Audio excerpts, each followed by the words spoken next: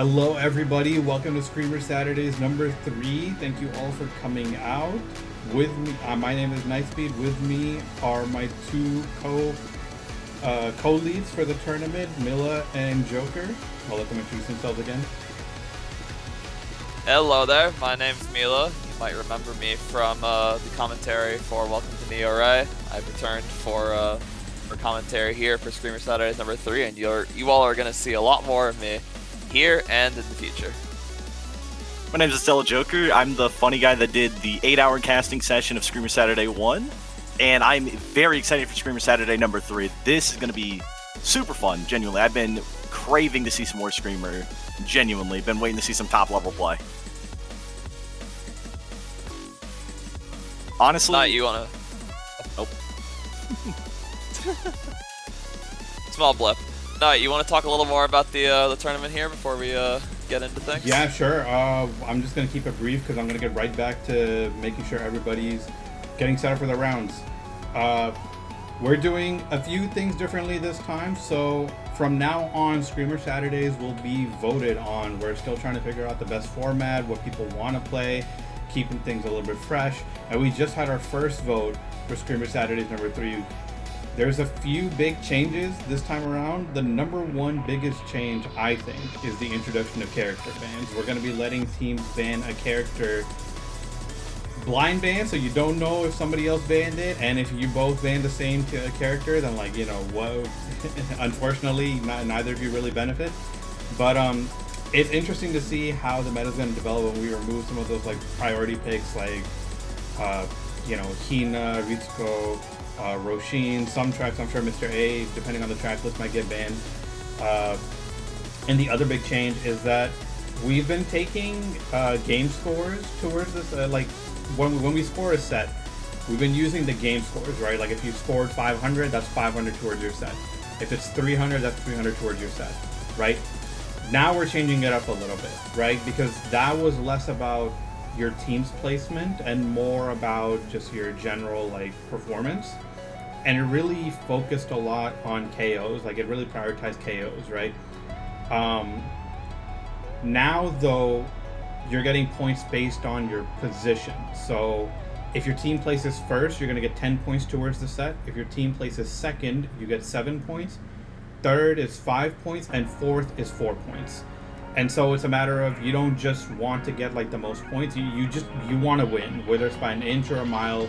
You just got to win that race, move on to the next, right? And I don't know, I feel like that's going to make for a more dynamic, more interesting approach. But maybe it could go a different way. I'll leave it to you guys to Mila and Joker, what are your thoughts on this? To say the least, with the fact that we're going with a new style system in general, I think this is going to lead to quite a few differences in the meta in general and how players are looking to play. I know overall, still you're going to be wanting to focus on getting the overall team placement, things of that nature. But I think we're still going to see some players focus more on trying to get KOs for their team, trying to go for points potentially. There's definitely potential for a lot of stuff to happen. I'm more interested in seeing how the meta actually changes with the fact that there's actually going to be blind bans. Now, obviously, some players might think into the idea of trying to ban one character or the other. There's a lot of nuance to how character bans are really going to play out, especially depending on, they don't really get to know the tracks before the bans, obviously, but if they had even an idea of what they could potentially be seeing, or have some thought of hey, maybe if we get more tech tracks, maybe we'll ban Hina or Ritsuko, but if we get more straight tracks, or straight line driving tracks that are more simple, maybe we have to ban some of these more simplistic characters or some of the characters that thrive on more simplistic tracks, things of that nature. There's quite a lot, genuinely, that can really transpire with the fact that there's a whole different potential meta here. So I'm very interested to see what players really decide on banning, what players really go for when it comes to their overall playstyle, and if any differences really occur.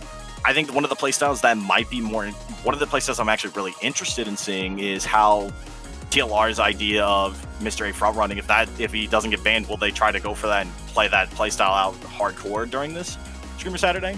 Or will they back off of that idea for the most part and try for something else? That's what I'm kind of interested in seeing how it all plays out.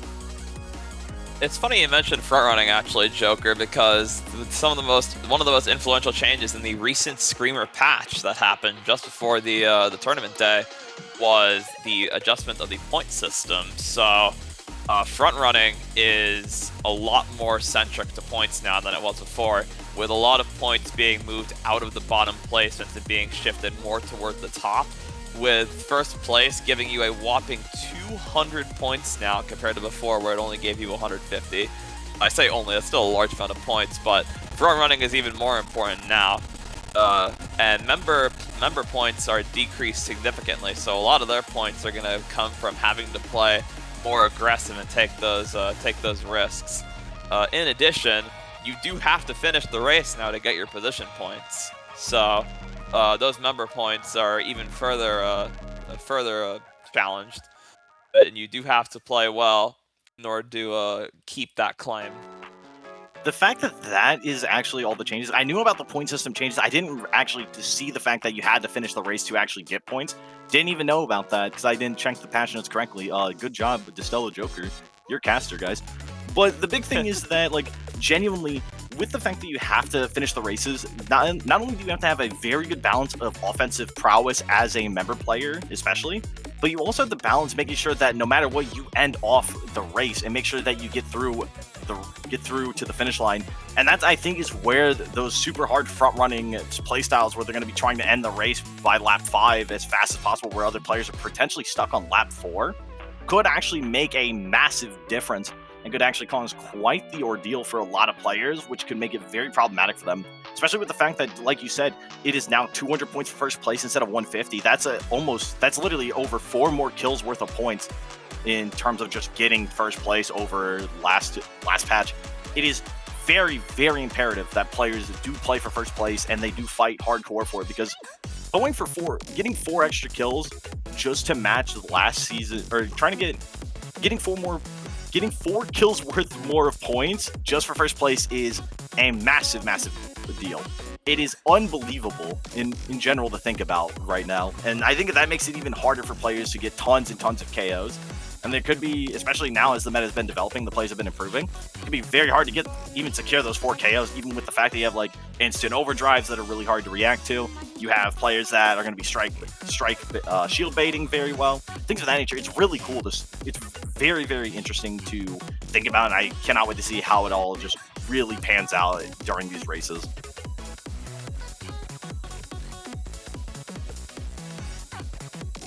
Yeah, so let's talk a little bit here about our participants here while Knight helps get everything set on the back end. Who's the team looking at the roster that you are currently rooting for? Well, this is going to be a little tough here, to say the least. Now, I think all these teams are just really solid overall, especially from past performances from all of them. They're all pretty solid players and have very solid coordination as teams. I think, for me at least, the team that I personally would like to see succeed the most and potentially win this one, it's kind of tough to say. I would say probably Shrimp Fried Rice, just because Shrimp Fried Rice is a fan favorite.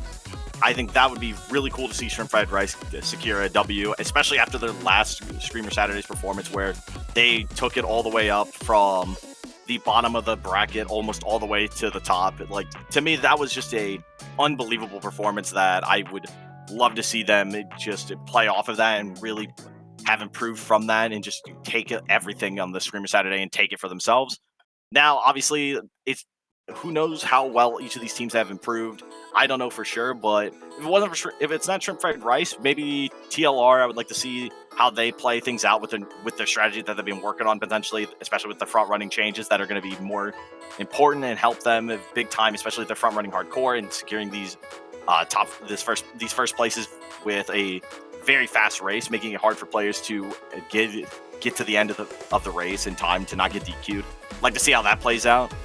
Again, there's so many good teams here, and they've all played super well. It's kind of hard to decide really which ones I would prefer. Obviously, I have my biases, but I think all these teams have a pretty good shot of actually securing a good win here at Screamer Saturdays number 3. What about you, Milla?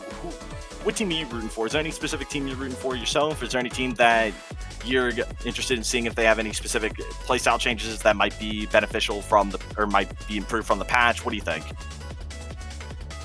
Now, Joker, I do have to remain unbiased as a caster here, obviously. But in terms of teams that I want to see how they perform, best of the best 2% coming back from their performance on Welcome to Neo Ray, which is the last time I saw them. I'm very curious to see how they've adapted their playstyle in the last couple months, because it's been a couple months since Welcome to Neo Ray now, hasn't it? So I want to see how their strategy has changed with the upcoming patch, or the patch that dropped a little bit ago. Honestly, again, this patch has changed quite a lot about the game, to the point where it's like you have to really be, how do I put this? You have to be really on point, to say the least, because with how much has changed overall and how much you have to really be paying attention to your positions and trying to make sure that you secure you have to make sure that you secure your positional points by completing the race before that 1 minute time limit expires. You have a lot to really worry about, and I think this is a really interesting change that could affect the meta hardcore, like I stated earlier. So a lot of these teams may opt into other characters that are a little bit faster paced, maybe a little more aggressive, trying to maybe KO the opponents consistently, making it harder for them to get to the end of the race in time, things of that nature. There's a lot of potential strategies and a lot of potential ideas that players could have here, and that's something that I'm very interested in seeing. I think the one big thing is, I think if I remember correctly from the patch, there was a Lavinia and a Kemi change. Do you think that Lavinia and a Kemi from those changes would actually help them to be more prominent picks going into this tournament? Or do you think players are not going to really opt into Lavinia and Akemi because of the previous patches really showcasing that, unfortunately, there are other characters that are pretty powerful, and it's really hard for them to secure any good positions or do quite a bit of anything else other than just driving and using their abilities? There's definitely a very clear hierarchy to how good all the members are. Like, there definitely is a clear tiering within the member side, and Lavinia and Kemi before the patch unfortunately just fell short on most tracks. I think Lavinia's changes are quite impactful, because being able to regain SGU faster after a corner, just because the lower max speed allows them to benefit more from their hyperactive boosts. The main thing is, I do think they are rather outclassed by Hina still, because of Hina's superior cornering and cheap strikes.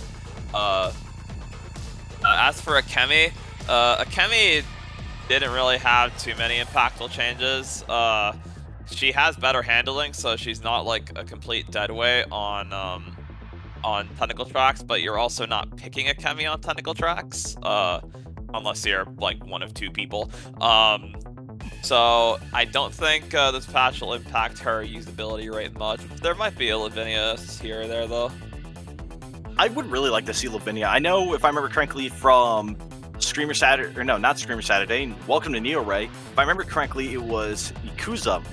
Ikuza actually used Lavinia and had some really good performances with Lavinia, and he actually really showcased how to use Lavinia well. So I'm really interested in seeing, after the changes, if anyone would pick up that mantle that Ikuza left off with Lavinia and really provide Lavinia with that kind of podium to potentially actually get anything started and do some interesting things, especially with the fact that with Lavinia having the hyperactive boost, she gets a crazy amount of speed on top of, like you said, the SGU changes. This could be something that actually allows her to be a very strong front-running member, that it makes her on par with a lot of the other members in some capacity, making her more interesting as a pick on some of these tracks that potentially you might not want to pick only like Hina or Kane, depending on what all happens. Akemi, on the other hand, I don't know how Akemi's going to fare. Akemi is one of those characters that is very feast or famine with the fact that she really wants to get a lot of KOs in overdrive, and she wants to be constantly chaining, things of that nature.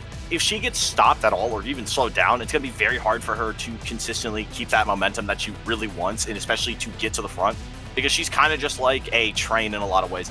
where if Akemi is able to get her plan started and she's able to just plow through one member or one leader and get that first KO, she can really start going out of control, and it could be very difficult for people to deal with. Same thing goes for a character like Dirk. Dirk, I don't think we see a lot of Dirk, and he has a similar idea as how Akemi plays, where he can constantly chain off people as long as he's getting tons of KOs. So we may not really see these two characters, unfortunately. I think Lavinia has a much higher chance for a lot of reasons. I think Akemi and Dirk, especially as players have improved the game and have improved their shielding and strike baiting and things of that nature, I think they're going to be a little bit harder to really play out and get anything started with them. But I'm very interested to see if anyone has figured anything out with these two characters outside of... Again, I think someone's going to be playing Lavinia at least a couple races. I genuinely think Akemi and Dirk are going to be the two characters that I don't know if we're really going to see, but if someone's figured something out, I would be very, very interested to see how they really play Akemi and Dirk in this current meta, especially if they get, like I said, if they get their chain started and they really start snowballing out of control. It could be very, very strong for them, and they could even cause a few players to actually DQ from a race because of it. So I'm very interested in seeing that. Do you think there's going to be any consistent bans throughout the whole course of this tournament, Milla, or do you think there's only going to be like kind of a decent spread of bans where we're going to see maybe Ritsuko for one set, maybe we're going to see like, who knows, maybe like Noboru, Mr. A. It's going to be more spread out, or do we think everyone's just going to kind of pinpoint like, yeah, let's get rid of Hina, let's get rid of Ritsuko, we don't want to see these characters? What do you think? I think a lot of people have been somewhat embittered with the Strike Force Ramonda characters, all of them being rather above average, let's just say. So I do, like, at least most of the community feedback that I've seen is that Hina and Ritsuko are exceptionally strong in the current state of the game. So I have no doubt that a lot of the character bans are going to be for both of those. But considering the character bans are blind, this may cause some mind games as to whether or not those get banned, because it's sort of if we do we need to ban Ritsuko? Because what if another team ban Ritsuko, but then the other team doesn't ban Ritsuko, so Ritsuko ends up being allowed. So it's really those mind games that are important between all the teams as to what characters gets banned and what don't, because the result is somewhat unpredictable just because of the blind bans. Oh, fully. And the thing is like, with the idea that you have a specific character that you have like a pretty high ban rate on, or you would think that has a pretty high ban rate on it, there is always the possibility that she or he is not going to get banned. Like, again, if we go to other games, it kind of has the same idea in their competitive scenes, where just because you have a character ban or a character pick that you might see very often, there's a pretty good chance that the team that really loves to play, say, Ritsuko in this scenario, right? There's a good chance that they don't want to ban Ritsuko and they want to leave it on the table, whereas another team might actually overthink and think that they're going to ban Ritsuko when they're actually not going to ban Ritsuko. It could be a whole mind game in and of itself, and I think that's going to be one of the more interesting things to see as it plays out. I think the whole mind game of trying to predict and take away the characters that other players do or don't want to see is going to be very interesting. I do think out of all the character bans we're going to see, I think we're going to see a good majority of Ritsuko bans, because Ritsuko is just a very, very consistently strong pick. I think it's very difficult to see a scenario where Ritsuko actually doesn't get banned. I think if Ritsuko doesn't get banned at all, it's more or less someone may have accidentally thought Ritsuko was going to get banned by one team, and in general, she actually did not, because the other team wanted her regardless. So there's a lot of potential that Ritsuko gets through in some of these matches due to some mind games, and I'm very interested to see. Or there could be some other priority picks like members that people don't want to see. Again, there's a lot that can go on with just blind character bans, so it can be very interesting to see. I'm very, very excited to see how players really play their character bans out, and I'm very interested to see what characters do and don't get through. We do actually have a we actually do have a information on the one of the players for the Team 404, and it seems like the bans there are only Ritsuko and Roshin, actually, as a matter of fact. Ritsuko, I very much expected, but Roshin being a play as a ban definitely surprised me. What do you think? I'm actually not surprised that Roshin's banned. Roshin actually is just a very good character, and she has one thing that a lot of characters do not have, and that is single entropy strikes. That itself is something that is very, very problematic for a lot of players to deal with, because you have to be on guard the moment that sync is available for everybody. It is something that you cannot be, how do I say, you can't just autopilot the idea of Roshin just being in the game. You have to be always thinking of Roshin. Same thing goes with, like, you have characters like KG. I wonder if we're going to see a KG ban, especially after, I believe it was, I'm trying to remember who played KG. It's been a while since I've been seeing everyone, but it's Pan. Pan played a amazing KG in the last couple Screamer Saturdays and just went out of control with KG. So I definitely think there's gonna be some people that have some PTSD of KG as a character. So we might see KG bans. But Roshin and KG kind of have similar ideas where KG gets super fast overdrives compared to everyone else, where Roshin gets super fast strikes that no one else can get, right? And that's something you have to be on guard on. You have to be on guard with almost at all points of the match, which can put a lot of pressure on players. So seeing these hyper aggressive characters that have a strength that others do not have is something that could actually lead to them getting banned consistently. So I'm very interested to see who all is going to get banned because of it. And it's very, very interesting to see. I think that aggression is something that really is going to panic players as well in the middle of the race, because even just having one uncountable overdrive could actually completely kill your race. And that's something that is very, very dangerous, and something that a lot of players, I would argue, probably do not want to play around with, and they probably want to just get it out of the way, so that way they have a little bit more wiggle room in their races and have a little bit they have a little bit less mental stack to worry about and a little bit less to process overall. We do have now the second information of bans, this time between Lost Regiment, Sun Chasers, and Emotion Engine, I believe is their name. Mr. A and Ritsuko are banned here, Mr. A being banned by 2 of the 3 teams. Ooh, okay. We're seeing some pretty interesting bans here. Very, very interesting to see. Not surprised that Ritsuko is banned twice. The Mr. A ban is very interesting, but I think that plays into the idea of how front running out of control and getting those 200 points guaranteed really is affecting the players' ideas of what characters should be targeted for bans. Because Mr. A, everyone kind of knows, and if you don't know, Mr. A is probably the best overall leader in terms of front running, and especially in time trials, if I'm correct still, where he's just a out of control demon of a character. You do not want to let this character get his game plan started. If he's allowed to just front run, you're never catching him. There's so many reasons why you can't catch Mr. A. I mean, obviously Mr. A has, you have boost that no one else can get. You don't have to wait for a sync bar. You can just pop it right like that, and you can just use it. You have your overdrive that reduces your heat meter and allows you to get constantly farther ahead, where other players have to wait until they have max entropy to pop overdrive. There's so many things. Obviously, Mr. A does have the weakness of he cannot really fight players unless he instant overdrives them. But again, a lot of Mr. A's are going to be so far away that they don't even get to play that game plan of instant overdriving like something like KG would. So it makes it very, very tough for players to actually do anything with, or against, I should say, Mr. A, especially if the Mr. A players, such as with TLR has a very solid Mr. A player. And even though TLR is not in this set here, no one wants to, or well, I should say in the set we're talking about, Mr. A is a character that is specific to some players, and there's probably some players that actually have been picking up on Mr. A and putting them into their repertoire as players, and they want to take advantage of his front-running playstyle and really go for those 200-point bonuses for getting first place. Yeah, and I want to come in. Now all we are waiting for.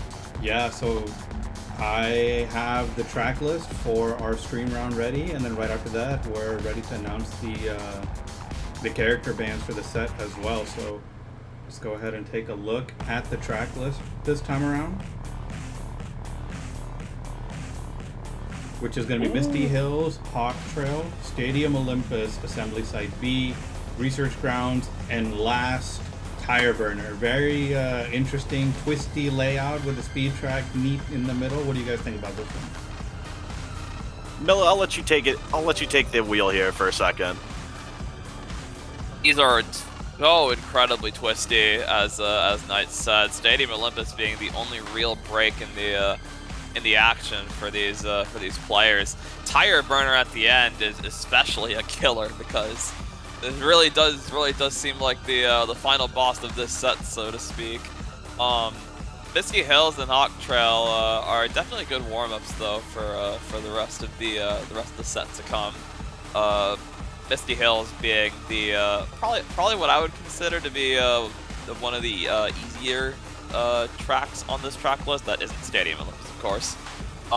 So we're gonna see how people warm up in that race, and then see how they carry their strategy on to the other 5 races. Honestly, for a second, I thought you were going to say Misty Hills is the easier track than Stadium Olympus. And you know what? I was going to say probably at this point with how well the players have improved and how aggressive they are. But in all seriousness, it's kind of insane to see how many technical tracks we are getting in this first set here, especially with the fact that, as per usual, Tire Burner has to show its face around these parts as one of the most notorious tracks for just in general, the only triple S track in the game, and it is just a minefield waiting to occur when it comes to strike baiting and overdrive and just instant overdrives, things of that nature. It's something players have to be so incredibly cautious of. It's the big thing with a lot of tech tracks and a lot of things that we've seen is a lot of these players that have really improved their offensive power and their offensive ability really enjoy playing offensive characters on tech tracks, because there's a lot of times when players can't really do much of anything because of the fact that you have to worry about, say, taking a turn, you take it wrong, and then someone's right behind you ready to strike you. It's a very scary thing, and you have to be very cautious about it. Misty Hills, to talk about Misty Hills and quickly circle back, Misty Hills is, since it's our first track, it is only a A-ranked track, I believe, or an A-grade, I think is something like that. It is definitely interesting to see that we have Misty Hills immediately. One of the big things of Misty Hills is the shortcut. I think most players know what the shortcut is on Misty Hills, but to quickly talk about it, the Misty Hills shortcut is a off-road shortcut. What does that mean? Well, because it's off-road and it's not on pavement, you actually get slowed down in the off-road unless you're using a boost or a strike or overdrive, things of that nature. So it is something you have to keep in mind, and you also accelerate slower in the off-road anyways when you're trying to use a boost into it. So there's a lot of things you have to be very cautious about, and especially if you get slowed down at the wrong time or you accidentally mess up and you don't get a super boost to get through the whole off-road, you actually can get instantly striked out or even overdrived out just on the cut. That is going to be insane to see if anyone takes advantage of that. There's the fact that we have, let's go to Hawk Trail and Tire Burner run very similar. Well, I can't say similar routes, but they're in the same forest, obviously. But the big thing with these two tracks is Hawk Trail being a nice warm-up to what Tire Burner will be later on is very nice. Hawk Trail having a pretty, I wouldn't say a hard shortcut, but definitely a brutal one because of how narrow it is, and it comes at a 90-degree angle, and you have to be prepared because a lot of players are usually going to strike through it or even potentially overdrive through it, so it's something you have to be very cautious about. There is definitely going to be a lot of things you have to be kind of cautious with when it comes to, we have the Hawk Trail and Misty Hills, but then we go on to Stadium Olympus. Stadium Olympus just being a overall very simple track. This is a track that you can see a lot of people taking advantage of very strong characters on kind of simple tracks. So like Akane, for example, very solid character on this track as a member, and she's overall very powerful on it. She gets a lot of boost. She gets a lot of boost and hype, so she's able to take very good advantage of it nonstop. So it's something that's very important to keep in mind. So we might see some Akanes in Stadium Olympus. We also might see some other characters that are more aggressive, like, again, the Dirk, for example, or the Akame. But there's also the fact that even if we do see those characters, people have to keep in mind that if there's front-run heavy leaders that are in play, or even front-run heavy members, you could actually miss your opportunity to even get any KOs off. So it's something that people really need to keep in mind when they're going in the Stadium Olympus, is that if they want to play potentially a KO chaining character, you have to keep in mind if players front run ahead of you, your character has become basically useless, which is something that's very dangerous and could easily cause you a lot of problems. Now, let's talk about Assembly Site B, I believe it was. Yes, it was. Assembly Site B, just like Hawk Trail, both are S-grade tracks. Assembly Site B is definitely more of a hairpin in shape, and it's definitely one of those tracks that you have to be careful on as well. There are a couple straightaways on Assembly Site B, but even taking one of these corners wrong can send you out very far, especially because there's some off-road on the far edges of some of these spots in Assembly Site B, and there's a few spots where you can really mess yourself up. The shortcut here also is, I believe, an off-road shortcut, so you gotta be very careful with it, and there is some potential that we do see some pile-ups in Assembly Site B. Going into Research Grounds, yes, Research Grounds. So Research Grounds, to say the least, it's definitely a little bit of an easier track than Assembly Site B. They kind of, if Research Grounds is your hairpin, Assembly Site B, or not Research, if Assembly Site B is your hairpin, Research Grounds is kind of like a rubber band in a way when it comes to how it's formed.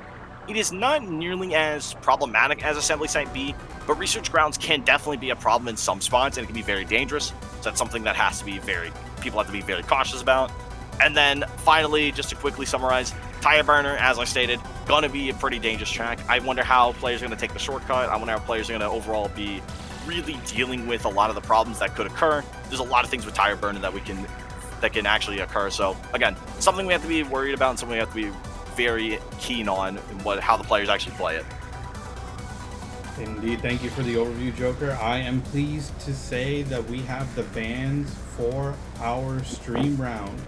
It is going to be from Blue Ink Wing, we have Hina. From Drift Drift Destroy, we have Roshin, and from 2% we also have Roshin. So the character bans for this round are only going to be Hina and Roshin. If in the blind ban process multiple teams ban the same character, just as a reminder that they don't get that ban back, it's just that one character that gets knocked out. So they are sure to not pick it, and we have everybody in the lobby now, so I am going to go ahead and leave it to you. Let's see where Milla's at too, and then we can start with this very first I am ready to roll, Knight. All right.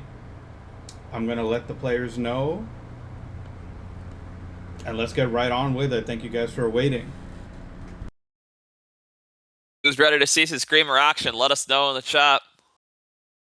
Who's ready to see some Screamer action? You're supposed to be screaming. You're not supposed to be like, oh yeah, lackadaisical. Come on, guys. Who do you think we're going to be seeing on Misty Hills? Are we going to see some interesting picks, or are we just going to see some of the basic stuff? What do you guys think? We got to see some pretty cool stuff here. With the fact that Hina and Roshin are banned, especially with all these technical tracks that are even in play, this is something that's super, super interesting to see. Genuinely, the fact that there's no Roshin, no Hina, this is going to really open up the member pool. A lot of players are probably going to opt into some interesting picks here. Now, obviously, maybe they will just play the next second best character in slot after Hina and Roshin are banned, but there's a lot of potential here, genuinely. There's quite a bit of potential for unique member picks. Now, obviously, we do have Ritzko on the table, so all three of the members here probably just going to opt into Ritzko for the most part. There is that potential, but the member pool should be a little more unique, especially with the fact that we do see Roshin and Hina banned out. And I think with the fact that Hina and Roshin are banned out, we're going to see a lot of differences on Hawk Trail, a lot of differences on Tire Burner, and even on Research Grounds. We're going to see all three of these tracks be played very uniquely compared to maybe something like Misty Hills, Stadium Olympus, and Assembly Site B. We're going to see some very interesting things here. I think the fact that we have no Roshin and no Hina, again, you have one character that has amazing cornering and just in general has I think the fastest acceleration in the game with Hina, and on top of that, she gets a free strike as long as she drifts long enough. And then you have a character that has an insanely aggressive playstyle, and she's able to use her strikes to take 90-degree turns super, super easily. So with both these characters banned, I wonder how it all plays out and what the players are really going to be thinking. This is what I'm most interested in seeing. And going into race number 1 on Misty Hills, we see Frederick, KG, Dirk, we see Hope, Gabrielle, Ritsuko, Fermi. We see so many characters, all unique, besides the Ritsuko double pick, I believe. Everything is crazy here. Now, going straight into race number 1 on Misty Hills with God knows how many unique picks have been set up here. We see Hexberry on the Frederick. Frederick is a crazy character overall. This is insane. Frederick is not a character you see a lot of, and this is honestly the potential where Frederick can actually be kind of insane on this track with a lot of players having no Hina, no Roshin, so maybe front running is going to be a little bit hard for these players. And we do see the Gabrielle with Blade. Blade's got a Gabrielle here. We do see, I believe that's Grunkle on the Gregor. Remy is on the KG. This is all very interesting picks. They're all very, very interesting to see. And it's in general going to be so, so unique. I'm very interested to see who's going to get the first strikes, who's going to get the first KOs, what's going to all happen. Already one on the board. Who got the KO, though? I don't know for sure who got that, but that was insane to see immediately. I'm very surprised that the character diversity is as large as it is, but then again, with Hina being the meta-defining force, not in the race, it's not super surprising to see just how many characters there are here. Fermi going for a strike and KO's Blade up on the straightaway, leading into our lap 2. We see even more KOs here as the racers get into their second lap. of the entire tournament. Now, the fact that we're already on lap 2 of Misty Hills, this is going to be crazy. This is where you see characters like Dirk and Hope go absolutely nuts here. It's going to be very, very interesting to see what actually ends up happening here. I mean, again, we have Kiwi up here with the Ritzko, my bad. And it's kind of crazy to see that Kiwi's actually back here in 5th place, so we see Blade is in 4th. That means we have 2 members that are sitting in top 2, and Remy just got a KO on someone. I believe got the KO on Killer Frost potentially, which is insane to see. Remy is still in the overdrive state, gets another KO. One instant KO on Grunkle. I believe Killer Frost trying to attack Remy, but Remy gets away with it. Remy's not getting taken out that easily by Killer Frost here. And now we're going to see what ends up happening. Tries to go for a 3rd KO and just could not secure it. ELX is actually super, super far ahead. As you see, ELX is playing that front run style, and Killer Frost dodges the KO from Grunkle with a good shield. Blade uses his strike to get through the corner very fastly. And we see Gamma is in 3rd with Hexaberry in 2nd. We see running with Frederic on this track is honestly insane because Frederic does not have very much room to strike on Misty Hills, but I guess that's not why he's running Frederic. Frederic has good driving stats, is what's keeping Hexaberry in 2nd. We might see an altercation between Gamma and Hexaberry here on these next turns though, because they are very tight. Both of them are forced to slow down, which might close the gap. We see Gamma striking again. Unfortunately, Fermi's strike ending up not being the fastest among all the members, so we might not see very much movement from Gamma here onto Hexaberry. Potentially not, but Killer Frost has definitely gotten a KO here at some point. Already going nuts. I think we just barely missed the KO that Killer Frost got. And we see a whoa, what is happening here on the road? Three-way. Grunkle actually dodged the KO here from Killer Frost, and Killer Frost taking 7th place from Grunkle. And we go back to Hexaberry. Hexaberry is still going out of control, but still so far away from Gamma ELX. is still right behind them. Do you think a brawl is going to happen here on this really wide turn? They're closing in. There's a potential that we do see this, and one of the big things is if Hexaberry actually allows Gamma to get in front of him, Hexaberry can actually let Gamma go in front, and he can strike Gamma. If he gets the KO on Gamma, he actually doesn't, he gets the strike boost still, but doesn't have to worry about breaking into or hitting a wall and exploding. It's really risky though, because if he misses, it's a guaranteed KO on himself. Literally, it's something that people have to be very cautious about, especially with Hexaberry with the Frederic. Frederic is just one of these characters that is very high risk, high reward, but if he plays into it very well and gets even 1 KO, it could lead to him just staying in the 2nd place position. It's very, very insane to see. And again, ELX, I believe, is now on lap 5 potentially, which is absolutely insane to see. I don't even know where ELX is. So far ahead of everyone else.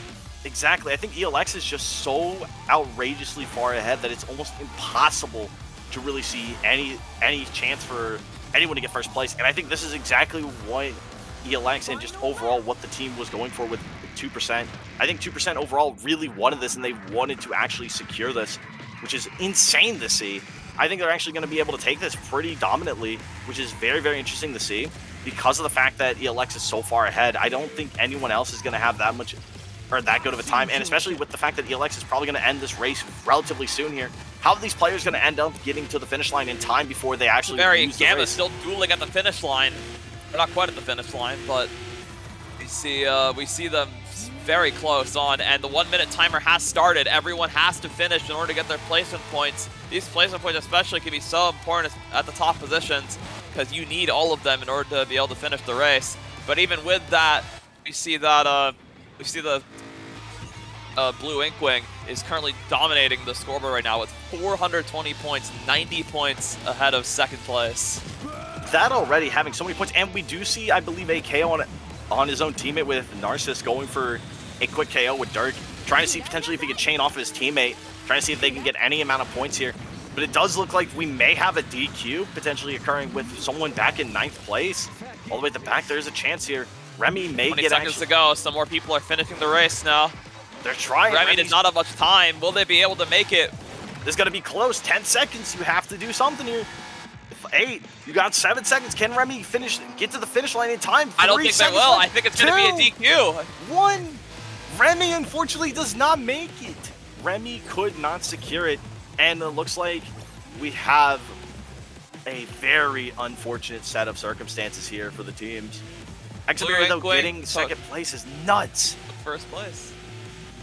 It's insane. We see ELX getting that massive front run lead and actually forced a DQ out on somebody, which is insane to actually see that someone did get DQ'd out. And not only that, with the fact, even with that DQ though, I believe D3 still took second place pretty safely, pretty soundly, which is just insane to think about. I'm coming in Like, real genuinely- quick. Just sorry about that. I realized that something was wrong with the stream. We have to turn the stream off for just a moment. I will be right back. I think I figured out the issue. Not sure why it happened this time and not all the other times, but yes, it is lagging. I'm gonna fix it. I'll be right back. Give the stream a little bit.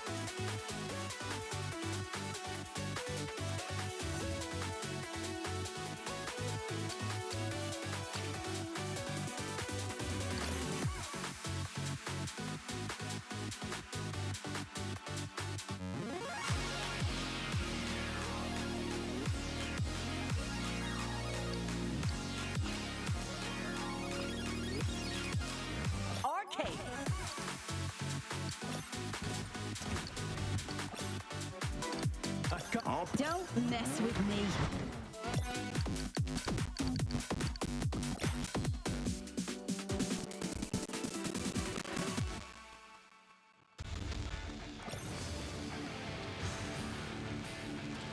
Like a shooting star. Burn!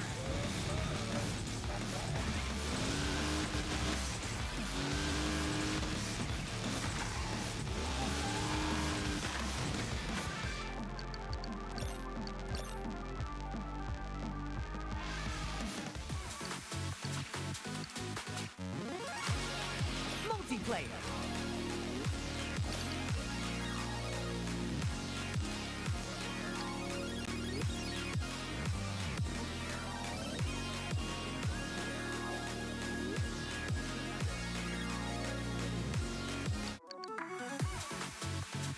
All right, sorry about that technical issue. It was something to do with my encoder settings this time around. So I'm gonna go ahead and try something a little bit different. So we have race scores now. I'm gonna update the race scores after every one.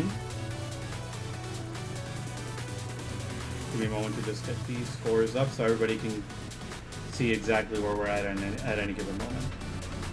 And let me take a look at the results from last time. So our winners were Ink,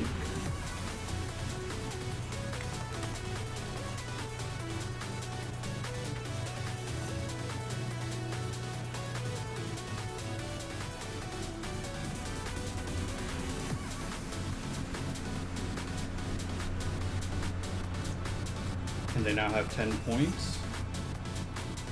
And then, as we said before, first place gets 10 points per race, second place gets 7, third place gets 5, and if we had a fourth place, they would get 4. And then our second place is 3, 7 points.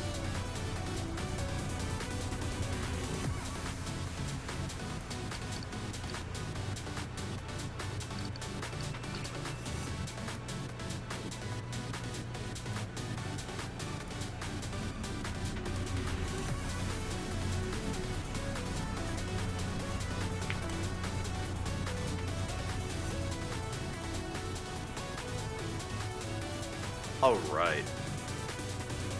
Welcome back, Joker. I'm just getting the points updated for the stream. We're done on mic, right? Now we are. Whew. What a scenario, am I right? Technical issues abound. Okay. Alright, I'm gonna go back to being the little gremlin behind the scenes, but you and Mila continue with the broadcasting. No problem, Knight. Joker, let's talk about our next track in the set, and I do believe that was Hawk Trail, wasn't it? Yep, it's Hawk Trail, all right.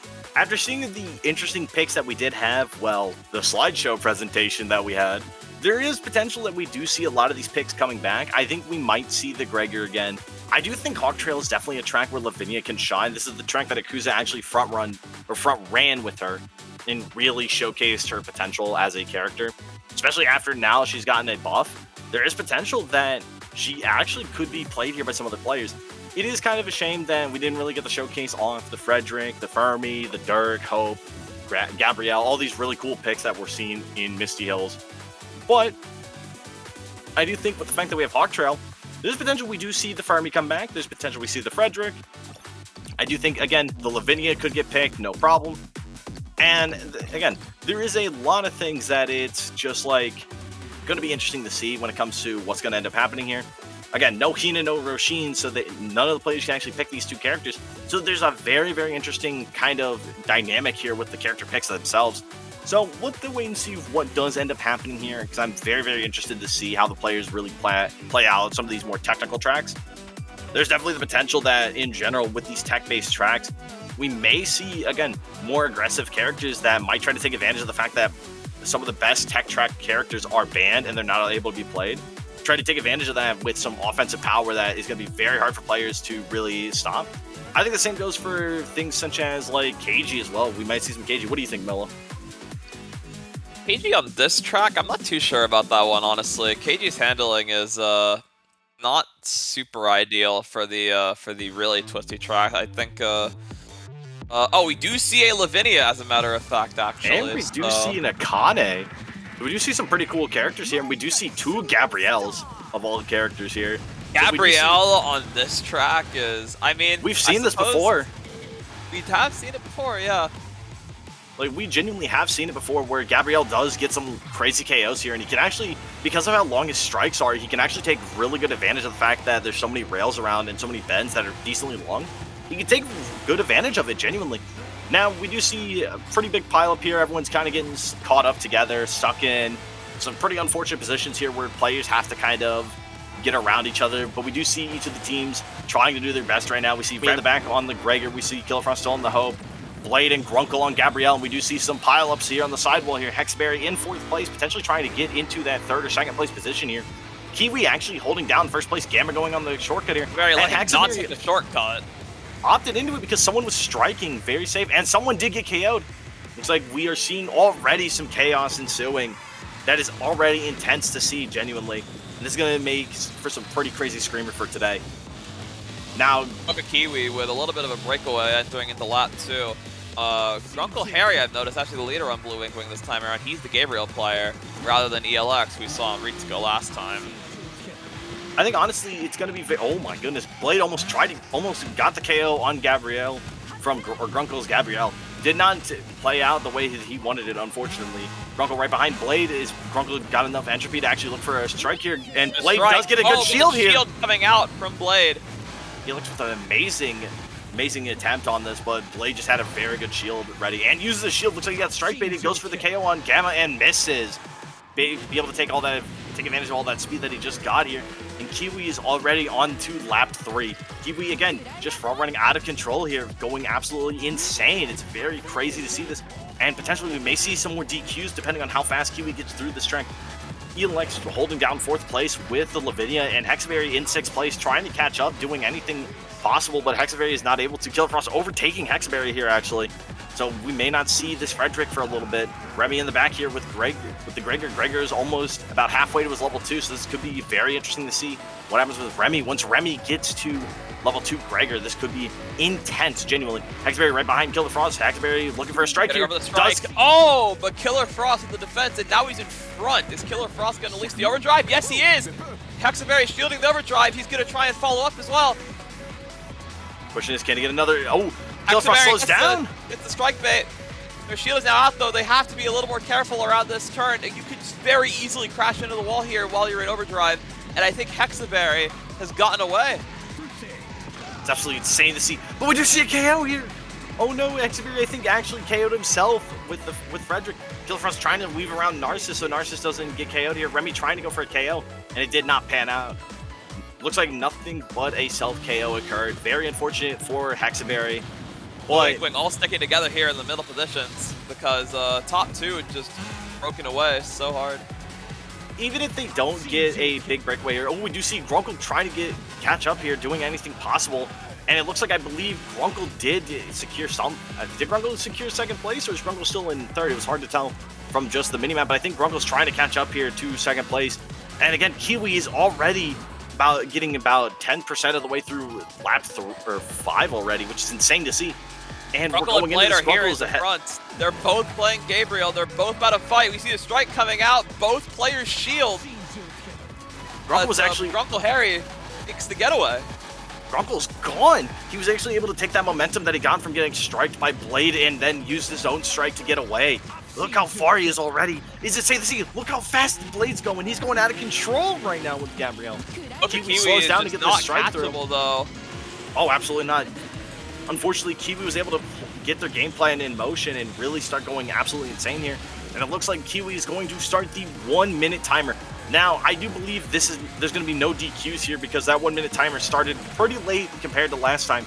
So I think we're going to see a lot of players actually get to the finish line here. And we do see a stalemate here, seeing if anyone's trying to get some KOs here, get a few more points. And I believe we're seeing an instance where all of D3 is trying to see if they can get some points here on the board, trying to get a couple KOs, because now the Blue Ink Wing has taken first place here, I believe. It's going to be very difficult here to see what happens with D3. He's out of entropy, though, so he's just going to finish in last.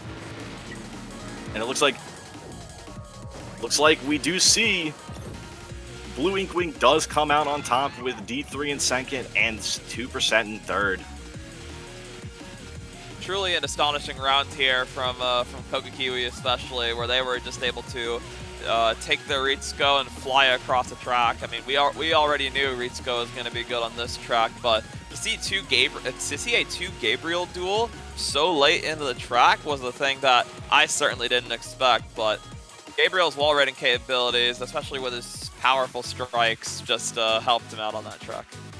I mean, it's just even more intense that not only are his strikes just so quick, but it's also the fact that he just gets so much propulsion off of them and they last so long. That is just a lot of things to really pay attention to and to be fearful about, because even getting hit once by Gabriel and letting him get his game plan going is something that people need to be very cautious about. They do not want to deal with Gabriel, and I think that's where a lot of these players are going to be able to take advantage of Gabriel, with Grunkle and Blade really going nuts. And super, super important, genuinely. I think that is where we're going to see potentially another Gabrielle coming out onto our third track, which is Stadium Olympus here. I think Gabrielle would make sense here, but there also is the potential that we do see some other leaders. It's just going to be very interesting to see what happens here. The Gabrielle could just, again, still be picked here. Ritsuko, it makes sense to be picked regardless because Ritsuko's just so strong. But there is a potential we might actually see a Mr. A here. I would like nothing more than to see a Mr. A on this track. I think it would be a perfect moment in this set, especially with the 3 tracks that are to come. With the fact that we have Stadium Olympus, we have such a simplistic track, we could see some Mr. A's. Again, we could see Akane, we could see a lot of characters that can really take advantage of the simplicity here. It's something that we have to wait and see what ends up happening here. Let's take a we look. do see 2 Gabriels, and a Ritsuko. the Frederick again, and some hopes. We're not actually seeing any other. We're not seeing any other unique leader picks. Everyone's just opting into Gabrielle and Ritsuko. So something tells me none of these players wanted to learn Mr. A, or in general, they didn't think Mr. A was worth picking here, which I can respect that. Just with the fact that you have characters like Gabrielle and Ritsuko that are just such good leaders that are very good at front running and just either that or just in general being very powerful on the defensive or offensive side. With Mr. A, he's already split. So pack being already split is not shocking. Let's be honest, it's Stadium Olympus. Even one mistake here, especially against top players versus top players, this could be very difficult and something that people have to be very cautious about. They can't be worrying too much here. You have to be making sure that no matter what you do here, you have to be... Killer Frost! Bumping into the wall here. Already bumping into the wall. This could be bad here. Genuinely, with the fact that you have these bumps and things of that nature, this is something you have to be very cautious of. Now, more of the question now becomes, what is going to end up happening going into laps 2, 3, 4, things of that nature? Because, again, one mistake or one KO is enough to break the pack so just completely wide open. So what do you think is going to end up happening here going into the next lap? Do we think we're going to see some front running out of control, or do we think that the pack's actually going to stay close to each other because people have improved? And we do see a KO coming out already. What? I actually saw the leaders sort of brawling in the front, especially the two Gabriels. They were in contention, but I do think Grunkle Harry has broken away from the other two leaders in this race. They're not super far ahead though. Blade is giving Grunkle a run for his money. It's actually insane to see. Blade and Grunkle just fighting for their lives up here, and Kiwi might be waiting to take advantage of when Blade or Grunkle actually take each other out here. There's potential for that, and it looks like we're seeing Kiwi trying to strike bait Blade here into using all of his sync, but I don't know if it's going to do anything, but he does Kiwi get the KO! Kiwi actually did get the KO here, I'm pretty sure. Well, it did? Oh, it yes. looks like they missed. It did look like that, but Kiwi did secure the KO here. Very well done by Kiwi, just barely getting it. Very, very well done, genuinely. Grunkle now has a huge breakaway over the other two leaders because of that KO. And I think, honestly, even with just this breakaway, I don't think it's going to be possible for Kiwi to catch back up here, especially if Grunkle plays this correctly. I think it's going to be nearly impossible for Kiwi to catch up even with overdrive, but there is the potential that Kiwi can catch up with it. We'll have to wait and see what ends up happening here, but with all that strike or that entry used, we do see a KO coming out on Narcissus. Narcissus getting KO'd here. That is already insane to see. Going on to Hexaberry, I believe. Hexaberry is trying to get caught up here to anyone he can, seeing if he can get some KOs here. He has kind of far away from the entropy here, ELX is in overdrive behind them. Will they be safe? We have two players in overdrive right behind Blade as well. Blade dropping down to 5th now. Hexaberry catching up to Gamma. Will they get the KO? There's Gamma one. gets one shield. It looks like Gamma backed out, didn't want to even risk it, and looks like tried to counter back with a strike, or it was potentially Blade looking for it. Hexaberry playing super, super well with this overdrive. Hasn't hit a wall, was almost able to get a KO. And will he be able to take the shortcut? Yes, he can. Will. Very well done, Hexaberry. Genuinely very well done. And we do see a KO going out onto Remy, I believe.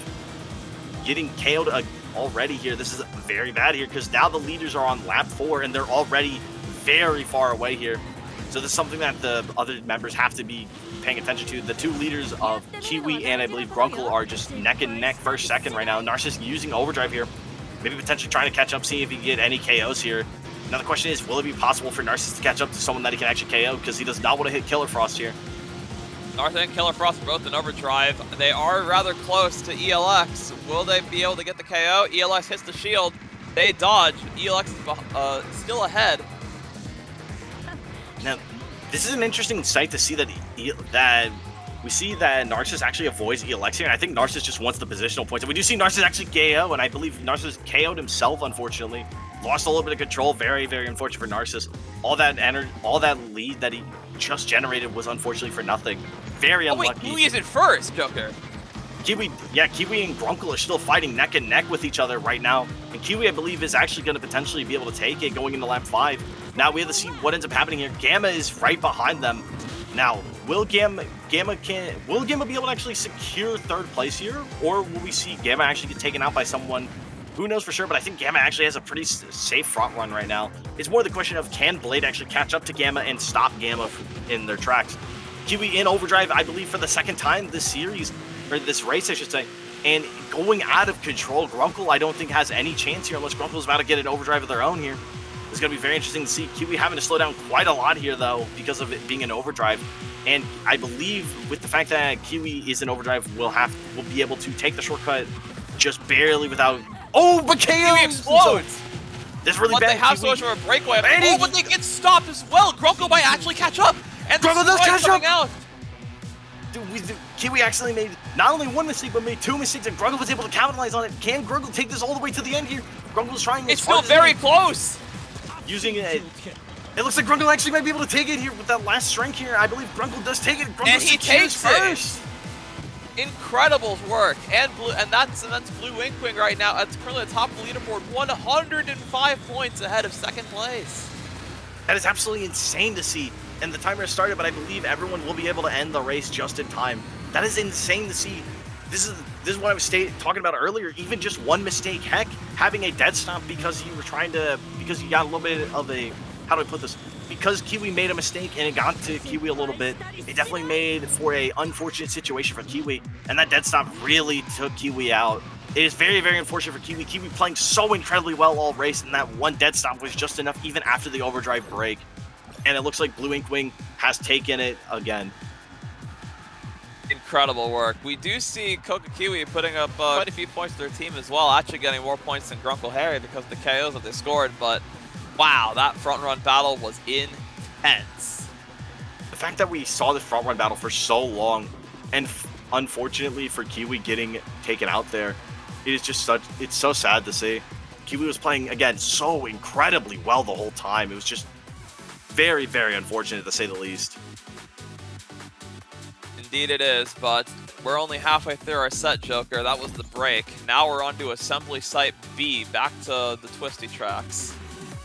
Already going back to the twisty tracks. Oh boy, our one break of having a pretty simple track and having something that is definitely down to one mistake and you could lose, and now we're going back to the craziness. This is going to be pretty interesting to see what does end up happening here. Now, with the fact that we're going straight to Assembly Site B, the question really becomes now, are we going to see a lot of these players really opt into the same picks, or are we going to see a lot of players actually opting into different picks?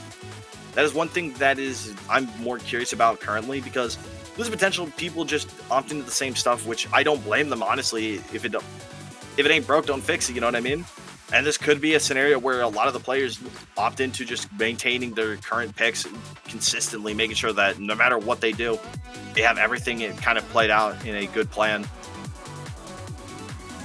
Yeah, I mean, we have seen the same character picks for the most part coming out for these first 3 races, so I would not be surprised if we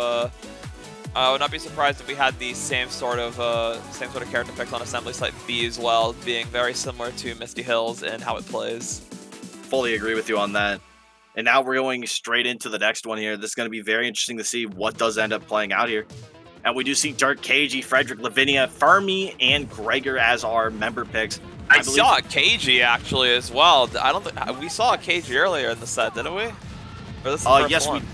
I believe this is the second KG we've seen so far. I think KG was seen on the first track or the first track pick, but unfortunately because of the footage, we unfortunately did have a good first race outside of a slideshow. So seeing the KG coming back on Assembly Site B, this is going to be very interesting to see. How can KG play this track, and how well can KG play it? Same thing goes for Frederick. How well will Frederick play on this track? Especially with the fact that Frederick, and especially Dirk as well, these are all characters that get a lot of, they get a lot of potential advantage off getting a lot of KOs, but with all these bends and how well everyone's been shield strike baiting each other, this could be very hard for all 3 of these characters to really get anything started here. But again, if the other players allow these characters to get their game plan started, this could lead to a massive problem for the rest of the players in this lobby. So we'll have to keep an eye out on Dirk, Frederick, and KG here, genuinely.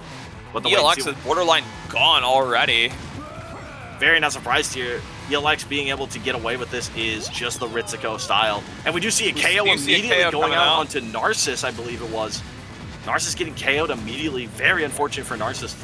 Now the question is, will Narcissus be able to counter back here soon and potentially get a chain of KOs here, because there's a lot of players together. And ELX already going into lap number 2 already. Everyone's kind of stuck together here. And ELS is gone, and we do see Kiwi not too far behind, but again, there is such a massive gap between all the players from 3rd to 9th and then the top 2 other leaders. This could be very dangerous here for the other players. We could see another Inkwing victory with first place here, potentially. Again, we'll have to see what ends up happening here. D3 is trying their hardest here. Kiwi's trying to catch up, but I think we're seeing ELX just going out of control here. And it's just gonna have a problem. It's gonna be a hard player to deal with currently. So maybe players might opt into more KOs potentially. And we do see the scores are tied for 1st and 2nd. Inkwing and D3 both at 330, while we do see 2% at 230 respectively. Blade is 2% is not to be underestimated. The Blade is making some distance back on Kokakiwi, but Kokakiwi and Blade, I don't know how much hope they have of catching up to ELX here. They are gone. We do see a brawl here in the back between Hexa and Grunkle. Very, very baity option. Oh, and Hexaberry gets a strike bait option, but Hexaberry gets KO'd! Who did they get KO'd by? Was it Gamma? I do believe that was Gamma KOing Hexaberry in the middle of their fight. It's just insane to see that we do see this KO coming out, and we do see Gamma has two entropy saved up, and we do see Gamma's trying to get another sync bar potentially. Now we do see 3 entropy saved up. The big problem with Fermi compared to all the other characters is that since Fermi's got such low entropy overall, you gotta use a strike at some point to get rid of that entropy, so that way you don't have a inefficiency with your entropy meter. Remy chooses not to take the shortcut with Lavinia here. Very interesting to see. I wonder why that is exactly. I wonder if trying to take the shortcut there with Lavinia actually is worse off because of the hyperactive boost, potentially. Maybe you just can't take full advantage of it. She is the top leader, or top member right now, but she's not, she's very close to the others, as she might be looking to get some KOs in addition to maintaining her lead. Those points are important after all. Oh, they get 100%. strike baited though. They do have overdrive now, so they can retaliate if someone gets in front of her. But the wait and see, Killer Frost is about to end their overdrive here. Killer Frost not getting anything off here. Very unfortunate for Killer Frost here. We do see Narcissus, Gamma, and Remy right next to each other. And Remy does pop the overdrive. Narcissus with the strike. And Gamma, oh, it looks like Narcissus tried to get the KO, but Narcissus couldn't snipe it. And it looks like we're seeing quite a line going on here. And we do see a overdrive on the back. And it looks like Gamma might have actually KO'd Remy. I couldn't tell. It was hard to see. And we do see the 1 minute timer has started now. It seems like a lot of these bad. players are a little far behind, but there's still some clusters here in the back. Will any KOs happen? Here by Kiwi potentially? Maybe Kiwi's looking to slow down purposely to see if potentially Kiwi can get a couple KOs here to see if they can catch up and get past 2%. Very interesting. Yeah, I think Kiwi's planning on purposely trying to slow down maybe. I don't know for sure. I think Kiwi might just secure their points right now and just not have to worry about it too much. And it looks like that might be the game plan for Kiwi, is just to secure him. We do see an overdrive coming through with Grunkle. No, not Grunkle. Grunkle just ended overdrive, I believe. So it looks like Grunkle's going to secure 4th place, and it looks like Lavinia unfortunately couldn't get anything. We do see Hexaberry trying to take this shortcut here and looking maybe for a KO on Gamma here. Is Hexaberry going to look to get KO Gamma? No, Hexaberry actually is planning on just getting ahead here, trying to secure 6th place here, and does secure 6th place. Gamma does secure 7th, Remy secures 8th, and we do see the 9th place get secured as well. Quite an incredible match here, Joker. So we do see Blue very Wing close to. again. Continue. It was looking very close for a 2% getting a 2nd place here on this lobby, but unfortunately was just unable to secure that 2nd place here. But just barely though from D3. D3 just coming in at the very end and clutching up, preventing 2% from securing it. Very, very unfortunate for 2%. But again, they played so incredibly well, it's not even funny. Exactly, Joker. We do still have 2 more races left, so we'll have to see if E3 or 2% can stop Blue Ink Wing's absolute dominance within this set.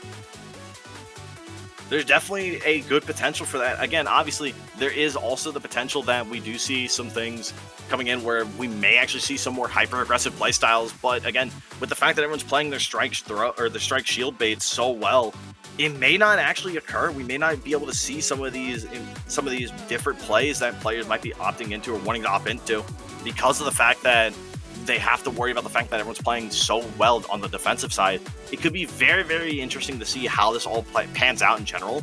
And again, the aggressive characters are not really providing a lot of value. It seems like they're kind of struggling to get any game plan started here, which is very, very unfortunate for not only just 2%, but also for even just D3 with some of these aggressive picks. So we'll have to wait and see what ends up happening. Maybe they opt into something else, and it looks like we still see the Frederick. We see 2 Gregors, actually, a Hope.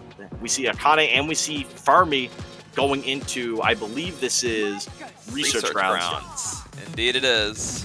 And let's see how they take off here. 2 Rizkos yet again, with Blade sticking on his favorite Gabriel, and there's already a breakaway.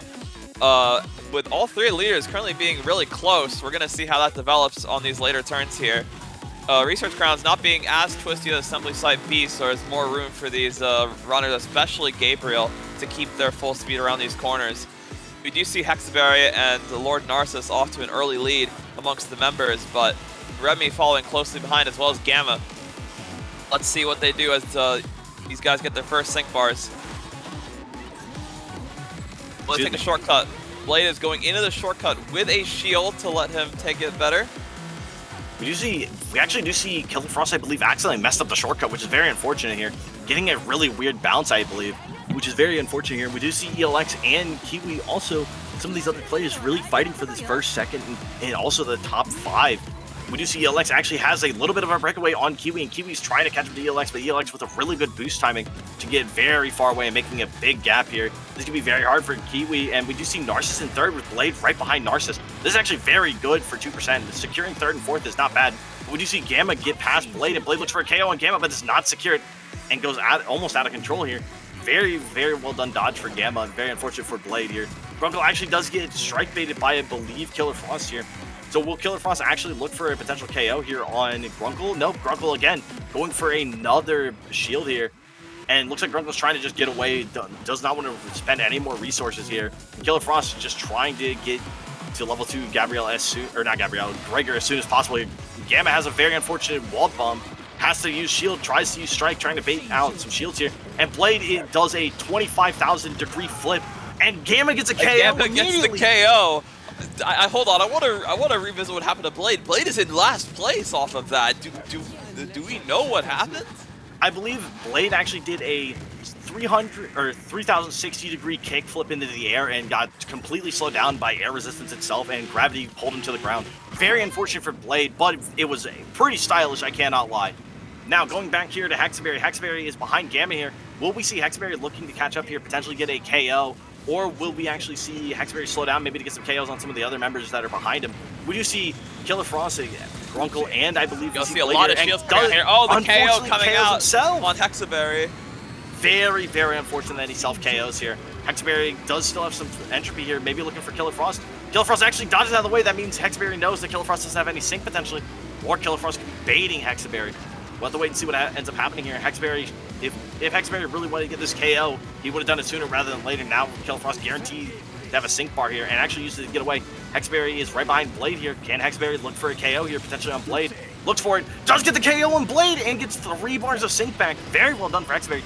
Remy actually did get KO'd here, I believe, by Grunkle here. Very unfortunate for Remy getting KO'd here. We're now at level 2, though, I believe, so we're going to be able to see Remy make their comeback if they play well.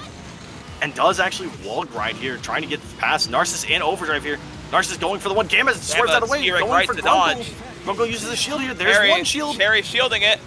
You did see a couple KOs up there. 1, 2, 3 KOs coming out. I think Narcissus KO'd himself on the wall there while he was in Overdrive. Kiwi trying to get the KO on Killer Frost. But just couldn't get it. Killer Frost, but didn't connect. Again, it's just insane to see Gamma and Grunkle right next to each other, and Hexaberry is between some pretty intense players here right now. We'll have to be able to look here. Gamma is trying to shield bait here, and Gamma taking a really Gamma clean with line a here. very clean overtake here on Fermi, but doesn't get KO'd. The dog was unfortunately put down back at the pound. Very unfortunate for Fermi. We do not get to see anything else from Gamma here. Very unfortunate with an amazing line as well. Very ELX with a 1,300 meter breakaway.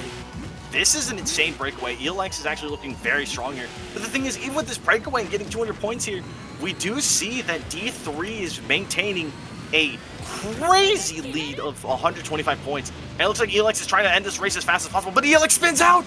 This is really bad! Spinning out there is really bad. That means all the members are actually going to be able to secure this race here, and none of them are going to lose their positional points. This is really, really bad for ELX here. Hexaberry and Remy being in second and third is so huge for D3. They currently have 430 points. Wait, they just dropped! The race is a lot closer now. I think some of them got KO'd. Kiwi is back there now. This is really bad. And we actually see 2% at the top of the board. Just an immediate upset. We saw a massive lead, and now we see all the players are just going back and forth. The teams are going back and forth. Close here. These KOs matter so much. Inkwing is back on the top of the board. There's a complete bloodbath here in the center. Remy getting dead stopped here. This could be bad. If Blue Inkwing wins this one, it's going to be insane. D3 is trying to take advantage of this. 2% is trying to get any points they can. It's just going to be insane here. It's a 5-point difference, Joker. The question is, can Blue Inkwing get anything? Grunkle actually slows down to try to get the Kiwi KO potentially. Getting that position off the strike. Very well done here. And it looks is that like enough? I think we're actually going to see a D3 victory here. And wow, what a show on the final lap. Winning by 20 points, and Frederick with 205. An insane amount of points to get. Frederick taking over and really securing an insane amount of points. Holy. We saw that race successfully go up and down and up and down. D3, who were once dominant, held to last place before making their ascent back up Every single KO mattered that race. They had to play it dirty, get every single KO they could. It's just insane to see that it immediately went from looking like D3 was going to secure it, and then it looked like Inkwing was going to secure it, and then 2%, and then back to Inkwing. It just kept going back and forth, back and forth. And finally, we were able to finally see a secured victory by D3 here. What an insane victory for D3, genuinely. That is something they really, really needed to make sure that they are in a incredibly good position overall. Now, we are going on the tire burner, though. The question is, will there be enough points for D3 to make a comeback potentially from Blue Inkwing, or has Blue Inkwing secured too many points? The chances are Blue Inkwing has secured way too many points for D3 to make a comeback, but there is the potential that D3 actually secured enough points to not lose to 2%, even if 2% gets first place here. So there's potentially a hierarchy of points where it's guaranteed across the board, but who knows for sure, genuinely. We're going to have to wait and see. But again, these teams have been playing out of their mind here, playing extremely, extremely well. Each team coming back and just making such amazing leads or getting a lot of points, things of that nature, and getting a ton of KOs. And again, the Frederick coming out and really securing a ton of KOs here was so incredibly important for D3, giving them that first place victory that they really needed. Fire Burner is going to be an interesting one. This is the twistiest track in the game, and with Hina and Roshin banned in this set, we do have. I think people are going to be looking to play more versatile characters that can take these corners better. Blade is probably going to be playing Gabriel still, as it were, and we're probably going to see Ritsuko still, but let's see what happens. We do actually see a Gabriel. I see a Dirk. I see Gamma playing Dirk now. The Dirk on Tire Burner is a very interesting pick, but there's potential that Dirk actually can secure some pretty good points here. This is something that's very interesting to see. Again, having Dirk at all is just one of those characters that if you could get that one single KO, it could lead to you just getting an insane amount of points and really give your team the potential to actually secure a good position here. Again, it really depends. Same thing goes for Frederick. Same thing goes for KG. These characters are all characters that really need the ball rolling. And especially on Tire Burner where it's so there's so many bends, it's pretty narrow. This actually is the highest chance for KG, Dirk, and Frederick to get a lot of points and snowball absolutely out of control here. So it's something we will have to pay attention to, but it looks like ELX is already front running out of his mind and going so incredibly far away here. Killer Frost actually does get slowed down by Narcissus. They had a very weird collision here, very unfortunate for them. And again, we do see Killer Frost here right behind Narcissus, and Remy is fighting for 8th place right now. Take the shortcut. I see a shortcut. We do see a couple of people taking the shortcut. Not everybody's doing it though. And we're here onto the twistiest part of the track where they have to do several hairpins in a row. And we have our first sync bars. Who is going to strike first? I'm just going to be honest, the fact that we have so many potential instances where strikes can go nuts here. I mean, Blade and ELX are holding down first and second. We do see Hexaberry here actually maintaining 3rd place pretty safely here. Does opt into using his sync to get a boost on the sidewall here, making sure to take or get up there. Nice shield from Blade to defend from Hexaberry. You see Koakiwi here in the back, actually, instead of in the front with ELX. Grunkle attempting to get some KOs and miss the Chaos, but missing all the people that were on that straightaway. And Hexaberry gets taken out, I do believe, by Gamma. This is the person who took them out there. Remy and Koakiwi taking the back. Both of them really need to get into the front here, as they are struggling in points right now. 3% and Inkwing currently fighting for that top position. They may be fighting for that top position, but the thing is, ELX is already over 1,000 meters away from most players here. ELX is absolutely just taking advantage of their front-running playstyle here. And there's a potential that ELX actually gets so far ahead that we may see some DQs, especially on Tire Burner, and especially with ELX taking the shortcut and opting into the shortcut, I believe, all 3 times. This could be very impossible for a lot of players to actually secure some points here. So we're going to have to be very vigilant on that because, again, the fact that ELX is so far ahead is insane. And already on lap 3, this is a dangerous position for the rest of the members here. Some of these players have just barely gotten to the 75% of the way mark on lap 2. This could be very bad. Blade spinning out a little bit, but very comfortable in second still, surprisingly enough. Blade may have a very comfortable second place here, but again, even one mistake could slow him down tremendously, and we're looking at where ELX is. ELX is about to get to the 50% of the way mark on lap 3 here. This is going to be very bad here.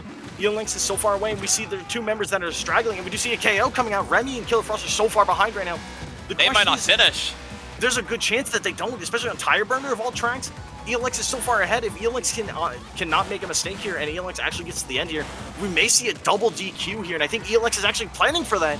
Blue Ink Wing already has 390 points here. No team is close enough to actually secure that. 430 points. Gamma and Grunkle in 4th and 5th. We do see Blade ELX and now in overdrive on the final, coming up with the final turn of the track. Again, I think ELX is actually not going to make a mistake here, and it looks like he doesn't. ELX is going to start the 1 minute timer here. Everyone's got 1 minute to secure this. They have to get their positional points. We do see a couple members in the back here. We do see a spin out by Kiwi. Kiwi's trying to catch up here, maybe trying to get anything they can here. Gamma it's absolute chaos here on these turns. Several members clumping together. Will people try and get KOs? What's going to happen here? Dude, who knows what's going to happen? Kiwi tries to go for a strike, but misses. And it looks like Kiwi's going to take advantage of that, but Kiwi might actually get KO'd here. This is really bad for Kiwi. Grunkle actually trying to catch up here. Grunkle going out of control. I don't know. He went out of the zone for a second here. I don't know what he's doing. He's probably sightseeing. But anyways, that's besides the point here. We see Hexberry a little bit behind Grunkle here. Hexberry trying to see a couple people finishing. 20 seconds left to go in the race. The question is, can we see any more KOs for Hexberry? It looks like Hexberry doesn't get it. We have 20 seconds left, and we have both Remy and Killer Frost that have to end. Will Remy be able to actually secure some points here? Looks like Killer Frost is going to end. A little too late. They only have 10 seconds to go. Remy's got 10 seconds, but the thing is, he doesn't have that much left in the track. It looks like Remy is going to barely finish with only 5 seconds left on the timer. Remy securing the placement points here. And it looks like we do see 2% placing second here. And Blue Ink Wing taking yet another race. They have won 5 out of the 6 races that have been played in this set. Very well done to every team that participated here. And we're going to be seeing shortly which 2 teams can move on to round 2. It's just insane to see how these last 2 races especially have just been so back and forth with points. I mean, heck, the fact that it could have been anyone's race for the last 2 races was insane. And the fact that ELX, especially on research grounds, ELX's playstyle of being able to get so far ahead to cause DQs, it just unfortunately didn't pan out because ELX unfortunately spun out, which is very, very unfortunate. But even with that, ELX was able to not only go to Tire Burner and front run out of control, but almost caused a DQ. Again, ELX showcasing their power as just a player overall and showing their map knowledge, taking advantage of everything they can. Very, very well done, genuinely. Let's give the stand back over to Nightspeed as he explains what's going to happen next.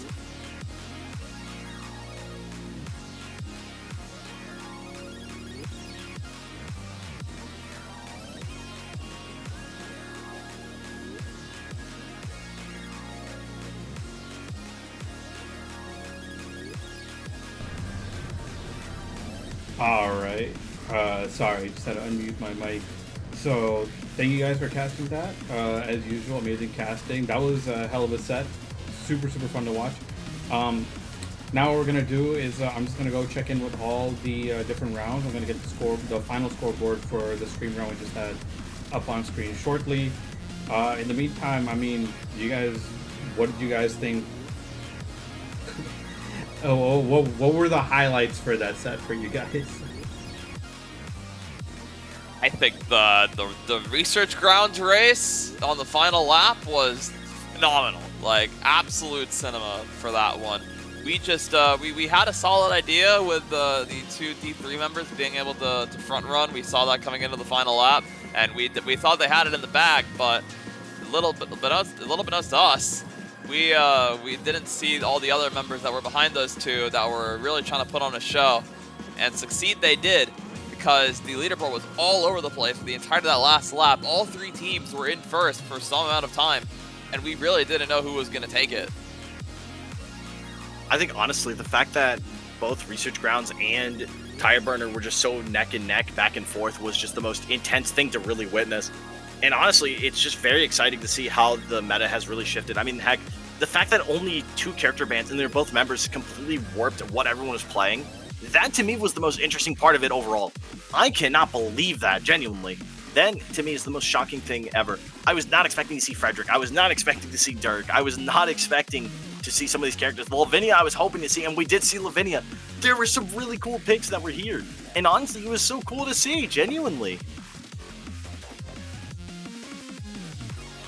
But unfortunately, even with that, there is the fact that we still have to worry about what's going to happen next.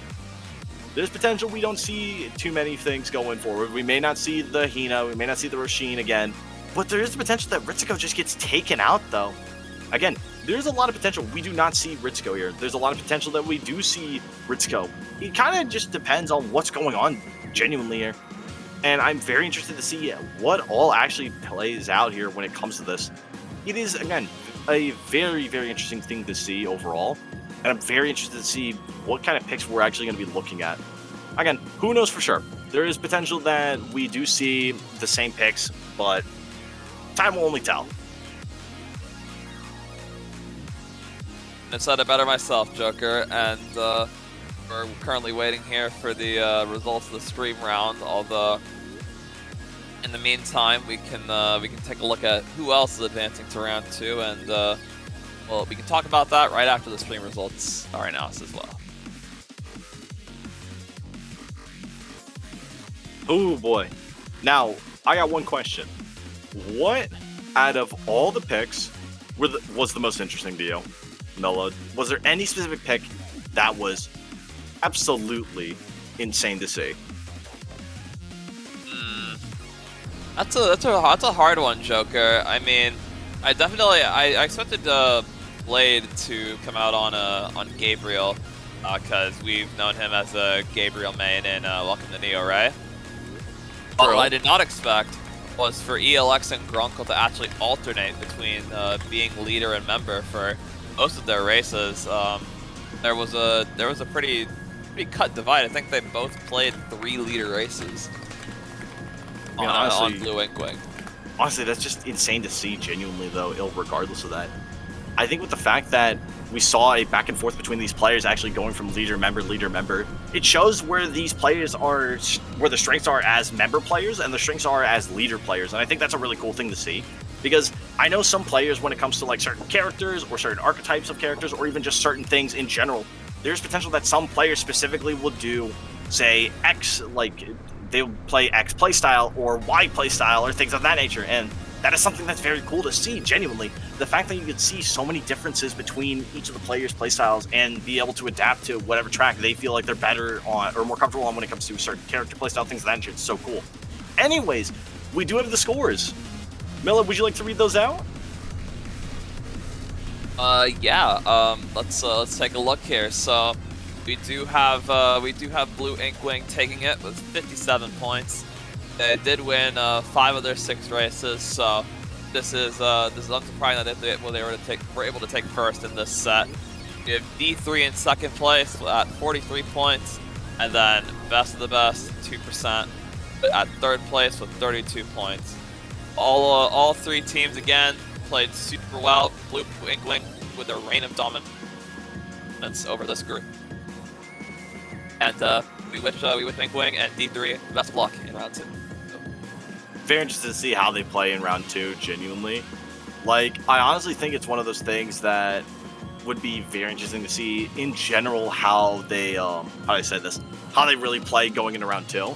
I mean, again, the fact that round 2 is going to be so intense and there's going to be so many things that people have to worry about. Again, because I believe, if I remember correctly, there's going to be more teams in round 2 compared to round 1 when it comes to who's being placed where.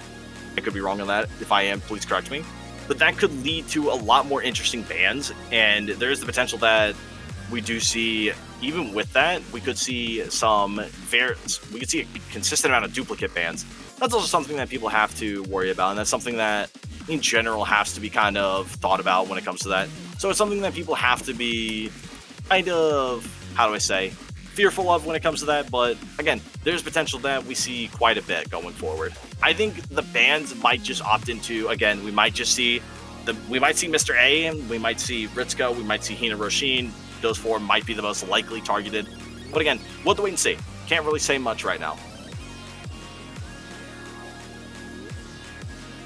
Well, Knight, let's see. Besides the stream round, do we have the information on the other groups in round 1 as well? We do. So here's who's progressing from each round. You guys already know from the stream round, we're going to see Blue Inkwing and D3 progress from let's take a look. All right, the Lost Regiment and Emotion Engine will be progressing over Sun Chaser, in their round, and Street Saints and Shrimp Fried Rice are progressing over Team 404. Great job by all the teams that played in the first round. This is the highest level of Screamer competition. To be here is honestly to put yourself against the best, and like we know that every single person here is worthy of that distinction. So again, great races from every single person. And let's go ahead and take a look at the next round, which I'm getting ready just now. And I will get that ready. We'll be on break shortly while we set the next round up, so please hang tight with us. We're not going anywhere.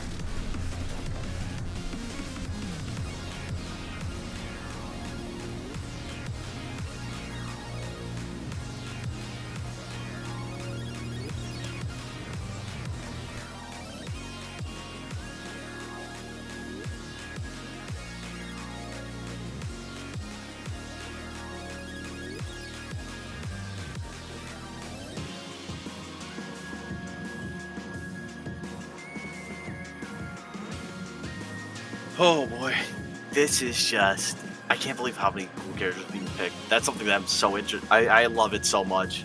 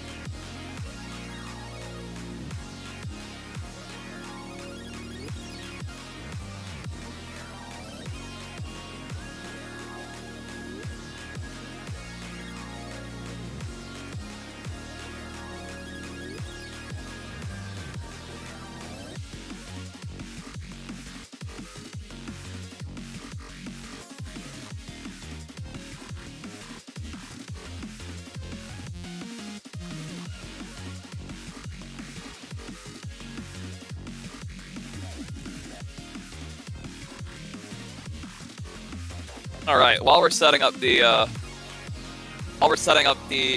second round here, let's talk to the chat. See if they have any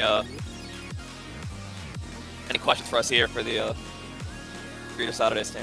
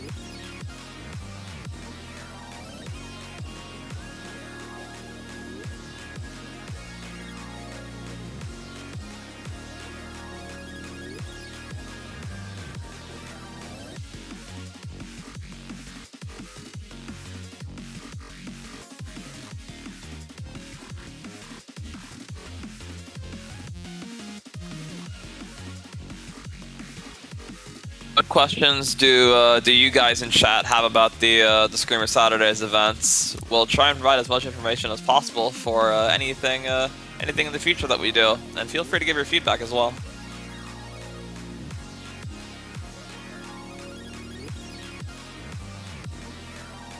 And what did you guys think was the most hype moment from our stream round on round 1?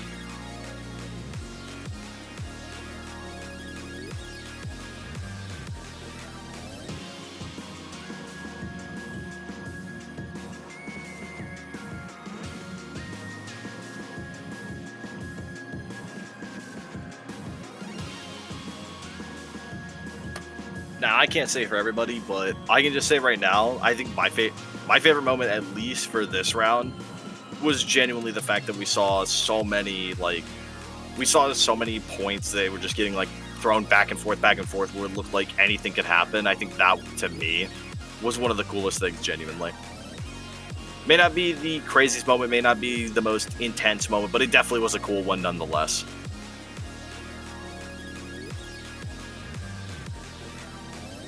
Yeah, the character diversity with Hina banned was definitely a sight to behold. Gabriel Gymnastics is the only correct answer.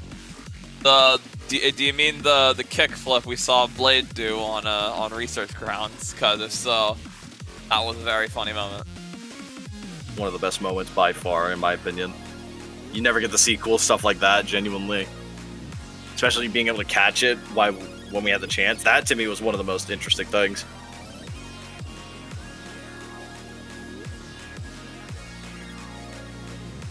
I think it's very interesting that even just, like, having even one unique band, or just in general, having one specific band to kind of take away, like, certain picks or take away certain things, to me, that's just, like, it's pretty crazy how much of a difference the game really, like, or how much the game really transforms by just having even one member band that's usually, like, picked nonstop. It transforms the game quite a lot, genuinely. And that, to me, is really cool. I think that's something that I find very intriguing, is that it may not be the most insane thing to just be like, oh, well, one band is this one character band, or, oh, this character band, things of that nature, right? But the fact that we have even that one band, especially with the fact that there's so few characters in this game, and the meta is specifically defined by those few characters, it cracks open a whole new world of possibilities when having one specific character band. Especially, again, even if Roshin was left on the board, I actually still think people would still actually play Roshin a little bit. They would still pick some other stuff, but with having Hina up, I think most people would just opt into Hina on a lot of the tech tracks, no matter who it was. I definitely think the fact that Roshin was out, or I think the fact that Hina and Roshin were out, is what made so many interesting things possible. And I would like to see if the devs, or not the devs, I would like to see if the teams opt into actually planning on removing Roshin and Hina again, or will they opt into some unique bans? That's the one thing I'm very interested in seeing. Again, it could be that we don't see a lot of unique bans. We could see the idea of Ritsuko Hina only. We could see things like that. Or there's the potential that we could see, like, say there's a specific player that's just very dangerous on a specific character. We could see some target banning as well, but I think that's not really going to happen, especially in a format like this. I think target bans are definitely going to be much less preferred rather than general bans of top level characters, especially with all the players being so good. It's going to be very interesting to see if they would even opt into actually banning any other character other than Roshin, Ritsuko, Hina for the most part. Yeah, there are a couple of characters that seem to be points of interest. Like in round 1, we saw Ritsuko, Mr. A, Hina, Roshin. I think those 4 were the ones that were banned for that set. So that is more that is more bans than there are ban slots, because there's 3 teams in each of these matches, so they can only ban a maximum of 3 characters. So there will be some differences between each match. It's not going to be the same picks every time. So that's something to consider as well. Oh, 100%. But again, it's going to be interesting to see how, it all plays out for the most part. I am very interested to see what the players really opt into for picks. But again, we'll have to wait and see what the tracks actually are before we start going into that. Exactly.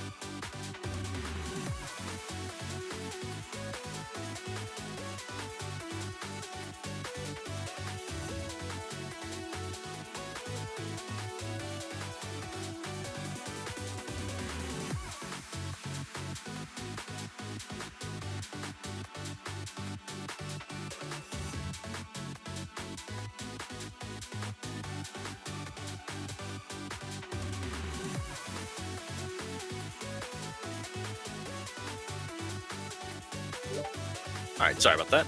I am very interested to one of the things I'm very interested in seeing is who all made it from the other groups.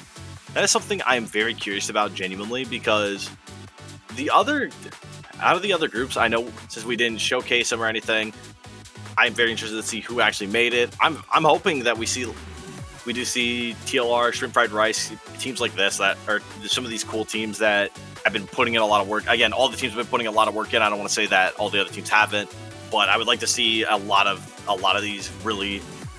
How do I put this?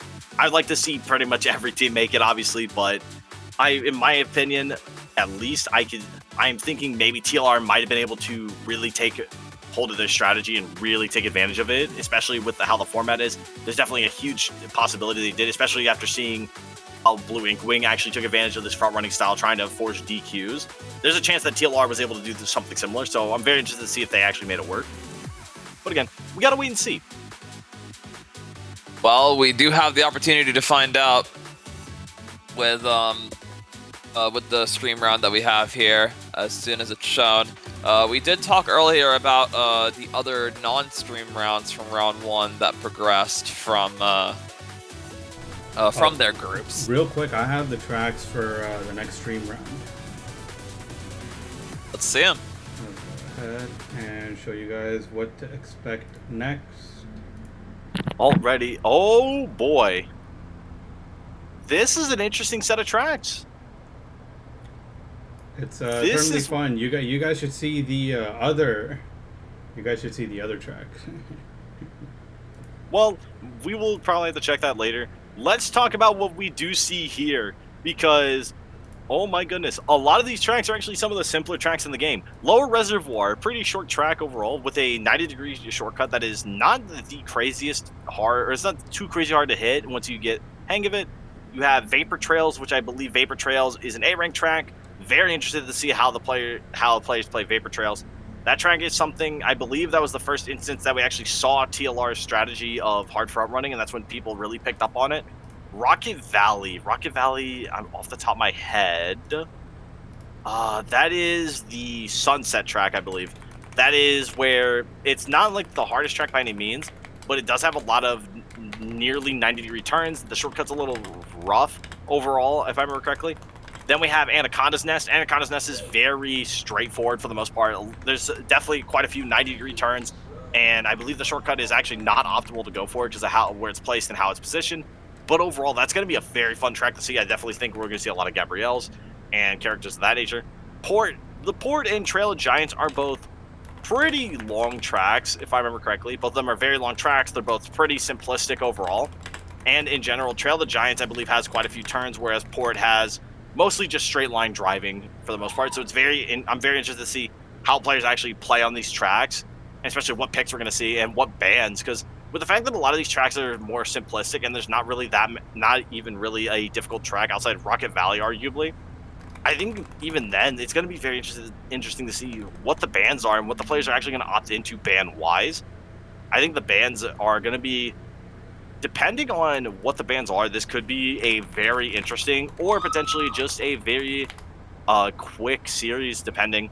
who knows what is really going to happen here. I'm very, very interested. I definitely think that if Mr. A is allowed on any of these tracks, Mr. A might be able to force DQs nonstop, which is something that I think a lot of the teams are probably going to be thinking about genuinely. What do you think, Melo? I am very curious to see what the bans here are, because this is definitely a much different pool of track that we saw on the round 1 stream round. Do you have that ready? Do I have what ready? Sorry. The character bans. Yes, I do. For this round, we are going to have 2 major bans. TLR ban Ritsuko, Emotion Engine ban Mr. A, and Drift Drip Destroy ban Mr. A as well. So we're only going to see Ritsuko, Mr. A banned.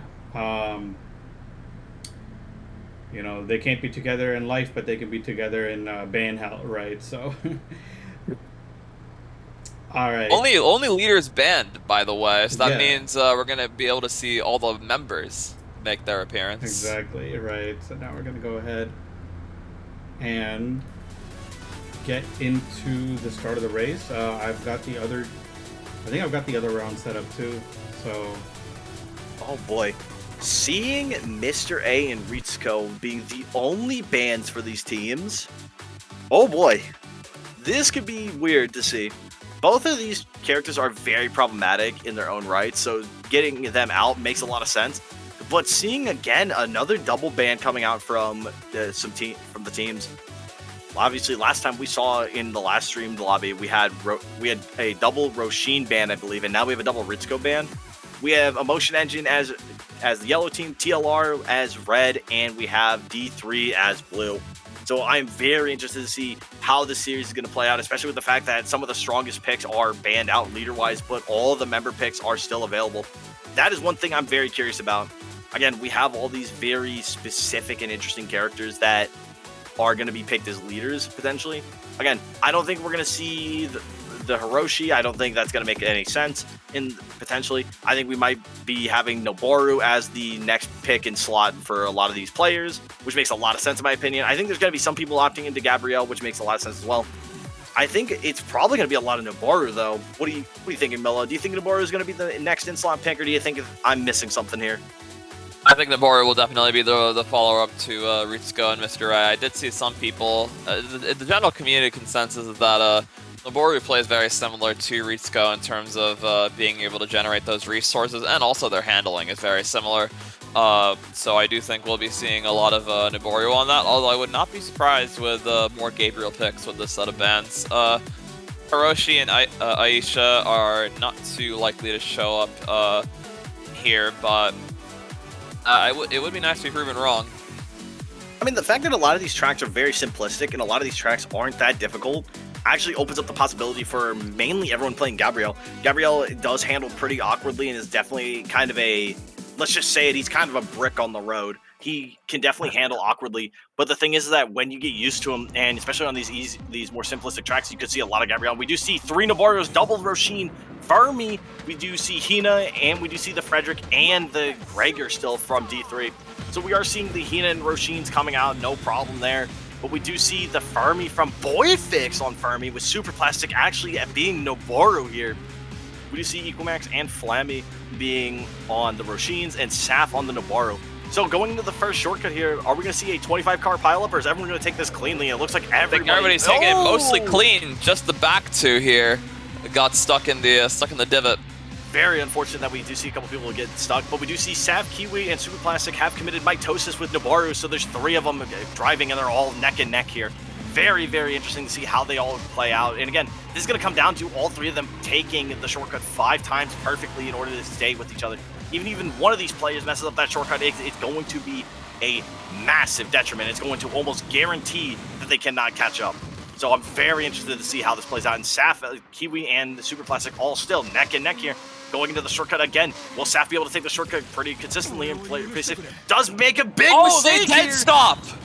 But that also dead stops Super Plastic. But Kiwi also made a mistake, so Saf is still in it here. Super Plastic, I think, made an even bigger mistake and is even farther away, about 300 meters roughly. Super Plastic's gonna have to push really hard here to try to catch it back up here. We see Hexberry in front of Equamax. Equamax trying to get the KO here, trying to strike bait Hexberry. Hexberry does dodge it. Super Plastic is only 200 meters behind Saf and only 100 behind Kiwi. So it's gonna be Still anyone's game. That's not that big a breakaway when it comes to the leaders. Oh, absolutely. But the fact that there even is a breakaway and it's starting to occur, this breakaway is starting to actually occur here, that's something that they have to be keeping in mind here. This could be a very, very good position for Saf here. Saf could actually get so far ahead that Huey and Super Classic can't do anything. But the question is, will Saf make a mistake here going into this, or will Saf be able to take this clean? Midfielder from Hexaberry. Remy, it looks like Remy Saf here gets needs to catch up. Saf does get a clean cut. Same thing with Kiwi and same thing with Super Plastic. They all get a clean cut here. Going back to the members here, we do see Boyfix right behind Hexaberry here, but has no strike here, so we can't really See do the anything clean to boost Hexaberry. from Boyfix. Getting through the shortcut with maximum speed. Very, very well done by Boyfix, genuinely. Very, very well done. With Hexaberry neck and neck with Boyfix here, we are seeing a little bit of Hexaberry shoving Boyfix into the wall. Wow, what a tactic. Now the question is, will Boyfix actually respond back with a KO here onto Hexaberry? Hexaberry actually doesn't fall for the strike bait here. And it looks like Boyfix is trying to strike bait Hexaberry, but Hexaberry is not falling for it. Frederick, the character that's known for being calm and composed almost all the time here, and is showing. Boyfix now pops the strike here. But will Boyfix be able to catch up here? But hits the wall accidentally. The wall. Very unfortunate that he bumps the wall here. That's really, really unfortunate. That does mean that Hexaberry is able to actually get that lead that he wants. Did Kiwi make a mistake? Kiwi is 800 meters behind Saf now. It looks like Kiwi actually made a big mistake here. Super Plastic and Saf are not making that mistakes currently. Saf opting into using the strike here to get farther away from Super Plastic here, but Super Plastic is still right behind Saf here. It comes down, does Saf get the shortcut correctly? Does Kiwi get the shortcut correctly? And does Super Plastic get it? Again, it all really comes down to that. It looks like Saf and Super Plastic both get the shortcut cleanly here. And they are neck and neck. If Saf makes even one mistake here, there is a huge chance that Super Plastic can actually take this first place. But even with that, we do see that Saf and all of Emotion Engine actually has a massive. They're not so far behind. Now the question is, do you see it coming out? Who's going to take first? Saf accidentally makes a mistake. Saf makes a mistake. He tailspins down and Super Plastic takes it first. Honestly, it's insane to see here. We do see Drizzy trying to catch back up here. Seeing if Drizzy can even catch up to Hexaberry. Hexaberry is now in line of sight here. Does Drizzy go for it? Drizzy misses, though. Will Drizzy continue just to drive forward here? Looks like Drizzy's just going to keep pushing forward here, chugging along. We do see a KO trying to come out from Hexaberry. Drizzy defending Hexaberry. Drizzy's going to try and retaliate now with his overdrive. Another kill coming out for Drizzy. Drizzy's going to still try and get Hexaberry before the finish line crosses, and he does! What an insane turn of events. Very well done here. But unfortunately, even with that extra KO, it was just not enough. Emotion Engine taking it cleanly with TLR shortly behind, and then finally D3. What a very unfortunate race for D3. It looks like it was definitely close, but again, very, very unfortunate for D3. They're playing so well. But again, since it's only race one, they are not out of this just yet. One bad race does not determine the whole set. They have a lot of game to play left. Yeah, and we do see, even with Super Plastic coming in first for their team, their members did not play so hot compared to Emotion Engine. So remember, again, this is a team sport. Everybody has to do their part. You just beat me to the punch. It is, no matter what, even with the fact that this is even with the fact that the points for positions has improved tremendously, the fact that it isn't just down to positionals only and people do have to still play for those KOs, that is what matters, and it's showing. Again, just because these players are getting first place and they're playing out of their mind, that does not automatically mean that they will win. And that's something that these teams have to be prepared to deal with, and it's something that the teams have to be ready to acknowledge and address. That's why I believe Emotion Engine was able to take this, even with the fact that they lost that first place. The fact that they had so many KOs and they were playing for KOs just as much as they were playing for positions really showcases that they have a good understanding of, even with all those positional points that they did lose, they were able to still make a comeback through getting a lot of KOs. Very, very well done. Ridiculous brings up a good question, actually. Do we think leader of the set is going to be mostly Triple Naboru?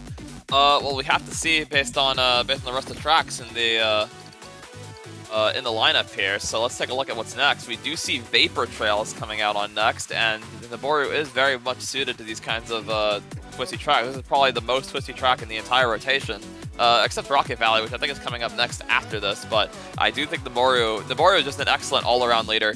He's good on speed, and he can take those turns really well. So let's see. Let's see I think what regardless of the tracks that we have in rotation, oh my god, Whoa! I think this is a Triple first. Naboru, who could have seen the sextuple Hina? I didn't. What a lineup! My bad, guys. I didn't realize we were at the mitosis factory. Unfortunately, this is a once-in-a-lifetime thing, I believe, that we've seen. Vapor trails being actually like vapor research grounds. We do see a lot of clones of Hina and Nobaru here. So we do see everyone is playing for the, and I quote, drifting style here. It is going to be insane. Tokyo drifting all across this track, and everyone's going to be going out of control here. The fact that we have so many of the same character is going to be very interesting to see. Now it's going to come down really just to how each player actually plays the track overall and who has the better lines on top of who really min-maxes their ability usage. This, to me, is one of the craziest things, genuinely. I just can't believe that, genuinely. You'll never see this again, by the way. More than likely, you may not. We may see it one more time during this series, potentially, because we do have, I believe it's Rocket Valley. Whoa, Saf with the double kills! Saf with a double kill already? Again, it just goes to show that even with the fact that we have all the same characters, as long as you understand how to min-max their strikes, their boost, everything, you can really get an advantage here. But even with that, we do see TLR is maintaining a top 2 right now and holding down a 440-point advantage, 4 to 10 advantage. That is insane. If Super Plastic and Boyfix can actually take this cleanly, it can be near impossible for the other teams to get any amount of points that are even near TLR. Yeah, having those top 2 positions is very important because they get so many more points now after the patch. Oh, we see, I think that was Echomax drive straight into Remy here in the back. Ecomax and Remy fighting over who is the better clone here, and it looks like Ecomax does take that crown for now. But the thing is, we still have Super Plastic in the front here as the best Nobaru currently, and we also have Boyfix up at the front being the best Hina clone currently. The fact of the matter is that even with Drizzy behind, Drizzy's in 6th place, but Drizzy is not getting KO'd. That he's, well, commentator's curse, my bad. Drizzy does get KO'd here, unfortunately. Again, this is just insane to see him with Saf with an amazing block from Hexaberry's strike here. Very well done by Saf. Will Saf opt to look into a counter strike here? Oh, looks like Saf does use his shield here, trying to dodge Kiwi here. Kiwi does not get the KO here. But the thing is, will Saf be able to charge up a sync in time? Does seem to get it in time. We do see Super Plastic and Boyfix still holding it. Still absolutely dominating the track. I do believe, actually, this is where the this is one of the first support instances of the Lost Regiment strategy that we saw in Welcome to Neo Array, where they try to time out all the members. Do you think that's what could be happening here? Oh, 1000% it is. This is, again, this was the track that they actually took advantage of trying to time people out on. This was that track. And it looks like we do see a good shield coming out from Kiwi, and it looks like Kiwi might be in another bad position here. Does he use his shield? The question is, I don't think he's going to be able to charge up another sync bar here. We're already on the final lap, which is insane to see for most of these players. And again, TLR is so far ahead, even with the fact that Drizzy's stuck in the back here. TLR is holding down 1st and 2nd so cleanly here, and that's something that is very, very important here. Ecomax is trying to catch up with Kiwi, potentially looking to get a strike on Kiwi here. Maybe potentially looking at the strike bait, and we do see Kiwi get strike baited here. This is really bad for Kiwi. Kiwi could potentially get taken out, because again, remember, Nobaru only has 2 sync bars. If Nobaru had just used the sync bar and then had the shield, he's got to have nothing here. It could be very bad for Kiwi. This could be really dangerous here. And Hexaberry does overdrive here. Saf going out to the world to clip it out of the track. Referee, get on the field. What are we doing? I don't think there is any need for a ref here. He went back onto the track. He was just taking a look at the wilderness. He potentially saw a bear, wanted to scare it off. Anyways, Boyfix is taking over right now, trying to secure 1st place with this overdrive here. We see right behind Super Plastic here. We do hear, I believe, a KO might have occurred. Again, Boyfix and Super Plastic securing top 1 and 2 very, very well. And it looks like it is now the 1-minute timer here. But thankfully, no member or leader is too far behind here. We do see a overdrive coming out from Flammy. Now the question is, can Flammy actually be able to get anything taken care of here? Can he get a couple KOs? And it looks like Kiwi actually dodges Flammy. And it looks like Kiwi's going to take it slow here, trying not to lose too many points here. But unfortunately, we do see all of EE is actually going to maintain 2nd place here in terms of total points, which is really bad for D3. D3, unfortunately, is going to be in a very tough position here, already losing 2 races back-to-back here from the looks of it, which is very, very unfortunate. And this just goes to show that no matter what you do, you have to be on your A game, otherwise you will be struggling quite immensely here. And it looks like we do see a victory going out to TLR with 415 points, EE with 295, and D3 with 240. Complete dominance on TLR's part with Super Plastic and Boyfix just tearing up the track. What an incredible round. And especially the 3 Naborus and 6 Hinas was very much a sight to behold, especially on this scoreboard here that we're seeing. Wow. Honestly, someone's going to have to undo their cell mitosis and put them back together, because I cannot lie, it was insane to see. And again, we may see it again right on Rocket Valley. Rocket Valley, again, just like Vapor Trails, is a tech track, and they have a very similar look for their maps, just a little, but I believe Rocket Valley is a little bit longer here. So it's something to keep in mind, is that Rocket Valley and Vapor Trails have kind of similar looking track layouts, and they have kind of similar looking designs. So we could easily see the fact that we have both of them come back here. Who knows for sure, though, genuinely. I guess we will find out once these characters get picked. Well, let's see how the chat is reacting to the picks here. A lot of them thought it was incredibly funny, as did I. It's incredibly crazy to see and incredibly funny, but again, there is a chance that, I'm gonna be honest, we may still again see it. Like, the Hina Noboru strategy is very powerful, genuinely. It's not like, by any means, it is not like, how do I say this? It's not the craziest thought to think that we may not see it, or that we will see it again. It's definitely going to come down to if the members and leaders think it's necessary, especially on a track such as Rocket Valley. But I definitely think they might believe it is necessary, and that's something that I wouldn't be against them thinking. Genuinely, it's something that would make a lot of sense, genuinely.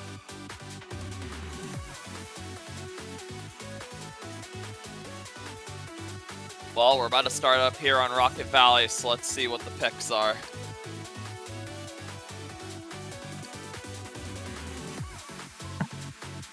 With Rocket Valley being another tech track like Vapor Trails, and then we're going to be going into, I believe, three very simple tracks comparatively.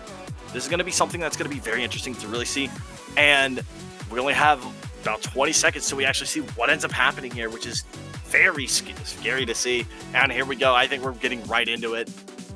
Do we see the cell mitosis coming back out with Hina and Noboru? Let's find out. And it looks like we don't! We do see a unique set from D3 running Gabriel, KG, and Lavinia, not opting into playing the main duo combo of double Hina and Noboru. So let's see how this pans out for D3. Will this change actually cause enough of an upset to actually create a problem for TLR and EE? Or will EE and TLR be able to manage this quite efficiently? Let's find out what's going to happen. Surprised that 2 of the 3 teams actually ended up picking the exact same characters, but E3 picking an entirely different array of lineup definitely came as a shock to me personally. I'm personally not too shocked. Genuinely, D3 has stuck with trying to play similar meta strategies as TLR and EE. So potentially playing something that's a little off meta, or potentially could be considered anti-meta to some degree if it was. This could be the exact thing they need. Because again, playing the same characters, you have limited tools that everyone knows how they play, but if you're playing characters that are unique compared to what's currently strong or the main meta, this could create a situation that could cause more problems here. And it looks like Hexaberry already, I believe, and Kiwi are actually starting to take advantage of this. Hexaberry is actually in 3rd place, where TLR is holding 1st and 2nd down, which makes a lot of sense. Both the Boyfix and Super Classic are extremely good front-running players. So this makes a lot of sense here. Flammy is right here, right behind Hexaberry for the most part here. But the question is, and it looks like we do see a KO coming out onto Drizzy. I wonder who got that KO. Might have been Kiwi potentially. I don't think it was though. Boyfix holding 1st place again. Max trying to catch up. It was Saf, I believe, with 95 points. I believe Saf actually was the one that got that KO, which is very, very good for EE. Drizzy does need to try and catch up to his teammates, as every single point matters, even if they do look like they have quite the solid lead right now. As we know from Research Grounds in our last stream, nothing is stable here.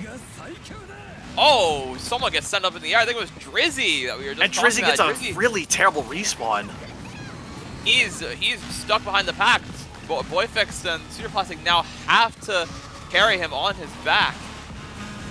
Hey, listen, even with the fact that Drizzy did get messed up here, that doesn't mean Drizzy's out of the running. All Drizzy has to do, like, even with this, Super Plastic and Boyfix are playing out of their mind right now. And unfortunately, the game decided to respawn Drizzy in a really awkward spot, making it very hard for Drizzy to get anything done. And that one mistake from the game, just respawning him in a bad spot, was not down to Drizzy's fault.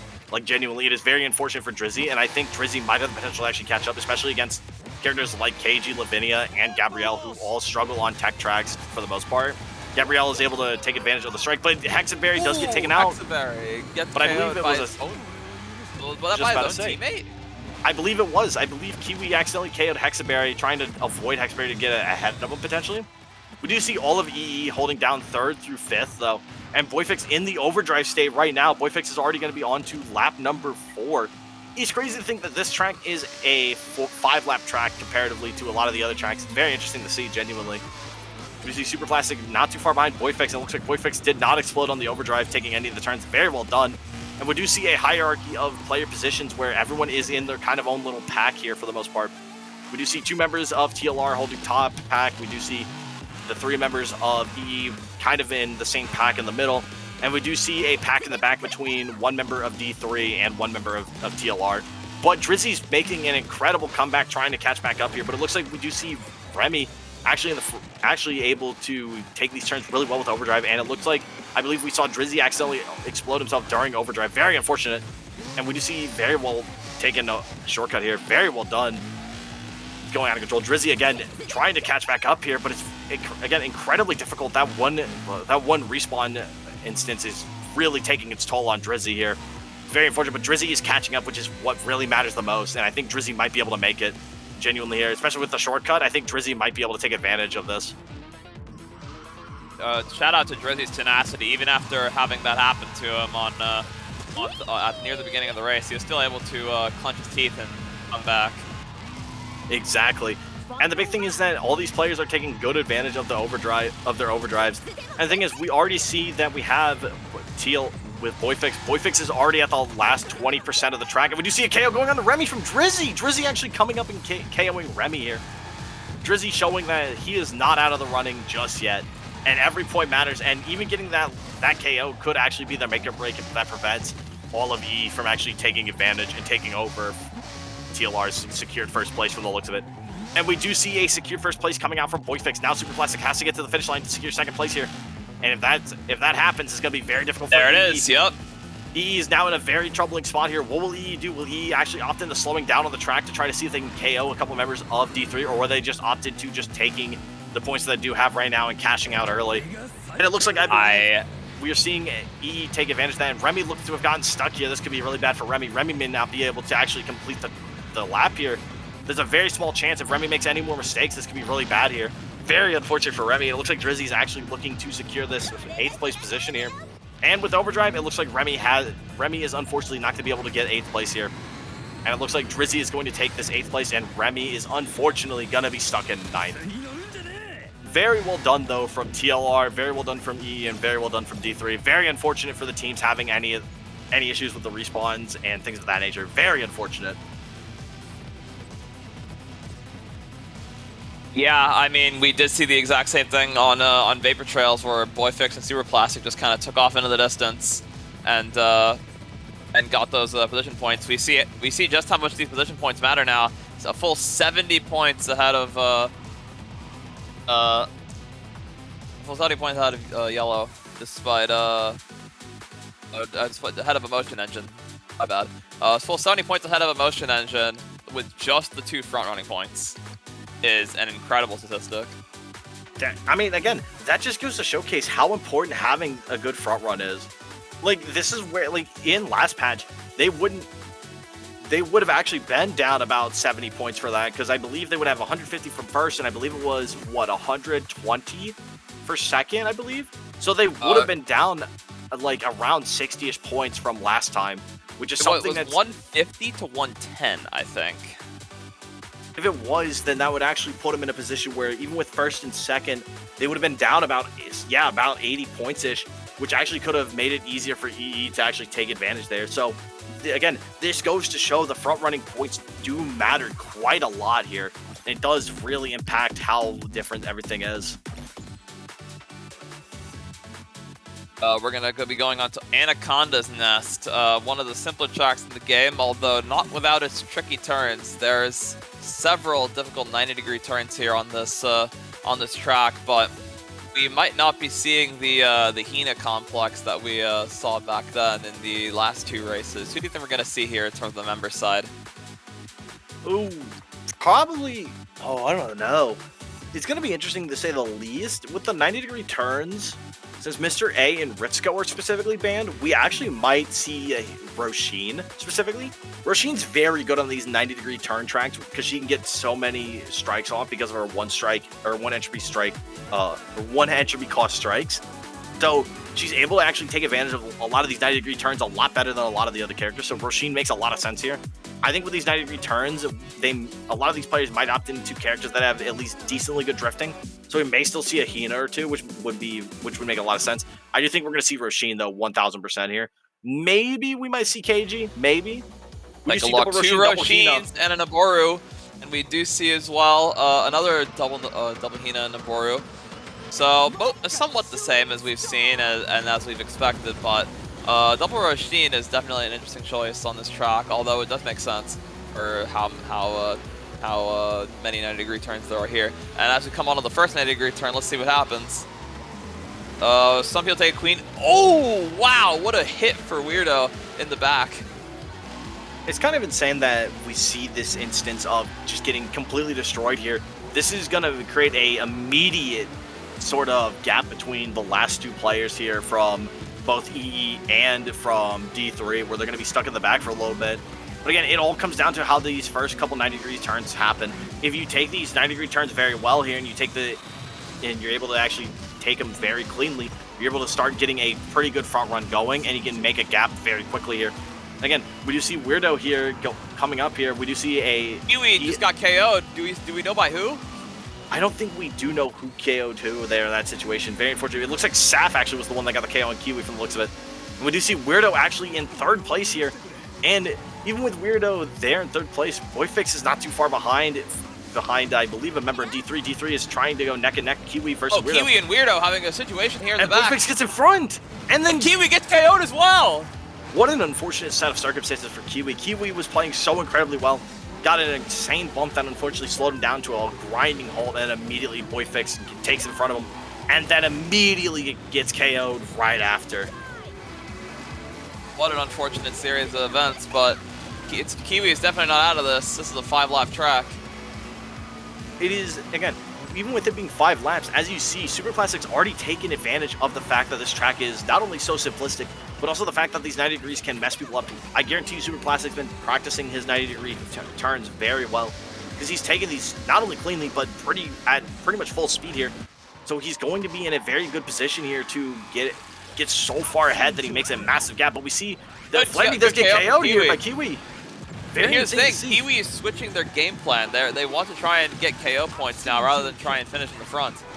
And just get the KO Weirdo! They did get another KO as well. The KO Weirdo's insane, and Kiwi's trying to use the wall grinding to actually get himself ahead here. Very well done, and so far TLR is struggling to maintain this 1st place positioning and points. We do see Hexaberry make a mistake here, very unfortunate for Hexaberry, and we do see Equimax up here in 5th place. Kiwi's now back and forth ahead of Equimax, see? Now the question is, can Equimax actually get something done here? That's the big question. It's going to be rough here. Saf crossing the line again. We're seeing that we have at least a couple people in lap 4 right now, whereas a few people are stuck in the middle of lap 3. Again, this track has already made a massive gap. Boyfix in overdrive. Will he accidentally make a mistake and hit the wall? He does, unfortunately. Boyfix does get KO'd. But the thing is, he's so far ahead that Kiwi is not going to be able to really get ahead of him here. So that mistake may not translate out to anything too bad for Sap Boyfix. is gaining on Super Plastic, by the way. Let's talk about that. Wonder where Super Plastic made a mistake at that Saf was able to take advantage of it. Super Plastic must have spun out somewhere. The thing is, this front runner battle is so crucial. If either of them get KO'd, it will mean devastation for the other team. Absolutely, and I think Super Plastic understands that if he goes down, TLR is going to struggle to get any more points. And the thing is, EE right now is in a position where if they just get 2 more KOs, they'll take over for 1st place, or if they get ahead of Super Plastic here on lap 5. And the thing is, Super Plastic cannot make a mistake here. If Super Plastic makes a mistake here, it is almost guaranteed that EE can actually take advantage of this. And it's something they have to be very on guard with. And it looks like Super Plastic is going to be fighting neck and neck with Saf here. Saf does overtake Super Plastic here, but Super Plastic is not fighting tooth and nail trying to maintain this 1st place position here. And it looks like Super Plastic does have a better 90-degree turn. Looks like Super Plastic is in a much better position over Saf here. Saf is struggling now to try to maintain and catch back up here, but it looks like he does take a really good turn The here. gap's still, it's still not super wide. They can still catch. And that's the thing. Even with the fact that they can't catch up, the thing is, it all comes down to this last 90-degree turn here. Does Super Plastic take a good 90-degree here? Saf does get the strike, and Super Plastic And does there's take the a 1 very minute timer. good turn. And it's still not over because there's only 20 points between first and second. The members need to pull through here. The thing is, Saf was so close, but Super Plastic just played it better right at the very end here. It looks like Boyfix is going to secure third place here. It's all going to come down to if we see if Weirdo actually make a mistake here in the back, or if Weirdo gets a couple KOs, because if EE can secure a few more KOs here, especially on Hexaberry, this could be really good. But Hexaberry, I think, is going to try to secure this position to prevent EE from getting any more points, and it looks like Hexaberry does secure it here. Very well done by Cat finishes the race. I do think that's it for the race. It is 100% it. That's going to be the race. TLR securing another win on Anaconda's Nest with the Motion Engine just barely behind them. Very, very well race. done.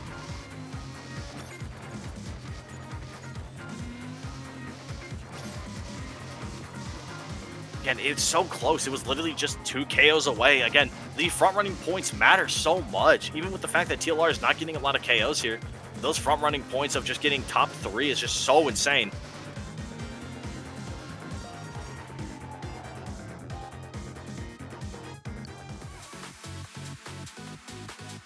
Oh my goodness.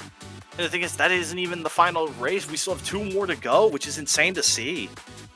The fact that we have 2 more races, like, what else could you ask for? It just gets more and more crazy by the minute.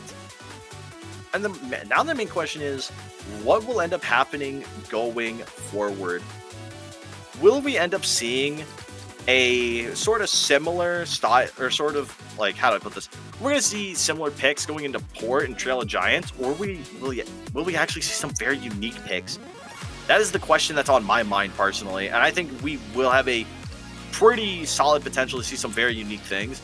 But again, there is also the chance that we don't see anything unique. Maybe we see a lot of the same character picks. That is something that is very, very possible here.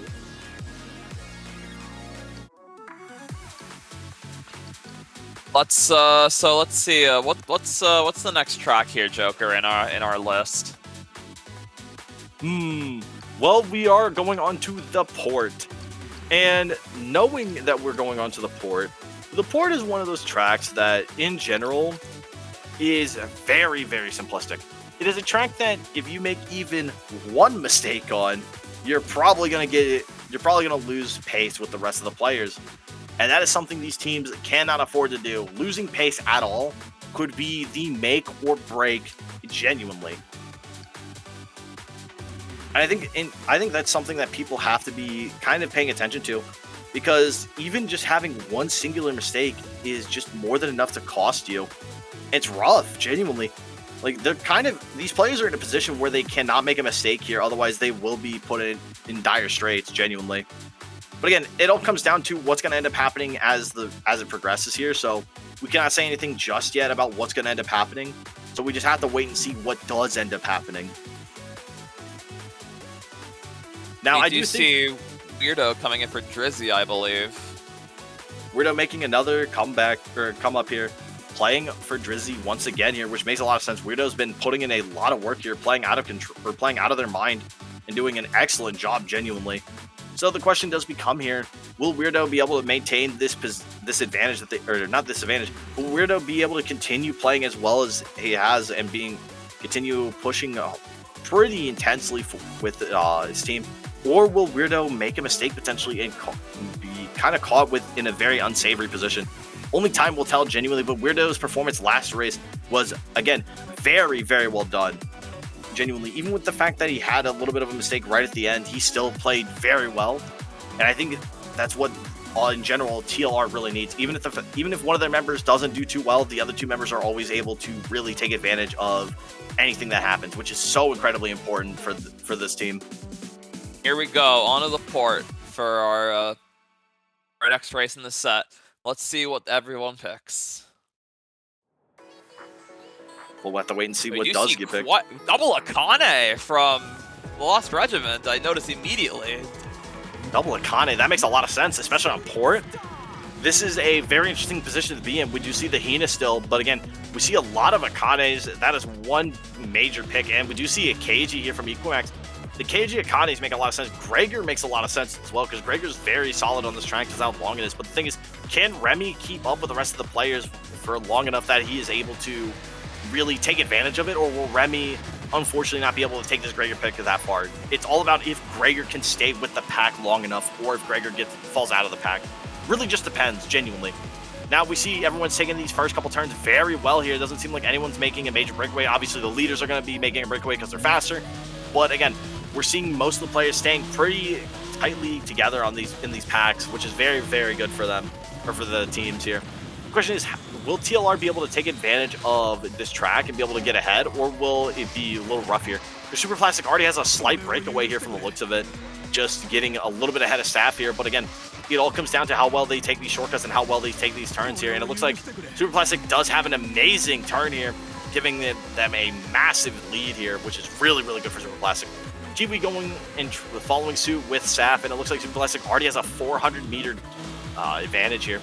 This is very, very good for Whitefix leading the members now, ahead of Hexaberry. We do know that Hina does not have the greatest top speed, so it makes sense that there aren't as many in this particular race, because the port doesn't have that many. Oh, a KO came out. Remy getting KO'd by, I do believe it was Equimax on that turn. Equimax having this KO coming out is really good here, but Hexaberry actually is in trouble. Hexaberry is trying not to get KO'd by Equimax here. This is very dangerous in general here. Something that has to be they have to be kind of cautious about. But the fact of the matter is that since they're in kind of a position of, how do I say this? They're kind of in a position where they have to kind of watch out for what's going on here, because the points are so close together for both EE and TLR. Even one mistake is going to sway this very heavily for the other. Something that they have to keep in mind here. But I think EE might actually opt into going for more KOs, which is something that'd be very important here. But again, we do see D3 holding down third place very cleanly, which is really nice here, and goes into overdrive. Kiwi's going to be looking to catch back up as soon as possible to Saf and Super Plastic here. The question is, can Kiwi actually catch up here? Does kind of spin out a little bit here. Overdrive's about, like, their shield is about to run out, and there are still a couple turns they have to pay attention to. If they take it too fast, they could blow up. Oh, 1000% here. But the thing is, even with the fact that they can blow up here, they are gaining so much ground here, which is very important here. Kiwi with an amazing turn here. So good, wow. The Kiwi is just playing out of their mind, having such tight turns. They're back. Kiwi's right back up with them. But again, even with that, Super Plastic and Saf are going out of control here. Super Plastic and Saf getting away from Kiwi, even after Kiwi just made an amazing comeback here.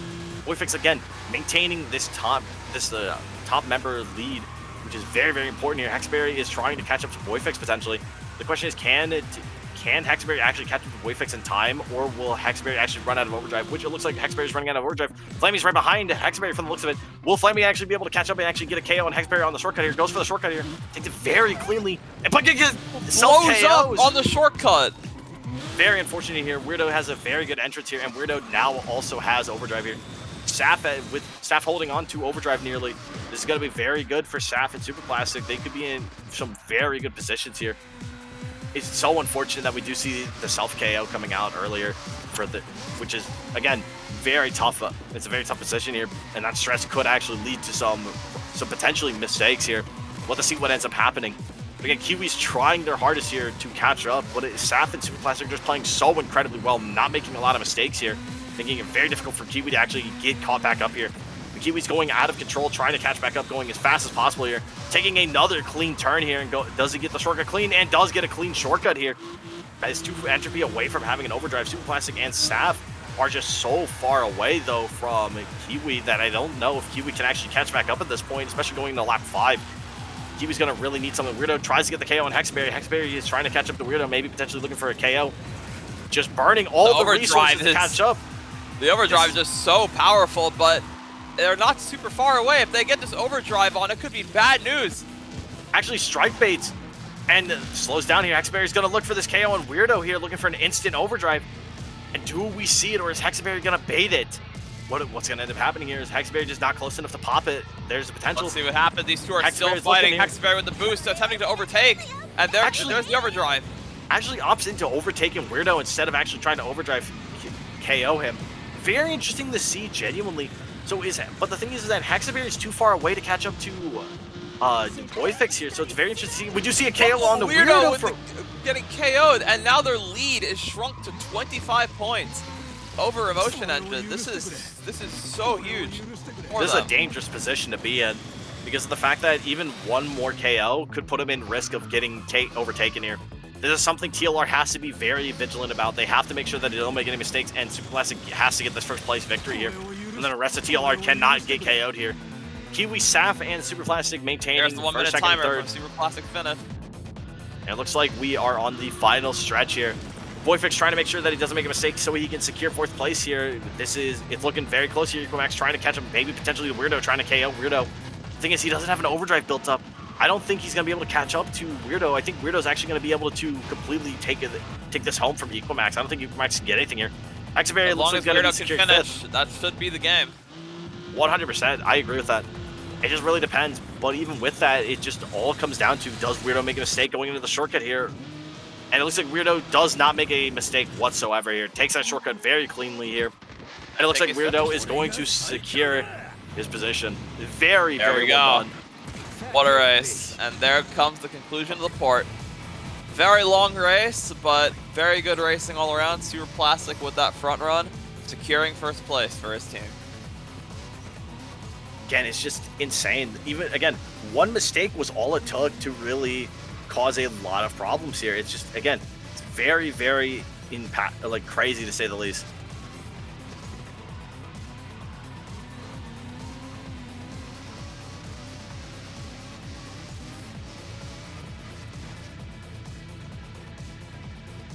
Whew, excuse me. The question really becomes, how will they play Trail of Giants now? The final track in the set, Trail of Giants, is definitely one of those tracks that, again, just like Port, is a long track, but has a few more bends than Port. So it's going to be interesting to see what happens.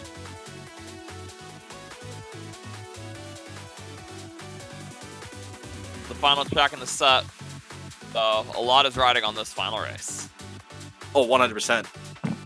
The question is, can D3 make a comeback after what's been happening, or is D3 unfortunately out of the running for potentially getting any points to overtake Emotion Engine or even TLR? And I think TLR has pretty much, from what it looks like, if I remember correctly, has secured a pretty solid position for themselves going into this final race.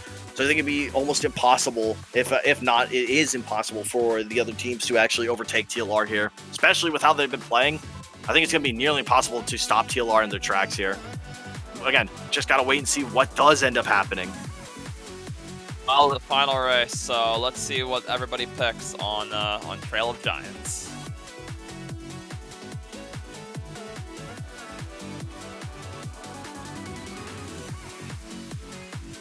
I'm trying to think what interesting picks could the players opt into, and I don't know any of the interesting picks that I would be wanting to see personally. I think there's just a lot of interesting picks overall that can occur. But again, we may just see people opt into Roshin. Maybe we just see them opt into just kind of the same picks they've been going. And on Trail of Giants, we do see Lavinia, Aisha, and Gregor coming out from TLR. Coming out. What a surprise pick.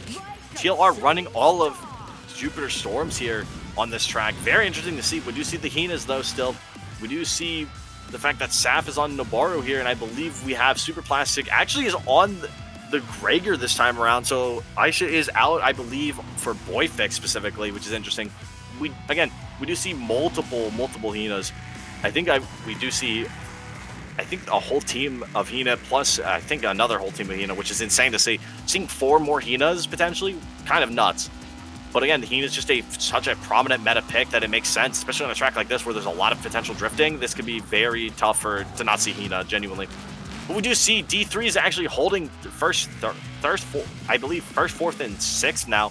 So they actually have the point advantage currently on this first lap. But again, my question is, can they maintain it? It looks like Saf already overtook Kiwi, not allowing this to happen. Boyfix right behind Kiwi, and Hexaberry is now in 3rd. This is a very dangerous position to be in. It looks like we do see a KO coming out onto, I believe that was Kiwi getting KO'd by Saf here. Saf already with 215 points, which is insane to see, genuinely. Kiwi's going for a KO. Does get the KO on Saf. This is really good for D3. Getting the KO on Saf is insane here. They're already with a 425 points total, and Kiwi was not in position to take the shortcut here, so opts into going around, playing it safe here. Flammy actually doesn't go for the shortcut either. Wasn't in position for it, and does not get KO'd here by the strike. Very well done to Equimax with an amazing shield against Super Plastic here. You do see Coke, Kiwi, and Saf on Naboru. Meanwhile, Boyfix is on Aisha, but Aisha currently tearing up this pack. It's kind of shocking. It's kind of shocking to see that we have Aisha in first place here with also having a KO. This is very, very interesting to see. Now, Well, Aisha does still have her shield. So long. That's the thing. I mean, when you are a researcher like Aisha, you can employ jet fuel and jet engines into your car. I think it's almost impossible to stop your car and slow it down. Having such a long boost is insane to see. But the thing is, one of the best things about this, genuinely, is actually the fact that Aisha here does have her shield still. So this is very, very important. The fact that she still has her shield means that Boyfix can actually focus fully on overdriving and maxing overdrive here, and not having to worry about actually slowing down for anything. It's very, very important that they try to get the shield off Boyfix to try to prevent him from being able to use his resources the way he wants, but I don't think it's going to happen. I think Boyfix is just going to be able to take this away without too much of a problem. Very insane to see, genuinely. I completely agree, but there is still one more lap, and we all know what can happen on these laps. Oh, 100%. And especially on Trail of the Giants, which is such a long track, there is potential that we do see a DQ or two here. Even Look at the scores, by the way. Look how close they are. With how close this is, this could go down to anybody. It's anybody's race right now. It's insane to see. We don't really see a lot of races like this where it's so close and neck. We usually see there's always one dominant team and one team that's kind of the underdog. But everyone is so closely knitted together here, and everyone's fighting tooth and nail trying to get this win here. And the question really becomes... Plastic and Boyfix, or not Boyfix, Weirdo, really need to get some KOs here if they want to overtake a motion engine here on the final lap. It's more the question if they can get the overtake here. That's more my thing. I don't know if they can. Super Plastic is in kind of a dire straight situation, and Weirdo is.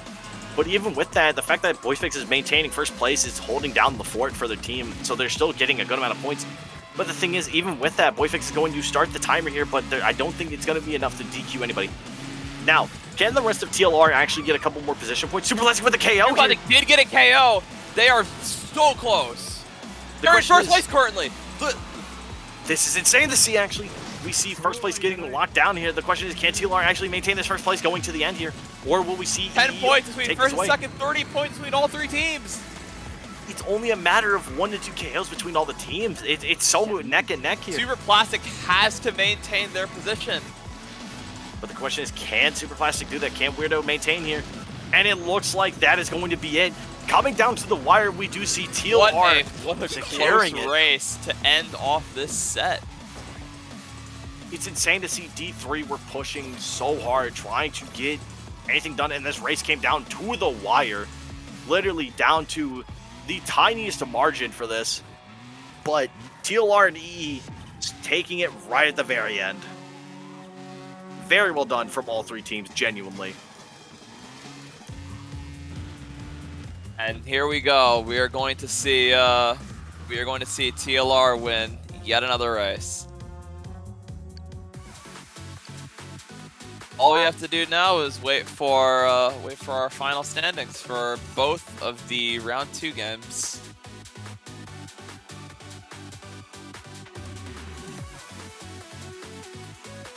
Question is, what teams are going to make it? We already know what teams are making it from this round. The question is, what teams are going to be making it from the last or from the other round? How close was the other round? That's what I'm curious about. Oh, there's so many interesting things, genuinely. We're just gonna have to wait and see while our crew does all the back end work here. The problem is, all this waiting is going to kill me as a commentator. I want to see it now. But we will have to see in time. In time is not going to be fast enough, unfortunately. what was your favorite part of this whole series? I think honestly that last race kind of was like one of the most interesting races. Genuinely, it was super fun to watch. It was super close. I think that one, for me at least, was very awesome. It's a tie for me between two parts of that series. The last part was really good with the full JSI deck out from Lost Regiment, and then also on Vapor Trails we got 3 of the same leader and 6 of the same member, which is just so incredibly rare, even for a meta as defined as Screamers is. It's just insane to see that we had 3 Noborus, 6 Hinas, and it was just a crazy scenario. That is something, again, that is a once-in-a-lifetime thing. You don't ever really see something like that ever occur. The fact that even occurred at all is just unbelievable. It's like completely unreal comparatively to everything else, and that's something that is just, I can't even believe it. And I think, honestly, going into actually looking at the points for this round, Lost Regiment with 57 points, securing 5 of the first place victories and only 1 second place. Emotion Engine with 45 points, and then finally Drift Destroy with 30. And Knight, the chat's asking you to check out the audio.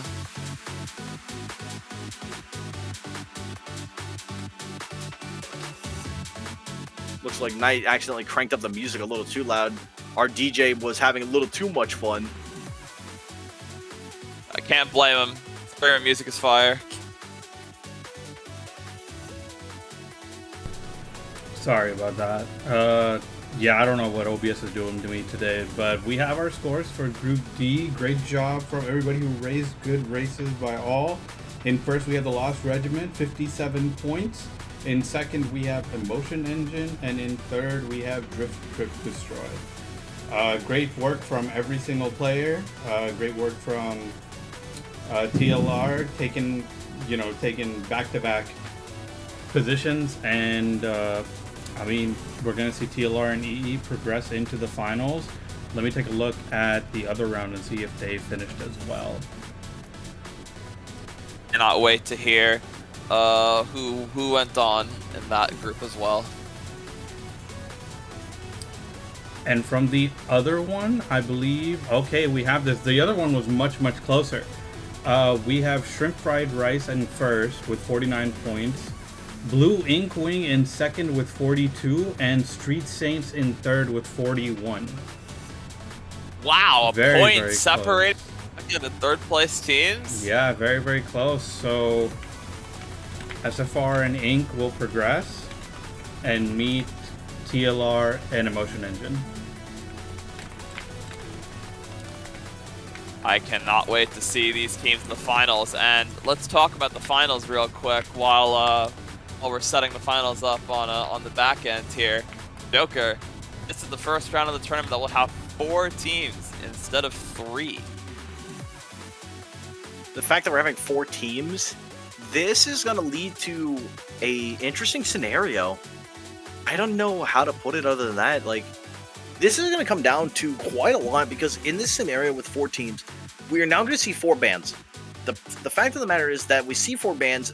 Will the other teams actually think about what their previous bans were for the teams?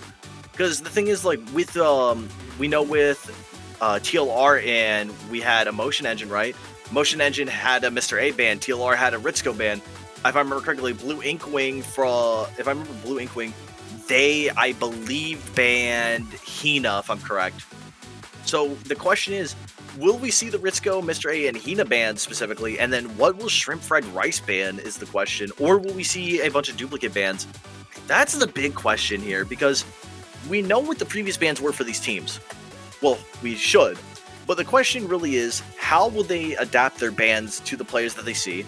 Because I think, honestly, in my opinion, the 3 bans we're guaranteed seeing, I think it's going to be Ritzko, 1000%. I think Hina's gone, and there's a good potential that I want to say maybe Mr. A. I think those are the guaranteed 3 that are probably going to be out of here. And then it comes down to if we're going to have a duplicate. I think we might have 1 duplicate ban. But if they don't go for a duplicate ban and every team has a unique ban, I would assume the next ban is probably going to be something like Noboru, potentially to really limit the leader pool down quite a lot. or we might just see the Roshin ban and take out all the main meta threats, and it's going to come down to characters like Noboru. Again, who knows for sure, but we could see 3 leaders get kneecapped here and only 1 member, which could really change the whole the whole course of the game for a lot of these teams, which could completely warp what's going to be seen. And that's something I'm very interested in finding out. But again, who knows for sure, genuinely. We may just see everyone opt into banning Hina Ritsuko, and we see Mr. A and Roshin and all these other specific characters actually being allowed into the game. So it's something we will have to wait for. I do think the mind games here are going to be more important than ever, especially with 4 teams being able to ban characters. They have to make sure they don't accidentally ban a duplicate if they're trying to see a large coverage of bans for these finals rounds. So, especially if 2 teams or more have the same thought process, since these bans are blind, we might end up seeing Ritsuko or Hina. We might even see them going scot-free potentially if they all decide to try and metagame the bans. So we'll have to see what happens when they send them in. 1000%, and that's just something we're gonna have to kind of wait and see. Oh my goodness, when it comes to the bans though, I can't stop thinking of what's gonna get banned. I'm sorry, there's so much that could happen. So I'm very interested. Someone in chat says 4 Hina banned is my guess. That would be funny if it happened. Honestly, with how much Hina's been showing up, I would honestly be thinking that Hina's actually the true leader of Strike Force for Manda, genuinely at this point. I think every single Screamer Saturday, and even Welcome to Neo Ray, has shown Hina has been able to consistently outplace Ritsuko in some way, shape, or form. And to me, that makes me think we're going to see the leader Hina actually just become a new character at this point. But who knows? I think, honestly, getting Hina banned out and not having to deal with Hina is definitely on everyone's radar currently. Yeah, I mean, again, it just depends on how each of these teams thinks in relation to their opponents. Oh, absolutely. I think there is definitely, again, for me at least, I think people are just going to kneecap the Hina out and just remove the Hina from play. I don't think people want to see Hina, but there's potential that they would rather see the Hina pick. Again, it is something that we have to kind of wait and see what ends up happening fully. Agreed. We are going to be getting word on the track bans very soon from all 4 of our finalist teams.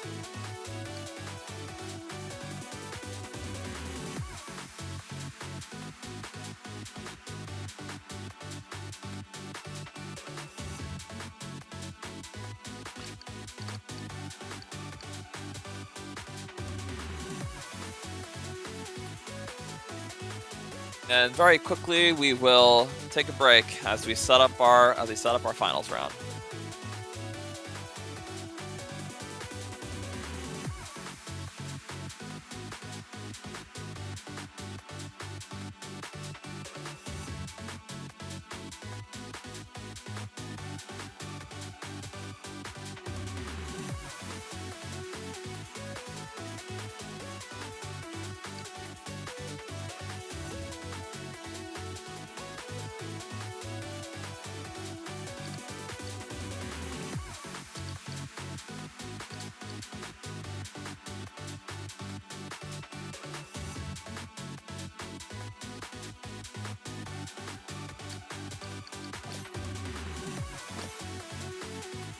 Any thoughts from chat that you guys want to share with us before we get into the final round? Do you want to hear them?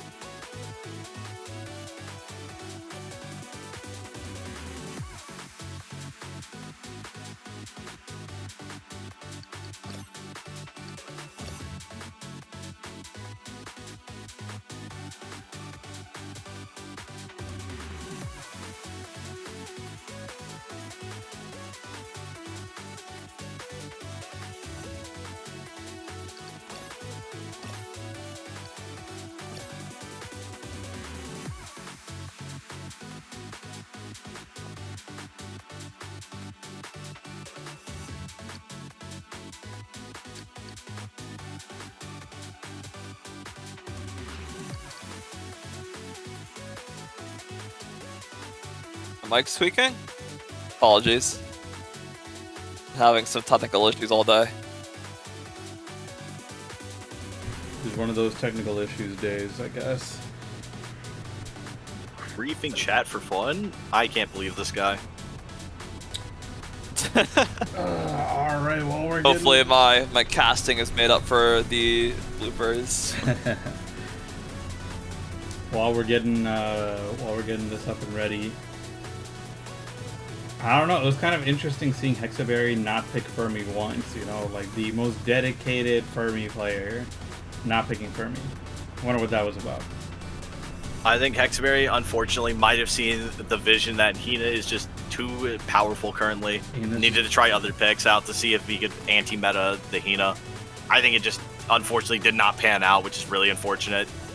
The fact that Fermi just is in kind of a tough situation overall when it comes to the meta, and just in general, Fermi struggles quite a lot against a lot of the other characters, especially no overdrive.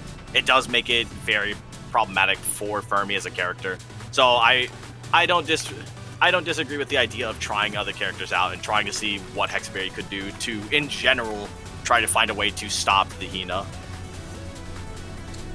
Yeah, I don't know. Yeah, I mean, I go for it, Miller. was gonna say I do hope. I do hope Hexaberry can find his calling on Fermi again. Yeah. I'm sure he'll rise at some point or other. Truly really sad when someone has to give in to meta and like no longer play their favorite character because of it.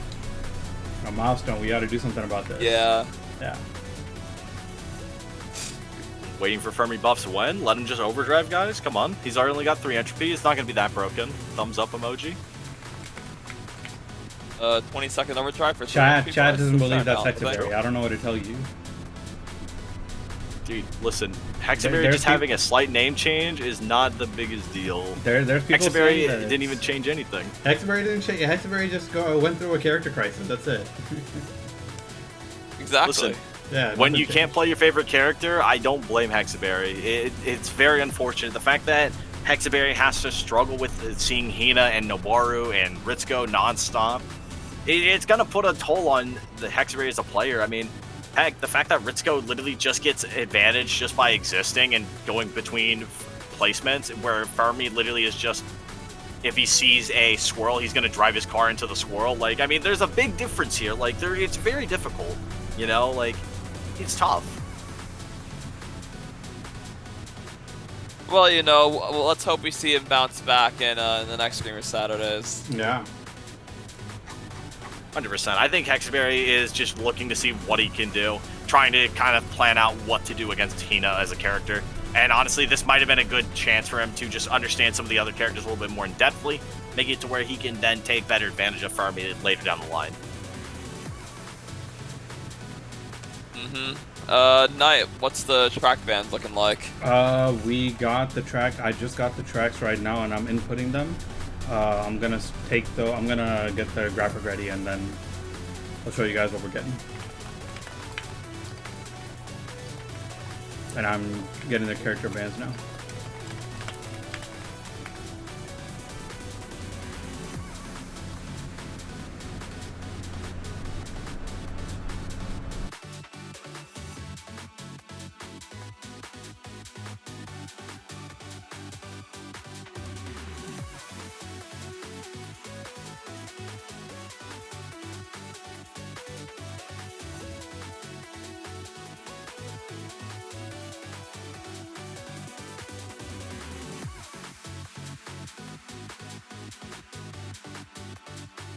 Hexaberry became a pretty proficient Hina main overnight.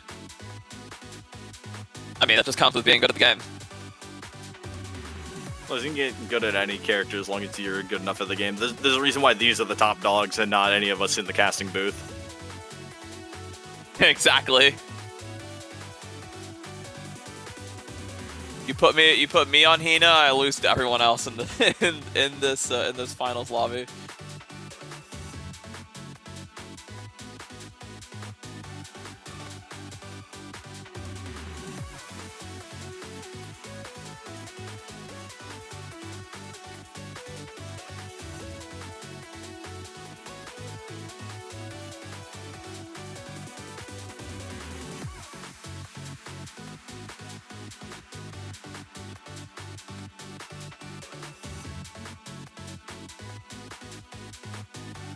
All right, I have the tracks. Let's take a look at the tracks for this final round. First, we got Financial District. We're going to Hawk Trail right after that. Babylon Fields, Lower Reservoir, Sector Landing, and then finishing off with the Burning Plains. Interesting. Some decently. We Some do decently see technical two stuff. repeats. We see two repeats from the other stream rounds that we did. Hawk Trail from round 1 and Lower Reservoir from round 2. It's actually insane to see that we do see a couple of dupes. But the big thing is that even with these duplicates, we do also have the fact that we do see some interesting other picks. I mean, Financial District, this is a track that's really good with Roshin, so I'm actually curious what characters the players ended up banning before seeing this. Burning Plains, a super simplistic track to end off the final round here. We do have Sector Landing, which Sector Landing being, I believe, one of the space tracks. Definitely is going to be one of those that are going to be tough. I remember this track being very obnoxious, and it's definitely a really good Ritsuko Hina track, if I remember correctly off the top of my head. Could be wrong on that. Lower Reservoir, not the craziest thing to see again. But honestly, it's really cool that we do get to see Lower Reservoir again. I think Lower Reservoir definitely comes down to just overall playing consistent. So it's one of those things that's going to be interesting. Babylon Fields, though, I'm very interested in seeing. Because Babylon Fields is one of those tracks that is definitely, like, if you can make a breakaway and you're really consistent on Babylon Fields, you can really take advantage of the track and how it has to force everyone to slow down constantly. And then finally, obviously, Hawk Trail. This is a track that has a lot of potential to get a lot of KOs on people. So it is very interesting to see how Hawk Trail is actually going to get played in this lobby here. I'm very, very interested to see that. I think, honestly, with the fact that Hawk Trail and Lower Reservoir both have shortcuts that if you make a mistake on them, you can get kind of sniped out by a lot of the other players, that's something to keep in mind. That's something very interesting to be paying attention to. We do have our character bans, I believe. Character bans already? Man, people... Feels like they wouldn't have had the character bans just yet.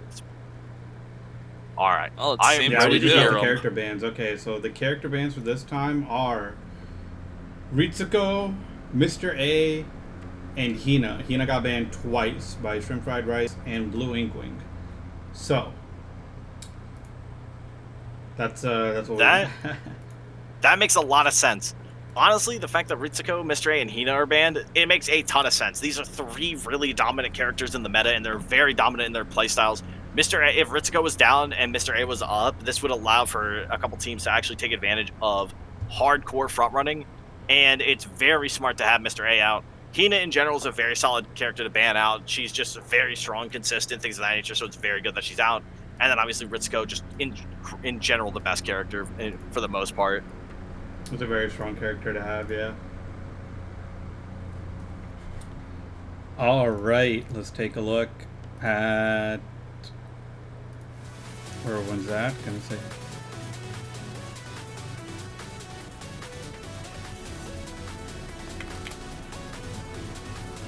Ready to go, Night Speed, for the finals? I'm Everybody just get making hyped for the sure- finals. I'm just making sure everybody's ready.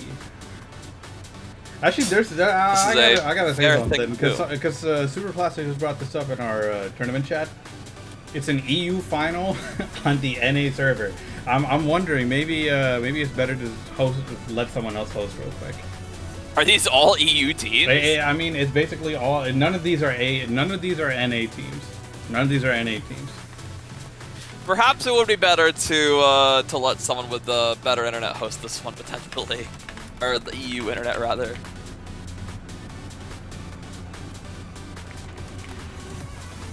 Apparently SFR is NA/Australia according to Yeah, QGS. I'm gonna figure this out because I don't want them all to play at like a billion ping, right? So.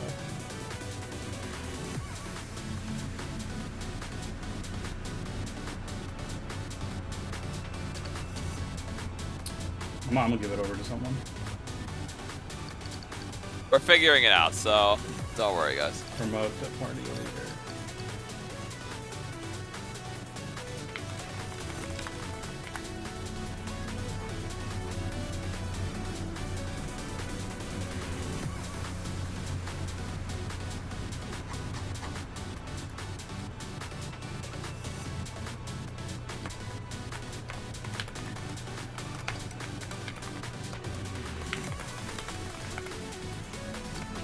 Alright, we're remaking the lobby. Or Technical difficulties.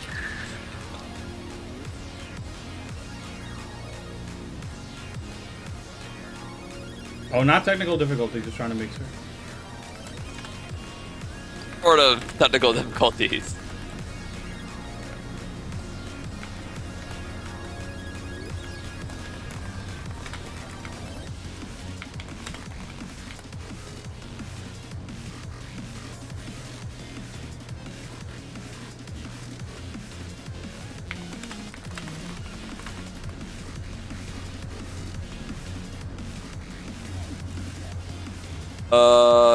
We're here to report the game audio being not the best right now.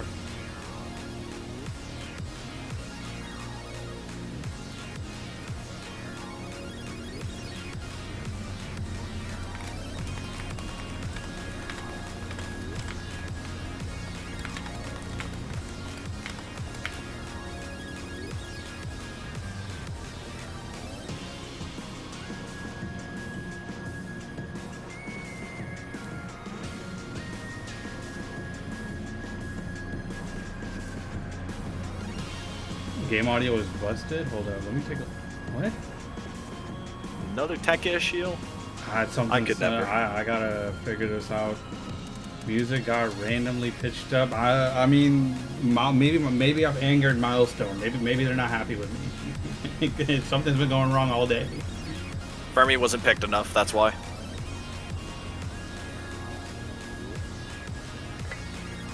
NA, Australia, India. Okay, that's a great spread. But none of you are EU, so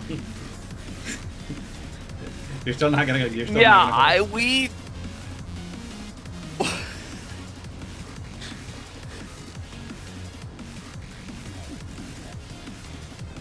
What a lineup. Did you miss Saffron? No. Saf is gonna be playing in the finals. We're headed right into the finals. Just the moment we get this lobby up. Chad, are you enjoying the slight bloopers for these finals?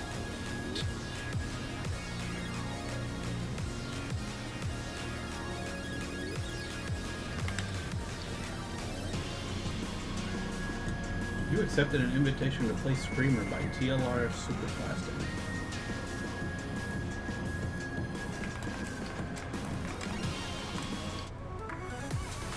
Can we get a stream mandated cigarette break? Was that not the cigarette break? Here. I was gonna say this feels like the cigarette break. Like that? Surely this is the cigarette break, right? Yeah, I'm in spectator, bro. I'm not racing. I can't hang.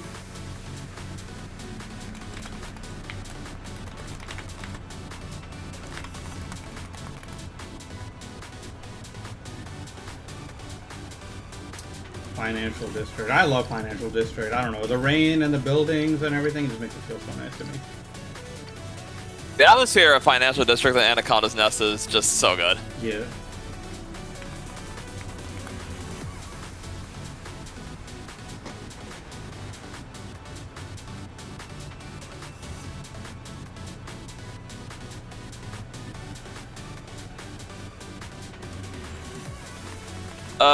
We at the Hollowed and tournament crew apologize in advance for any quirks that arise from us spectating from NA. NA to EU spectatorship. Oh, we love it. Yeah. Alright. So if you guys see any cars flying off into the distance, remember, if you see something, say something. Just let us know. All right, We swear that the Gabrielle UFO is supposed to be there. All right, we're kicking off this final round. Financial District. No more waiting. We're just getting right into it. I'm so excited to see how this plays out. With Financial District, it's going to be very interesting to see. And then right after that, it's going to go into Hawk Trail. And then Babylon. it's just going to be a series of just intense races through and through. Remember, Ritsuko, Mr. A, and Hina, all three are banned out, so the picks here are going to be very interesting here. Might see some Gabriels, might see some Nobaras, and we do see a lot of Roshins super here. interesting. We got so many Roshins. I'll leave the That's a lot of I can't do Roshins. this. We see 4 Roshins, a Fermi, I believe a Dirk. We saw some Gabriels. So we do see some interesting picks, but the Roshins have shown up. Roshin, last time to my knowledge, when it comes to Financial District, she is the dominant member when it comes to this track, so it makes a lot of sense to see a lot of Roshins. It's a little unfortunate that we do see a lot of Roshins here, but we do see Kuzi is currently between 4th and 3rd, fighting with Grunkle, Super Plastic holding down 1st place, Boyfix actually opting into the Fermi here. Max in the back on Roshin, Gamma on Akane, we do see ELX on the Roshin, rather than playing the leader, Kiria is on Roshin as well, and they're kind of just fighting between one another here. It looks like going into this driving next on turn 2 here. wheels. Kind of odd. Listen, we like to see some cool tricks here, and they have some cool tricks they will show. And we do see Drizzy is the one on the Dirk here, actually. So I'm very interested to see how this Dirk actually plays out going forward into this final race here. I'm very, very interested to see how this all pans out. Now going into the Super DLR Classic having is main 2 team. members in top member spots currently. The big thing is that we do see Super Plastic is maintaining a massive front run lead. This is, again, part of the TLR strategy here. This is very, very important, and we need, if Grunkle and Gamma gets KO'd here by ELX, actually, very well done here by ELX getting that KO on Gamma. Gamma's going to really be suffering because of that. Comics trying to bait Flammy. Flammy gets baited by That's a good Comics. strike bait from Comics from here. Now, we do see Kuzida slam into the wall, unfortunately, but he's able to get through with the shield. It's very, very nice here. Kiria is trying to get the KO. We do see a KO up front here, and Grunkle is only 150 meters behind Super Plastic. Grunkle playing really well, but unfortunately hits the wall. This could give Super Plastic that edge that he needs to get away from Grunkle here. Grunkle trying not to make too many mistakes here, does pop the boost here, trying to catch up, but again, because it's Gabriel, Gabriel's boost literally lasts like only a second or so. Good but shield with from these Grunkle strikes, as well, staving off Absolutely. an attack from Kuzidas. the big thing is because of Gabriel having such amazing strikes, this is what makes Gabriel so powerful on these turns is the fact. Oh, he gets He spun got out! around!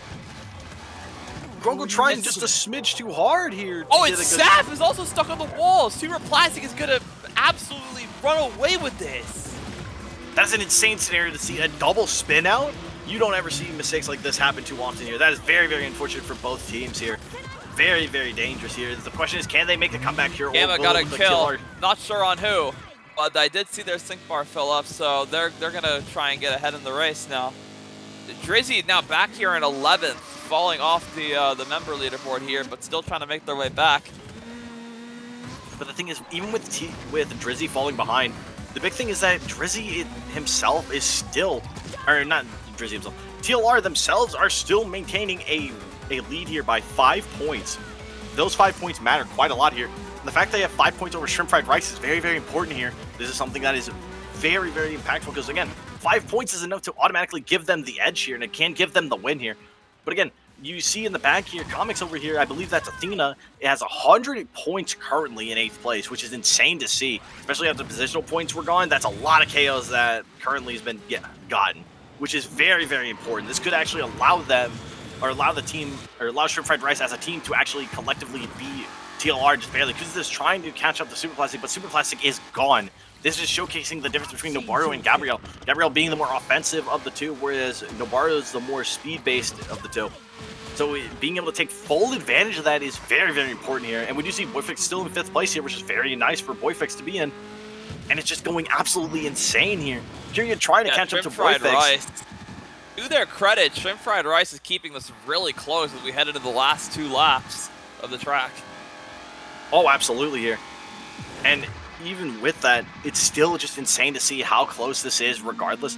And the big thing is it's still neck and neck between 1st and 2nd, and with 4th place, Emotion Engine is kind of struggling here. Looks like Financial District is out of the track, but they do get an overtake here. Blue Ink Wing is now at last. It's a very important overtake from Saf. Absolutely it is. Remember, it doesn't just matter who wins the race. All the other points matter too, because you do get less points for being lower on the board. So they do need everything. Everything they're trying to get, but it looks like Super Plastic is trying to get this last lap taken care of as quickly as possible here. Again, the moment Super Plastic's over that line, that is 200 points that no one else can get. That is something that all of TLR really wants to ensure they secure here. and they can secure this, this is going to be one of the best scenarios possible for all of TLR. Shrimp Fried Rice really needs a KO right now. That much is so important to getting that edge over TLR. The question is, can they get the KO, though? That's more the bigger problem here. If they can even get this KO, that would be so incredibly impactful here. We do see a KO coming out for Motion Engine onto, I believe it might have been someone with Blue Inkwing. So we do see a nice spike of 15 points to EE. But again, Super Plastic to finish the race, by the way. They're on the final turn. The fact that Super Plastic's on the final stretch here. Wait, I just realized, because Super Plastic about to end the race here, Super Plastic has to slow down here, because if Drizzy doesn't get to end the race, they lose positional points. They can lose this. Super Plastic notices this and slowed down purposely to not end it immediately to ensure that his team can actually get over the line. Very good awareness. Decision. Very, very good decision-making by TLR here. Very well done by Super Plastic. Drizzy does need to finish the race. I think even with the fact there's only 40 seconds left of this, I believe Drizzy can make this in time for the last 40 seconds here. It is going to be kind of close here. I think we're going to be within about 5 or 6 seconds of the end. It looks like there is some fighting in the back here. So it looks like someone's trying to secure some points before the end of it. But again, Drizzy just needs to not get KO'd here. Shrimp Fried Rice does get a KO here. Drizzy's trying to catch up here. And it looks like we may have a tie between first place here with Drizzy and, not Drizzy, TLR and Shrimp Fried Rice here. Drizzy's trying to catch up. Drizzy does overtake. He's 5 points ahead. Can Drizzy get to the end here is the question. Coming down to the wire here. Drizzy's looking. Doesn't get KO'd here. And barely secures it with 5 points. TLR is going to take Financial District by 5. What a close race to start off the set, by the way. Close race is an understatement, to say the least. That is insane to see, genuinely. The fact it was that close and it came down to 5 points, and because of the fact that Roshin's strike is so short, it actually allowed Drizzy to not get KO'd and to secure 5 points that TLR really needed. That is an insane 5 points, genuinely.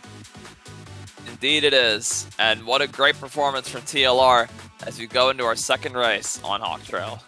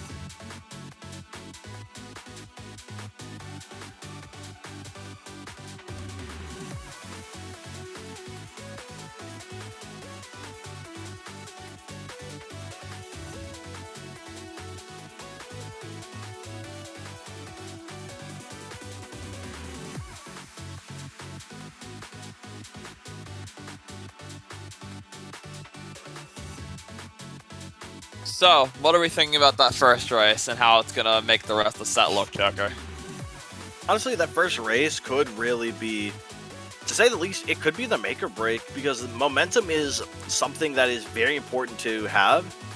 And if that's enough momentum to completely, if that is enough momentum to actually slow down the opposition here for all the other teams and put TLR in a position where they're actually able to overtake the teams for the rest of the series, that is something that is very important here. The fact that TLR barely secure that could really be the difference breaker, or the difference maker for a lot of these teams, and that could actually really cause some mental stress that a lot of teams do not probably want to have currently. Now again, this could actually not do anything though. There is potential that it doesn't, but we have to wait and see what ends up happening here. I do think though, going on Hawk Trail, we're probably going to see a lot of Roshin, genuinely. And it does make sense to see a lot of Roshin on Hawk Trail if we do see her. I do think we'll see some unique picks here, but I think honestly no team is out currently. The fact that it's only the first race, everyone's kind of getting their bearings for each other. This could be very interesting to see. We do see three Furbies. 3 Fermis. This just goes to show how much drifting actually matters in general. Fermi's got a really solid drift, and he's got a really solid, he's got a decent steer, but his drifting is very fun, very consistent. And with the fact that he has a very, he has very long strikes and boost, this could be very beneficial for Fermi, honestly. So we could see Fermi actually hold up some pretty important numbers here, genuinely. So, what ends up happening here, we do see ELX actually back on Nobaru, Saf on Nobaru, Super Plastic on Nobaru, and I believe I think someone was on Gabrielle, actually. Maybe everyone is on Nobaru, though. I didn't quite catch it, and immediately we do see Shrimp Fried Rice actually only has 80 points. Everyone's overtaking Shrimp Fried Rice right now, but again, this is only lap 1, and this is a 5-lap track, unlike some of the other tracks that are 3 laps. This is really not the worst position to be in, because as soon as Sync comes up, have their first Sync bars. Let's see what happens. We see Boyfix with Fermi in second, and Super Plastic with the Boru falling right behind him. Here's the thing, ELX, who's so proficient at this track, already has a breakaway. Oh my goodness, Boyfix just went down. Boyfix going out so quickly here, and we're seeing a lot of fighting immediately here. We do see some more KOs coming out, and it's just a bloodbath on this field. Hog Trail is turning into Blood Trail currently. There's just too many KOs going out left, right, and center. We're seeing a lot of explosions, a lot of camera shaking. It's just getting insane currently. And the fact of the matter is that even with that, we have Grunkle actually opting into the Gregor here. Because this is very interesting to see. This Gregor is almost actually in a position where he's halfway to upgrade 2, which is insane. He's almost at level 3. He's getting close to his level 3. And we do see Athena get KO'd here. Very unfortunate he gets KO'd here. ELX still 500 meters ahead of Super Plastic, really holding that down. So important because they have that edge on TLR by a whopping 10 points right now. Oh, we do see a KO. Saf, you got a self-KO potentially? I don't know what happened there. There's so many. It's so crazy to see how far everyone is from one another. But again, we do see ELX is just so far away here. But again, if TLR can start getting a bunch of points here from KOs, this could make it a lot easier for them to maintain. But again, we do see this position where we have Blue Inkwing in a very favorable spot here. Shrimp Fried Rice is currently in the worst spot overall. So we have to wait and see how the rest of this plays out here. Because TLR and Blue Inkwing are fighting. Oh, what a KO. Kuzadas with a great KO, genuinely, and is just going out of control here. Oh, Kuzadas is the Gabriel we were talking about here, Joker. Kuzi is honestly doing a really fantastic job of maintaining a good position, genuinely. And we do see Kyria slow down for this. Equamax is trying to get away from Kyria. The question is, can Kyria get a KO on Saf or Equamax here is the biggest question. Because that could be really impactful for Shrimp Fried Rice right now, and it could cause a lot of damage to EE mentally currently. So again, that is something we do have to wait and see what ends up happening, genuinely. Drizzy really needs to catch up to support the rest of his team. We'll see what happens with that. Saf currently making their way back up the ranks. But unfortunately misses the KO on Gamma even with that. And TLR currently has advantage here with 350 points to the other teams with oh wait, no, now advantage goes back to Blue Inkwing with 325, back to TLR with 325, and now it's 320. Now it's going back to the top 3 Blue teams Inkwing. Are really close in points. 20 points between the top 3 teams. It's insane to see how close this is, but again, no matter what, even with how close this is, there's still the potential that we have Shrimp Fried Rice actually make a comeback here. Again, no team's out, which is the craziest part about this. You can't count even a single team out, and ELX is so far ahead that ELX is actually in a position where he might start the end of lap extremely quickly. We actually may see some DQs here. And it looks like we have the 1 minute timer already. ELX is so far away, it's not even funny. He ended the race when everyone just started lap 5, basically. The question is, can the rest of the team actually be able to cross the finish line here? Or I think Drizzy might be out of this. I think Drizzy is too far behind to finish the race. There's a chance that he is, and that's the problem.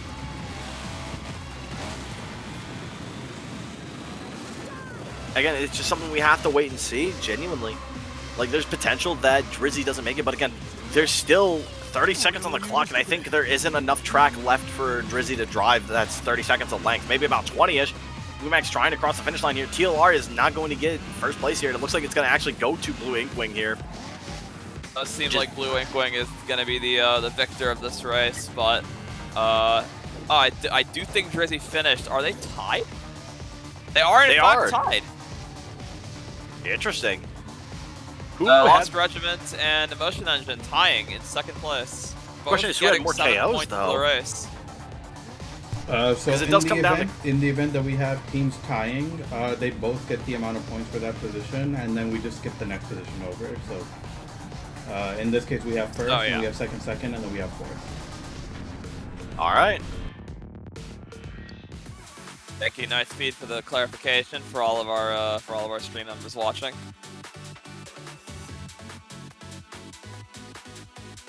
And now we move on to Babylon Fields. I think is our next track. Yet another technical track. We've been seeing a lot of those today, Joker. Not too many of those really high-speed tracks that we've been seeing a lot of in other tournaments, but mostly just twisty stuff. And I do think that kind of contributes to the character distribution in this Screamer Saturdays.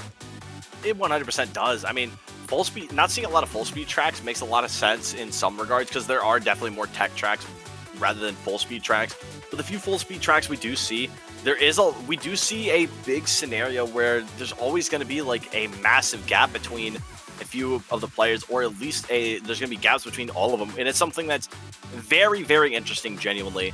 I mean, it's just kind of wild that we do see such massive distributions of players and things of that nature. So it's something that is going to be very interesting to see how everything transpires on Babylon Fields.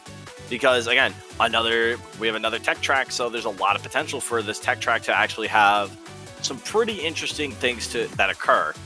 Again, even right after Babylon Fields, though, we are going into a more simple track, and then right after that, we're going into something quite crazy, and then finally ending off with another simple track. So again, there's a lot of time left to see what ends up happening here.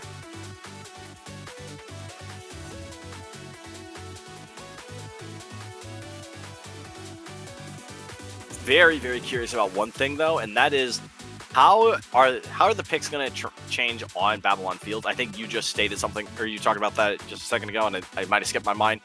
I think honestly for picks, though, I think with the fact that we saw Fermis, there's potential we do see Fermi again, and we see a couple Fermis again. But with the performance that happened with picking the Fermis, some of these players that did pick Fermi might actually opt into dropping Fermi for that reason. Might have been a little too inconsistent of a pick for that last race on Hawk Trail. So players might actually not want to opt into Fermi for that reason. They might want to opt into another track, but the bigger question, but the problem is that even with that, you're kind of in a situation where even you have kind of this idea of, even with Fermi having really nice drifting and things of that nature, you also have to struggle with the idea that if you go Fermi, you have to give up something very important. And it's kind of a big trade-off that players might have to look into. Really depends, Entirely correct, Joker. So yeah, the excellent turning that Fermi has is unfortunately complemented by not having that great a combat presence. So Fermi can be pretty easily KO'd with the given the right players that oppose him. So we're gonna see if people orient to a character that is generally more combat efficient. Exactly. And I honestly want to say that there's a potential we do see something more combat proficient, but it's kind of hard to tell. Because again, if players want to go to something more combat specific, they would have to do it on Babylon Fields or Sector Landing. They would have to opt into it on those tracks, because I think Lower Reservoir, maybe. But Burning Plains, I don't think they want to opt into anything that's combat focused. I think Burning Plains is just too simple of a track to actually allow offensive threats to actually really take advantage of it. I think that's something that players have to kind of be very wary about.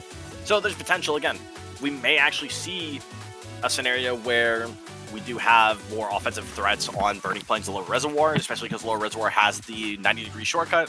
We'll just have to wait and see, but I think it's going to be more prevalent on Babylon Fields and Sector Landing, personally. Yep, and we just have to wait here for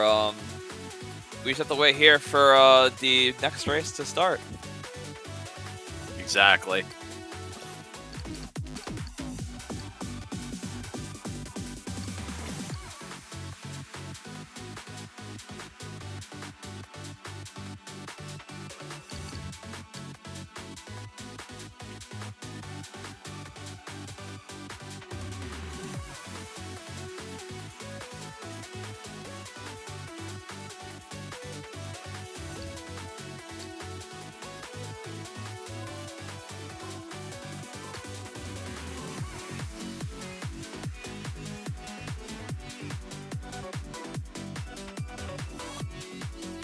We do see the match is about to start.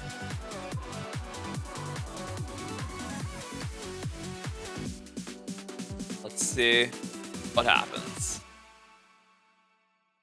All right, what character are we going to see here on Babylon Fields? We do see three Fermies still. 3 Roshins.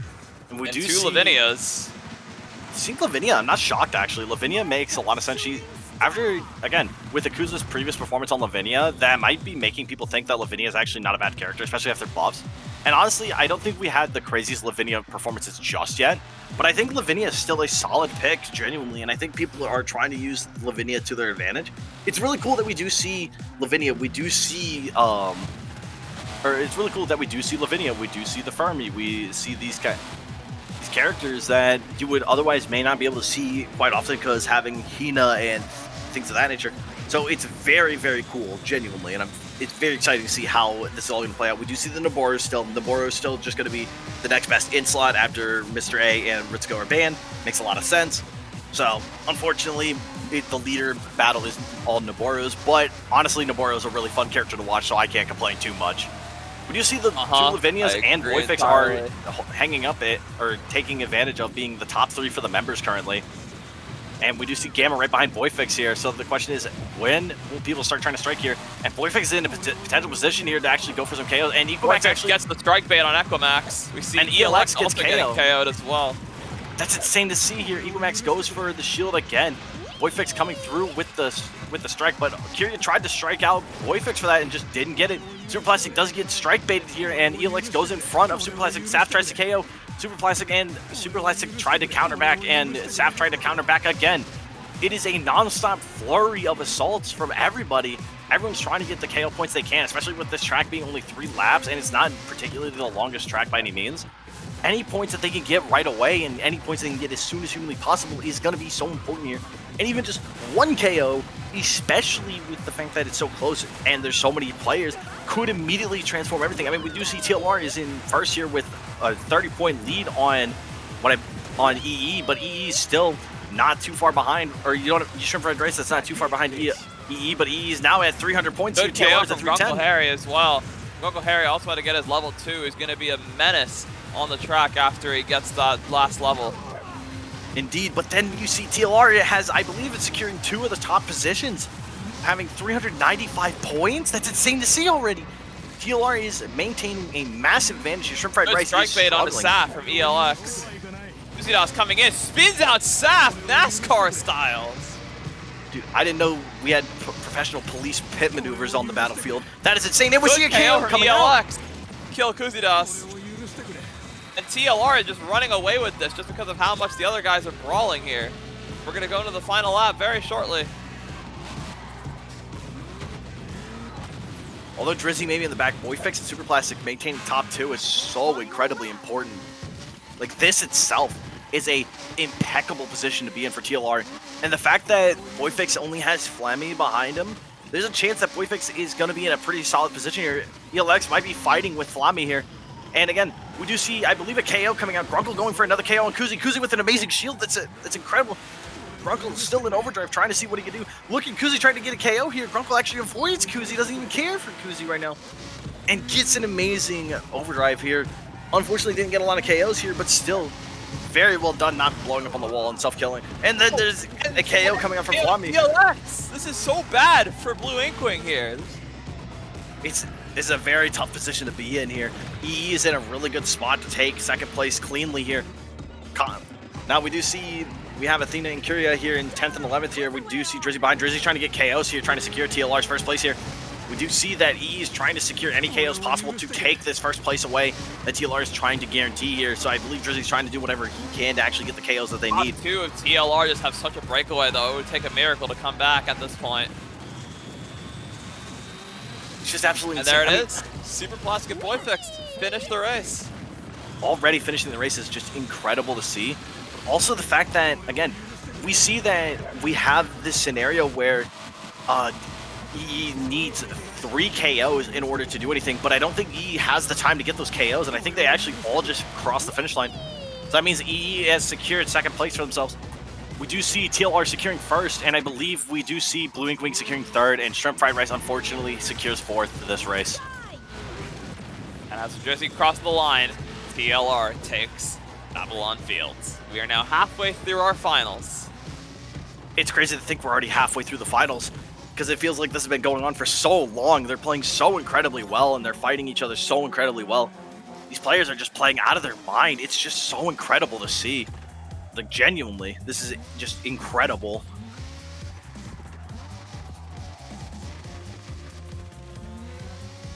How will the players actually adapt going into the final 3 tracks? Remember, the final 3 tracks have 2 very easy tracks. Well, easy quotations comparatively to the other tracks that they've played so far. And then they have Sector Landing, which is a, last time I knew, an obnoxious track that not a lot of players really particularly enjoy too much. So it really is going to come down to see how these players really play on these last 2 tracks. Because, or last 3, I should say, especially the 2 more simple tracks. Those tracks are going to be the most interesting, because it definitely is going to come down to one mistake could actually cost them the game. So again, gotta wait and see how it all pans out genuinely. Yeah, let's just see how the next race goes, and I do believe it is on Lower Reservoir, which is a repeat of a track that appeared in our stream game for round 2. Even with the fact that it's a repeat, it's still a fun race to watch, genuinely.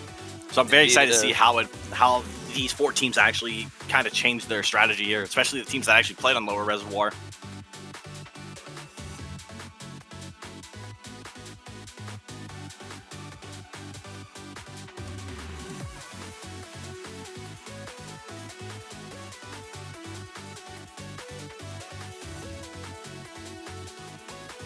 And we do see that Weirdo again substitutes for Drizzy halfway through the set. I wonder if there's a very specific reason why Weirdo and Drizzy actually swap between halfway through the set. Maybe it's just to make sure that Drizzy and Weirdo maybe they have very specific playstyle differences that TLR wants to take advantage of, depending on the track selection, maybe? Or they're just trying to have fun. Who knows? There's potential for that, too. Very interested to see. Very curious as to why they're doing it for the most part, but regardless of the reason why, they are still playing out of their minds, and that's what really matters the most.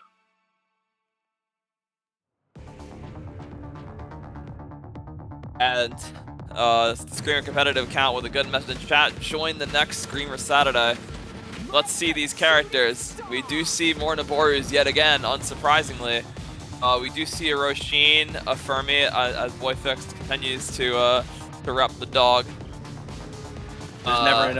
There's never enough dog rep, so I respect this pick. But we do see Gamma actually switching to Akane. Interesting swap, honestly. Seeing the Akane There's so many swap. Roshins in this track selection. I just realized all 4 leaders are on Naboru as well. Makes a lot of sense that they're all in Naboru. Naboru is definitely one of those picks that, again, very consistent. If Ritsuko is banned, Naboru is a very good in-slot option, genuinely. It is very, very intense to see that we have so many Roshins and we see a bunch of Naborus. Again, just like you said earlier, the Akane pick coming out from Gamma is still so interesting to see, but again, the points are so neck and neck.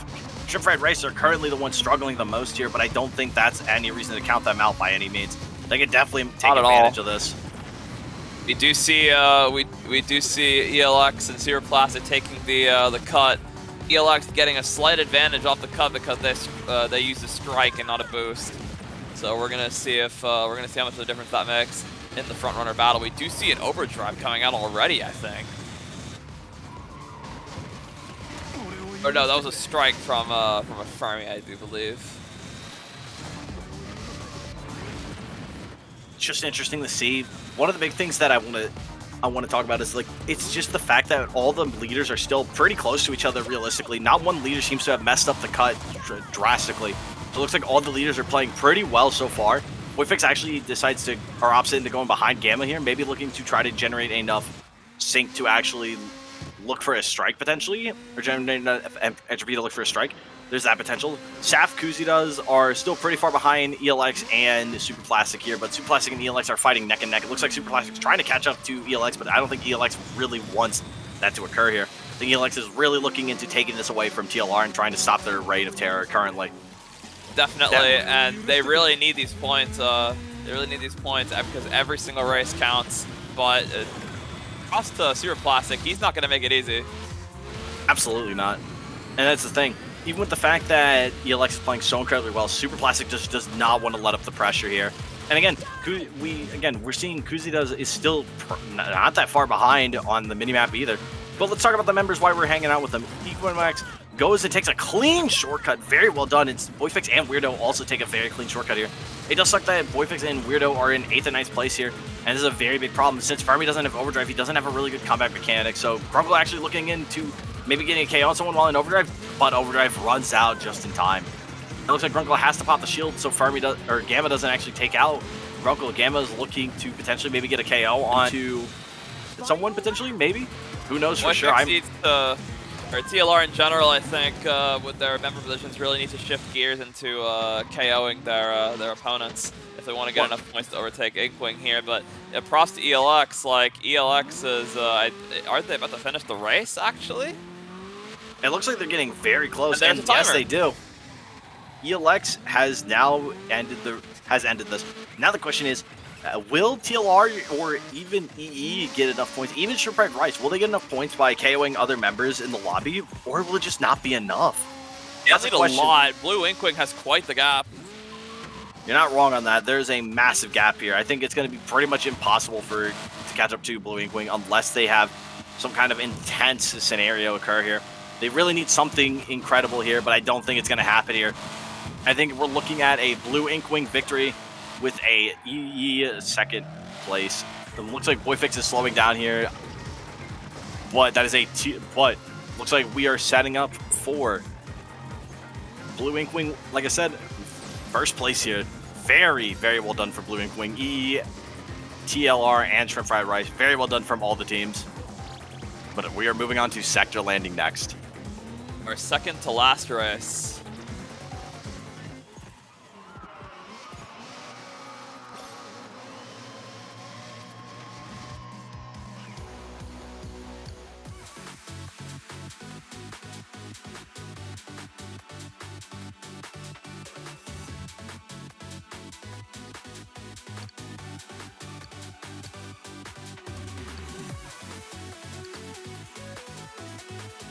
I think honestly, going into Sector Landing, since this track is such a massive difference between Reservoir and Burning Plains, I would honestly be, like, genuinely, I would be more shocked to see a lack of Roshians here.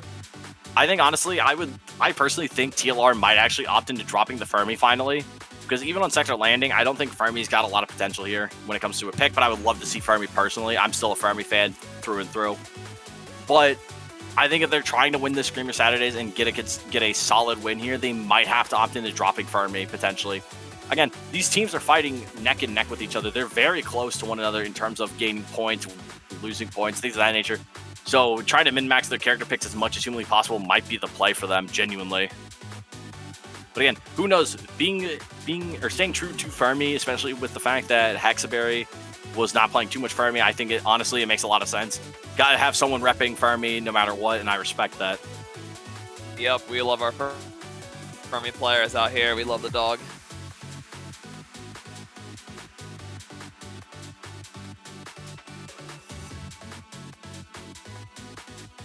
I think honestly, when it comes to leaders, I think, again, since we're going to Sector Landing, Navarro easily.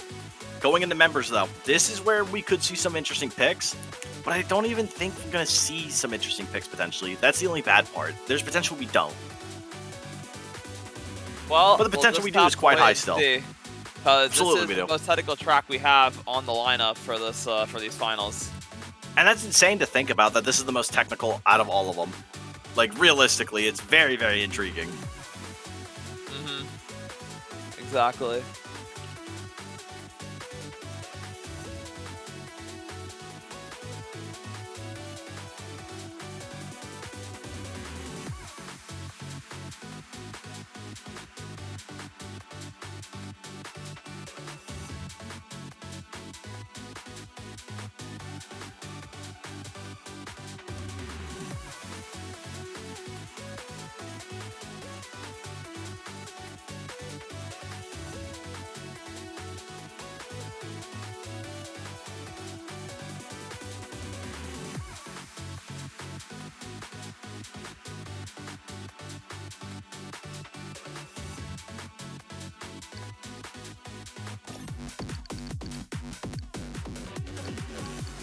All right, it looks like we're going into sector landing finally.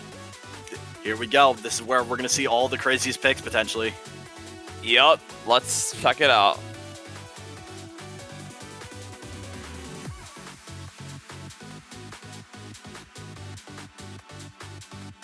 Now, out of all the picks, again, I'm still interested in figuring out who the teams are planning on playing here. But again, the chances of having super unique stuff is very minimal, which is very sad to say. Honestly, it is. But Yeah. it's definitely one of those things that's kind of interesting to say the least. I think there's definitely potential that we do see something interesting here. But again, gotta wait and see. Don't want to say anything just too yet. And it looks like it's going to be 4 Roshins, Gregor, Lavinia, all Naborus, and 1 Fermi. Looks like Boyfix is staying true in running the Fermi no matter what. As they I say, respect 4 the Hexaberry. dedication. Super Plastic actually opting into being a member on this track instead. So it looks like we're seeing, I believe, Weirdo is going to run the leader role here. Weirdo Interesting on... to see. Oh no, Boyfix is on the leader role. My bad. Boyfix is the one that's opting into the Noboru here. I might have made a mistake here on who's playing who. This is actually really interesting to see. Super Plastic actually opting in to go in the back. Weirdo is actually on the KG. That's why we have a KG.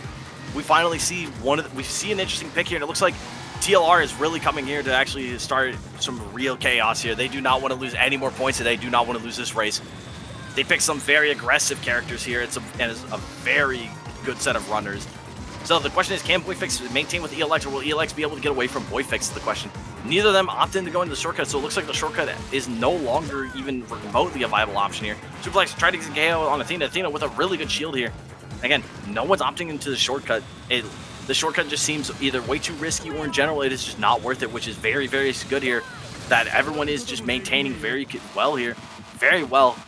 Now, going into this section here with the 3 90-degree bends, this is definitely where a lot of KOs can happen. This is something this is definitely the spot where it's a lot more risky. Flamey going for a Good strike going bait with a from bait. Harry. A good with a shield really to good follow it up shield. as well.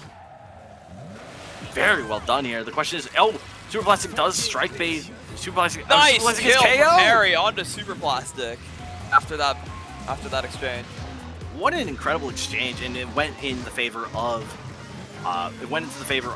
Blue Ink Wing. Very, very well done, genuinely here. Now we see Athena in 7th place, Flamey's in front, and we have Inkwax behind. Now the question is, will either of them be able to pinch down Athena here and just take Athena out, or will Athena be able to get away with it? That's the question I'm just about. But Boyfix, look at Boyfix just going out of control here. Just getting away from Kuzi and getting away from ELX here. Boyfix is trying to showcase his Good potential shield from Korea. and how well he is as a front runner here. Again, great shield, just like you said, Milla. And now Safa over here in the back trying to catch up to the other leaders here, but it might be too little too late. Saf is so far away from all the other leaders. This could be a very dangerous situation here. Saf's got to hope for the other leaders to make a big mistake here to allow himself to catch up to the other leaders. We have Weirdo goes for the shielding and overdrive. popping the overdrive. Unfortunately, did not get the KO, just barely missed it. But can Weirdo potentially get a KO coming up on Equamax here? There's potential. This overdrive is lasting quite a while here. Equamax does get one shield, from Equamax. does get 2 shields. Another shield from Equamax. But gets KO'd And there's the anyways. kill. Very well done. This is exactly what they needed. But the thing is, even with that, Blue Ink Wing still in first place here. This is a really bad Blue Ink Wing still maintaining a solid position here. Even with Boyfix having first place locked down, ELX is right behind him. 15 points. This just goes to show how low the member points are now in comparison. Wait, Boyfix just dropped from first. ELX tried to get a strike off on Boyfix, and Boyfix dodged it, but because of it, Boyfix now in a really bad position here. Boyfix is trying to catch up with strikes, trying to catch up. Does not get the KO, spins out! That's so unfortunate for TLR. Boyfix getting spun out there is so incredibly unfortunate. That is really, really bad. That is not what they needed, and the rest of TLR is struggling to get anything done here on Sector Landing. Sector Landing showcasing why it's such a dangerous track and why it's so incredibly important to not only play incredibly careful, but also play out of your mind simultaneously. It is very, very unfortunate here, and it looks like we're going to see the race end by Kuzi. Kuzidas is actually finishing it first. We have Shrimp Fried Rice in first with the point totals, but now it's tied. What is 10 going on points here? separate first and second. Who is going to take it? I think Shrimp Fried Rice might actually be able to take it. I think they got the last KO they really needed to in order to take this. Looks like Weirdo's trying not to get struck out, but he got struck out. And now it's 5 points 295 to separating first and 3-5. second place. And it looks like we can see. 10 points between the two teams. I think it's actually too late. I think Shrimp Fried Rice actually just barely lost. I think we just saw that Blue Ink Wing just got the last KO they needed right at the very end of the last few points. It looks like Blue Ink Wing's actually going to be taking saw this. that on the stream cam. That was a crazy sequence of events, and it does seem like Blue Ink Wing are going to be taking this race. It was so incredibly close. And But Blue TLR Ink in Wing- last place. This is unheard of. TLR, this is, I believe, the first time they actually scored a bottom position out of the whole series so far in the whole tournament. This is the first time they actually fell to the bottom spot. This track really did not pan out well for TLR, and this is very unfortunate for them. They really got to pick it back up going into the next race. Well, Now, there's one race left in the finals, and what track is it on? I think it is the Burning Plains. It is Burning Plains.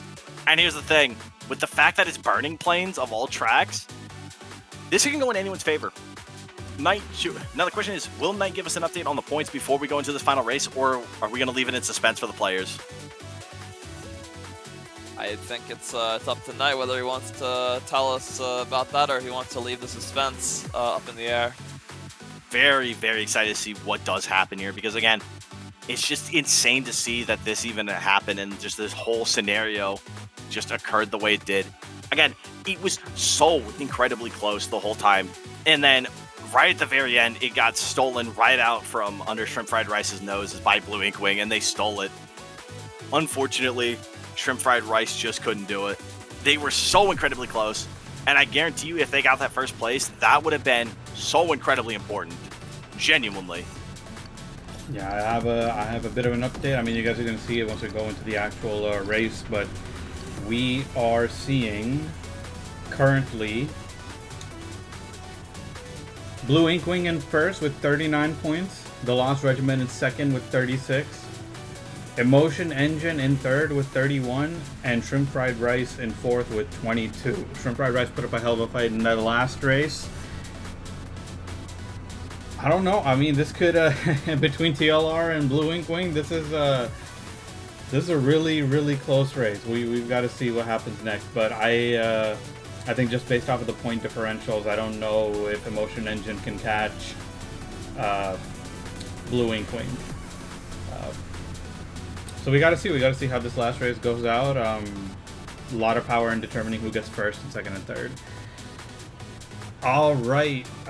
Without further ado, just gonna get everybody's ready, and then we'll get right into the final race on the Burning Plains. Good luck to every team. Y'all played amazing. Yeah, everybody say it in chat. One more race. Let's see it. The fact it's on the Burning Plains of all tracks as well, that to me is like the craziest part. Being on Burning Plains of all tracks does make a huge, huge difference here. Again, this could go in anyone's favor, genuinely. The fact that Burning Plains is the track choice is just going to be one of the most intense parts of it in general. So we'll have to wait and see how it all plays out. Again, there's so many different things that can occur strictly on this. So we'll have to wait and see what does end up happening here, like through and through. It's just unbelievable how close this is for all the teams involved. They're all playing out of their mind is what it is.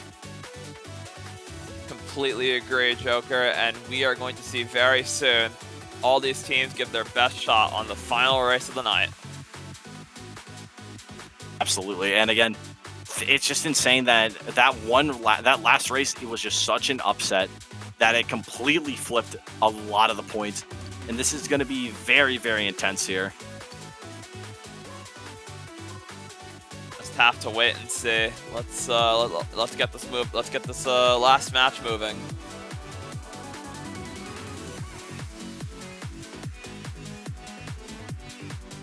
Now the question is, what characters are we going to see? Are we going to see potentially some teams actually opting into certain very unique specific picks? Are we going to see some teams opt into maybe just running the same thing they have been this whole time on Burning Plains? What's going to end up happening here? There's so many questions, there's just not enough time to answer them all. And that's what makes it really interesting and really intense. Well, this is a front-running track, not that many tight turns or bends, so we're gonna probably see a lot of these more speed-oriented characters. Double Akane, Hiroshi! Two Hiroshi! Hiroshi! Yo! Double John Screamer has showed up for the first time. And unfortunately, unlike a shooting star, he's not gonna burn out here. We have 2 Hiroshis, 3 Akanes. What an incredible lineup of characters. This is insane. Now, Shout out to Sparrowhawk. He's in the chat. Absolutely. Now the question is, how is this going to play out? We see TLR is actually maintaining the point total lead currently. Super Plastic in first place. How is everyone going to take the shortcut here? Or is everyone going to take the shortcut very consistently? Or is everyone going to make mistakes here? And it looks like everyone takes this perfectly. Everyone makes the merge everyone just is on cleanly. the shortcut just fine.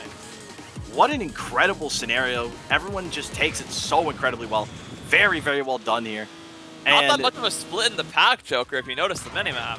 no, everyone is But playing KO's already come out. I saw an explosion happen there. Weirdo got taken getting out. KO'd. already seeing a KO here. That's actually insane to see. Gamma's trying to catch up to Super Plastic here from the looks of it here. But the question is, can they catch up to Super Plastic here? Super Plastic is going out of control. Saf gets a KO on Gamma! from Saf onto Gamma. But again, Super Plastic has a 200-point total here, and just the rest of TLR is maintaining 330. For this track being 5 laps, this is one of the shortest tracks arguably in the game based on how fast it's going. It feels like we're already going to be on lap 3 any second now. It feels insane to say that. Saf gets KO by Kuzi. The leaders are fighting neck and neck, tooth and nail, trying to get KO after KO after KO, trying to do whatever they can to stop Super Plastic in this track. Because Super Plastic winning this is going to be insane. Again, Kuzi is trying to catch up with the Super Plastic. It just all comes down to how this last turn goes, and it looks like Kuzi takes this very well, but gets KO by Saf again! Gamma gets KO'd on the corner by Saf. These two leaders are beefing. Someone get their members to check up on them. All I can say is, I did not know in lore that Noboru and Hiroshi hated each other. This is a new scenario for me. I cannot believe there's a DLC update for this. That is insane, but Super Plastic is not going to get slowed down at all by the amount of fighting in the back here. It's just insane to see. Egomax, and I believe we see Grunkle here, and I believe in the back we have Flammy. Flammy, all three of them are trying to get whatever points they can here. Kyria is kind of stuck in the back as well, and Grunkle is struggling right now, not even at level 2 yet. Blue Inkwing needs these here. points to hold on to the lead. This race Absolutely. is so important. But look for them. how big of a gap there is between all the leaders and these members. This gap has just been increasing non-stop here, and Super Plastic is so far away, it's not even funny. We do see a KO on the comics premiere. It looks like we see From ELX trying to catch up ELX. to Are they going to Weirdo. get a KO on Weirdo? This could be so important for them. Weirdo's trying to get away, but And gets they got KO'd it! anyways. That's really unfortunate for Weirdo, but the thing is, Weirdo's still in 7th place here, and there's still all of TLR is still in the lead right now. This is very important here.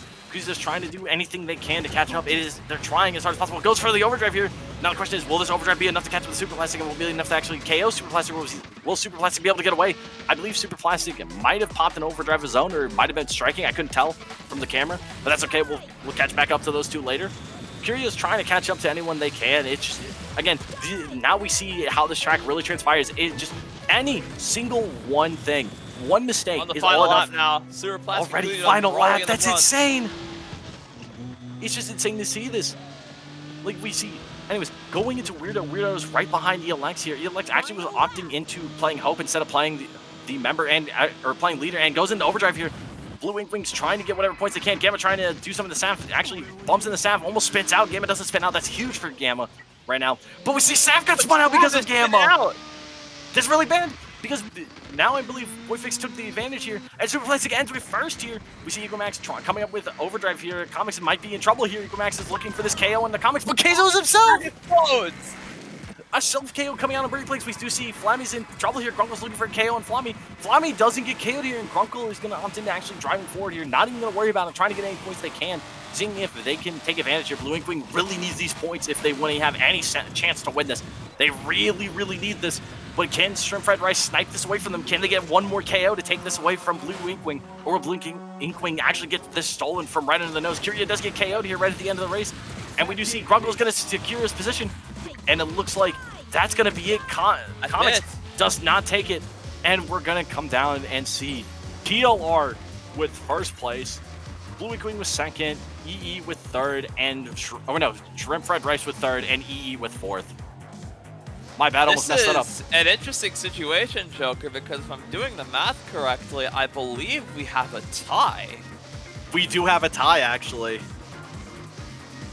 I do believe Lost Regiment and Blue Inkwing are currently tied for first. What an incredible situation to be in. What is the... Now the question is, what do we do about this? Let me check, because I'm not entirely sure I wrote down anything for for a tie, but let me double check. We do need to declare a winner. There can only be one. We need to declare a winner, but I don't think I wrote down anything for a tie in the final round. Well, what do we I'm gonna leave it up now? to. What do you say we leave it up to chat? They decide, and let's double check with the players. Well, what does chat want? Let TLR and Blue Inkwing decide with Chad, maybe. Let's consult chat. What are chat's ideas? Let's hear them out.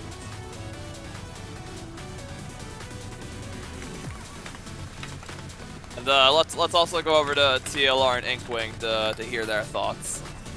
Absolutely. We need to know. Point-wise, I think it's. I think they've got essentially the exact same like positional average too. That's what I'm trying to figure out. So when you're like tied that much, it just makes sense to do a head-to-head, right? I think we have to do a head-to-head here in some capacity because the fact that they are exactly tied when it comes to everything is kind of nuts. Yeah, their average tie is I mean their average position is second. Their average position is second? Oh my god. Yes.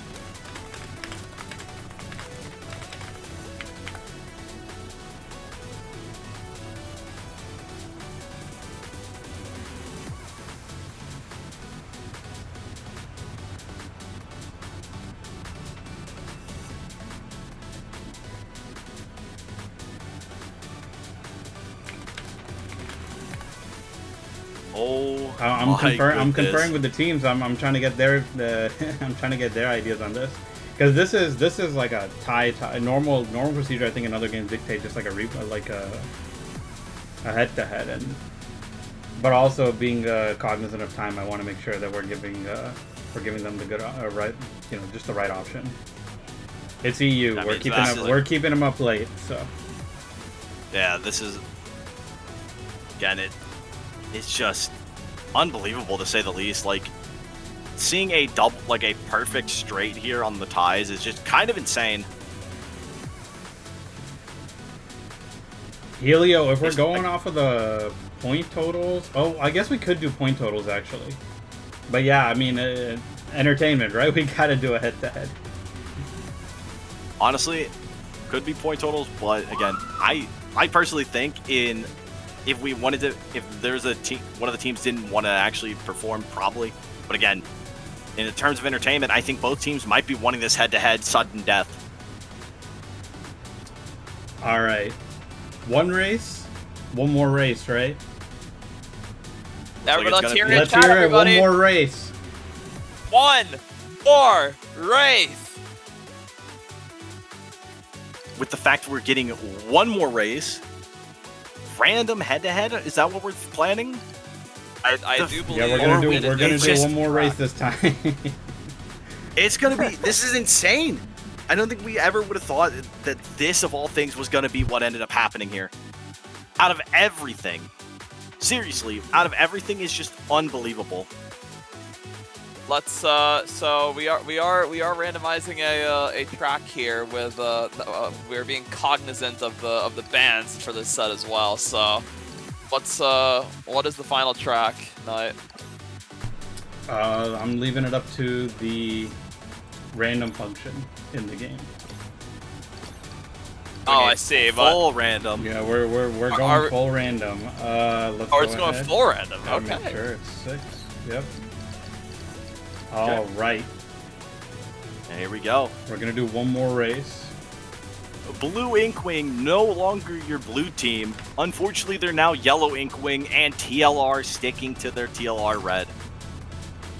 What will be this track random? I don't think they can get blue. They cannot get blue. The question becomes... Unfortunately, we cannot give them blue. Nope. How do we give them blue? Want to give them blue. We can't give them blue. The only So option is sad. potentially you could add more players maybe and see if they can play just That doesn't work. with an empty team. Potentially. Oh, and AI is off, right? So this might work. If AI is off, it could. It should work. All right, I'm gonna take track bans from them, in addition to the ones we have right now. Are we banning Oh, more boy. tracks? Actually, no, we're not. We're just going straight random. All right, Okay. let's figure this out. Straight random. Straight random. All right. Waterside Misery. That is was the track we're playing. that was a less climactic random. Just a little. Well, the game's spoken. Waterside Misery as the random track.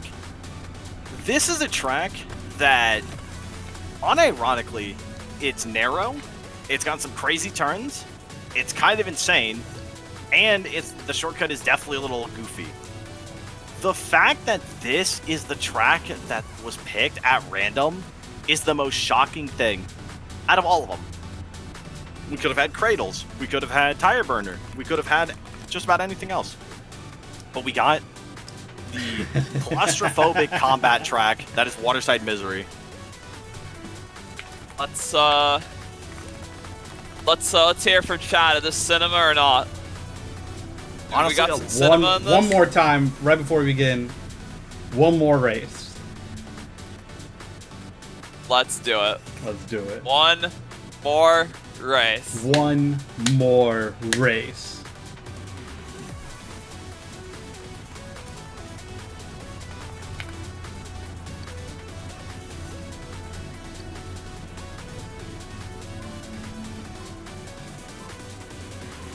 It is time. What a climactic ending here, Joker. Yeah, what are we? Well, climactic or not, regardless, the fact that both teams were able to make a tie occur is insane. And it is now time for that final one more race. And the character picks on this last race are double Roshin, double Gabrielle, and Dirk from Dirk! Gamma. We got a Dirk! Big Dirk energy in in chat! finals. This is a race to be just in shock and all about. And immediately off to the races, TLR and Blue Inkwing go. Again, this is going to be an intense race, genuinely. Gamma, ELX, and Grunkle all maintaining very solid positions where Boyfix, Weirdo, and Super Plastic are kind of in the opposite positions. It is going to be very, very intense here. Now it's going to come down to not only just having the best positions, but also getting a KO or two. This could be very intense here. There's so much Screamer to play here. 5 laps of Waterside Misery, and even one mistake is enough to cost you the whole series. How incredibly crazy is that? This is a track that you have to be playing out of your mind on. You do not want to make a mistake on here. And the fact there's so many Roshins, there's a lot of chances to get a lot of KOs here. Weirdo going into trying to take an early lead here, trying to get 3rd place, and now TLR is maintaining the highest position right now. Are Grunkle neck and neck right now. Literally fighting tooth and nail for who's going to get this position. Super Plastic actually... Good shield from Grunkle Harry. Very, very well done by Grunkle. Almost got the snipe out. Super Plastic almost got that snipe out and gets double KO! TLR! This is huge for Blue Inkwing! Dirk putting in incredible value here. ELX, Super Plastic, and Grunkle are in an amazing position here. All of TLR are in a very tough position here. This is a Waterside Misery at its finest here. Dirk really showing his colors as the biggest beast on the battlefield. And I'm going to tell you right now, if Dirk gets even one more of those off, this could be near impossible for TLR to actually make a comeback from. They really need to get something done here. Super Plastic trying to stop Grunkle Harry here, but we do see Gamma's trying to make some kind of grounds here, maybe trying to get Super Plastic. Who knows for sure? Super Plastic doesn't have a strike built up, and Grunkle actually brake checked Super Plastic, and because of that, Super Plastic got screwed up big time, and Grunkle was able to make a getaway here. This is so huge for Inkwing. 2 developed in the span of a single lap. We see Boyfix trying to bait out ELX, but as we're taking, we do see a KO come out. And it looks like ELX might have gotten that KO. Again, Super Plastic and Boyfix are in 2nd and 3rd, but right now, they need to get some... Gamma with another KO! He's got 175 points already! That This is insane. Gamma really pushing the Dirk energy through. What TLR, an insane they really pick. need to get something here. TLR needs to get like first, second, third. They have to get something done here, but TLR is struggling. This Dirk is so impressive. ELX is being so impressive on the machine. This is insane. Dirk is literally becoming the biggest problem on Waterside Misery. It is impossible for TLR to deal with this Dirk. This Dirk is non-stop threat. He is just the biggest problem to TLR currently on this track, and TLR is struggling immensely. Super Plastic may be maintaining decently with Grunkle, but Grunkle is so far away, he's getting out of here. There's a chance that Grunkle actually just gets to the finish line before Super Plastic can even catch up, and Weirdo's trying to catch up, trying to get to Voidfix here, but these strikes from Roshin are just too shallow. They don't go far enough. They have to get to Overdrive, and they can't get to Overdrive. It is already on final lap. Super Plastic taking this cut very well here. Very well 300 done. meters behind Grunkle, though. I don't know if it's enough to catch. This track isn't that long. I don't think it is. I think that one scenario where Dirk finally got his value as a character, And there's the that's finish gonna for be Grunkle it. Harry. I think that's don't- going to be it for Blue Inkwing, and they're going to take Screamer Saturdays #3. It is unbelievable. It came down to random, Gamma pulling out the Dirk out of nowhere and made Dirk not only show up and play out of his mind as a character, but Dirk got 3 KOs in a head-to-head and went out of control. 60 points in KOs to Blue Inkwing, 0 to TLR. Both teams playing out of their mind, but Dirk was just too much of a threat. He tore up everybody on the track, and there was nothing stopping Blue Inkwing from taking this. What an absolutely amazing head-to-head. What an absolutely amazing finals from both teams. Incredible sudden death race, Joker. I could not be happier with that finish. I could not either. Literally, that is just an insane final race. One of the most impeccable final races I've ever seen. Absolute cinema, in my opinion. And to top it off, we got to see Dirk not only perform, but take the crown from the rest of TLR. It was so close, but yet Dirk was the final straw that broke the camel's back. And props to Inkwing for clutching up under the pressure and being able to take it home. Props to TLR for putting on an awesome show and getting as far as they did, getting all the way to a tiebreaker in the finals. And of course, a shout out to every other team, no matter how far you guys made it. You guys really showed up and brought us a show here today. Again, this just goes to show how hard these players have been pushing their limits, how hard these players have been trying to improve, how hard these players have been improving. They've gone and performed so incredibly well on the Screamer Saturdays. Both teams played out of their minds, and we're in a situation that came down to one of the most climactic finals that was just so incredibly played by both teams. It was just unbelievable. What an absolutely amazing Screamer Saturdays, genuinely. And Wow. And finally, congrats to Blue Inkwing. Congrats to TLR. And in general, congrats to EE. Just all these teams, especially, and Shrimp Fried Rice. I don't want to forget Shrimp Fried Rice. They all all four played of out of them. their mind. Let's give every single one of them, a round of virtual applause. Great work from every single team that made it out today. 9 whole teams made it out. I know it's not an ideal time. We had a lot of people that were, unable to make it that still made it in the chat. Thank you guys so much for showing up. But for those of you that did make the time out to make it, we are truly grateful to have you. We're truly grateful to have you. You better not forget SFR, the rice ain't the only thing that'll be fried. You guys heard it. Joker Miller, we can't forget shrimp fried rice. No, we cannot. We here love shrimp fried rice. Again, it's just insane to think that just like the last time we saw Shrimp Fried Rice, they were fighting tooth and nail to bring it up to the top. They made it to the top, but it's but again, unfortunately for Shrimp Fried Rice, even with how well they played, they were stopped yet again right at the finish line. Very unfortunate, but again, playing out of their mind to get there. And in general, the fact that all the teams that made it in just to play Screamer Saturdays and just all the teams that played so incredibly well is just impeccable.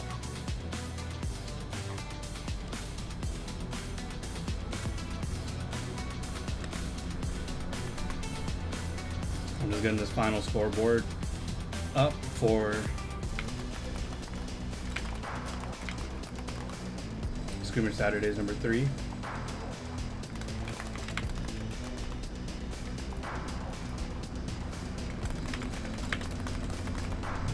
Wow. I'm still from the production side. It was just so much fun to go in between and see what was going on. Man, that was. It was really incredible. This Screamer Saturday was definitely one to remember, for sure. Oh, absolutely it was.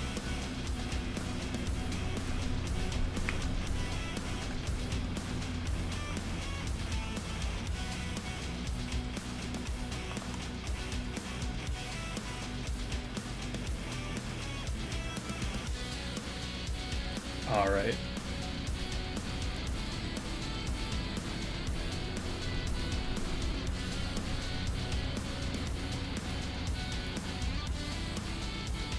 Let's go ahead and take a look at the final scoreboard for Screamer Saturdays number 3. In 4th, we have Shrimp Fried Rice. In 3rd, we have Emotion Engine. In 2nd, we have The Lost Regiment. And in 1st, we have Blue Inkwing 46 plus. That plus denotes that they won the sudden death race. But a shout out to every single team that made it out today. We had 9 whole teams. I want to give each of them their flowers. We had the Lost Red. We had the 4 that you see up here. We had Team 404. They didn't get a chance to be on stream, but they did an amazing job while they were racing. Sun Chasers made it out after a break from Screamer Saturdays number 2. We were glad to have them back. Street Saints, as always, amazing performance from them. They're a really strong set of players, and they've been here since Welcome to Neo Ray. The best of the best, the 2%, made it back after hiatus for all the way from, I don't think I've seen them since Welcome to Neo Ray. I mean, we've seen Lord Narcissus, we've seen Dandu, but like, you know, the team itself with Killer Frost, those OGs, they made it back. And we got D3, we got Drift, Drip, Destroy. They also made it back. You know, with, I don't know, how long do you want to keep this bit going, Milla and Joker, or do we just whatever? I mean, hey, do we have the winners available for a short interview, or how are we doing this? Yeah, I mean, sure. You know, it's not Helio Shade, unfortunately. Man, if D3 made it all the way, we could have had the big, like, quote unquote reveal. I mean, I'm sure everybody figured out by now it's Helio Shade, right? But yeah. I don't know. Let me ask if they're interested in an interview.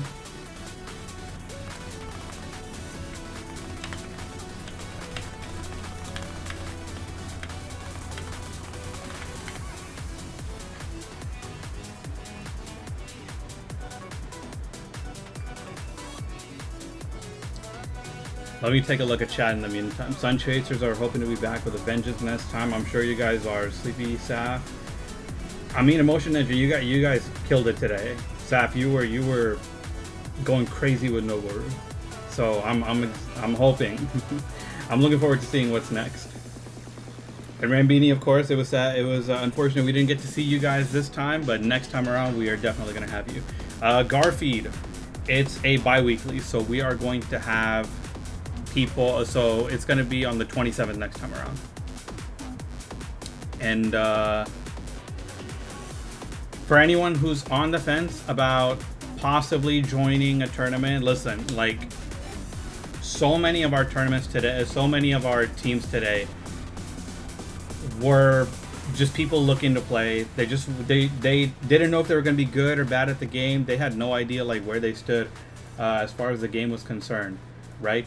And they just came out, showed up anyways. They didn't have a team either. They just filled out our form. I mean, Blue Inkwing is like the testament to what we've been trying to do up here in the, you know, me, Milla, Joker, what we've been trying to do. And, you know, Blue Inkwing was a group of 3 people that just needed a team, and they put themselves together. Like, you know, Remy put it perfectly. You don't have to wait until you're goated. Don't wait, in fact, because you have no idea when that's gonna come, right? Just play, just sign up, just show up. People, like, you're just here to play the game. You're just here to have a good time, and if you turn out to, and however you do, you're gonna improve.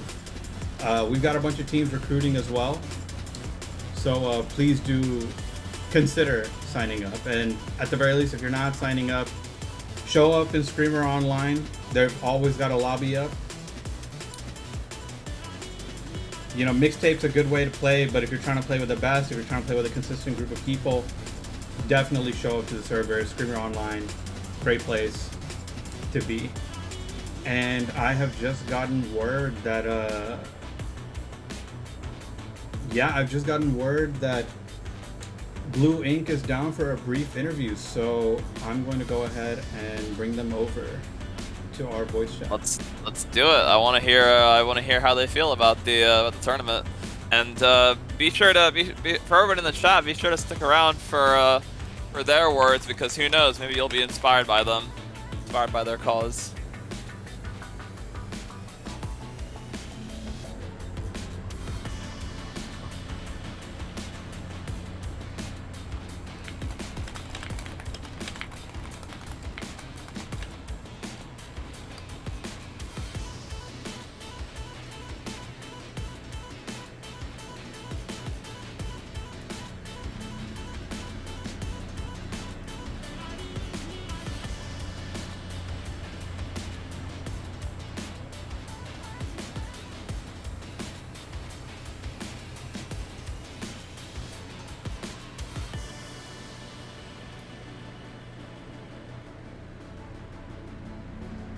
Okay.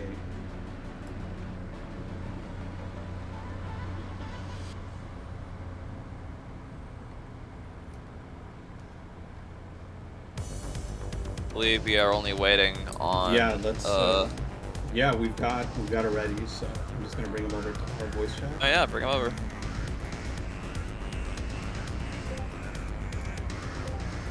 Hello, hello. Can you guys hear us? Hello, loud and clear. Hello. All right. Well, Let's hear it. What do you? How are you feeling after your win? I'm ecstatic. Like, it feels so weird to contain my excitement because it's like 2 a.m. for me, but I'm like so happy for winning Screamer Saturday's tournament.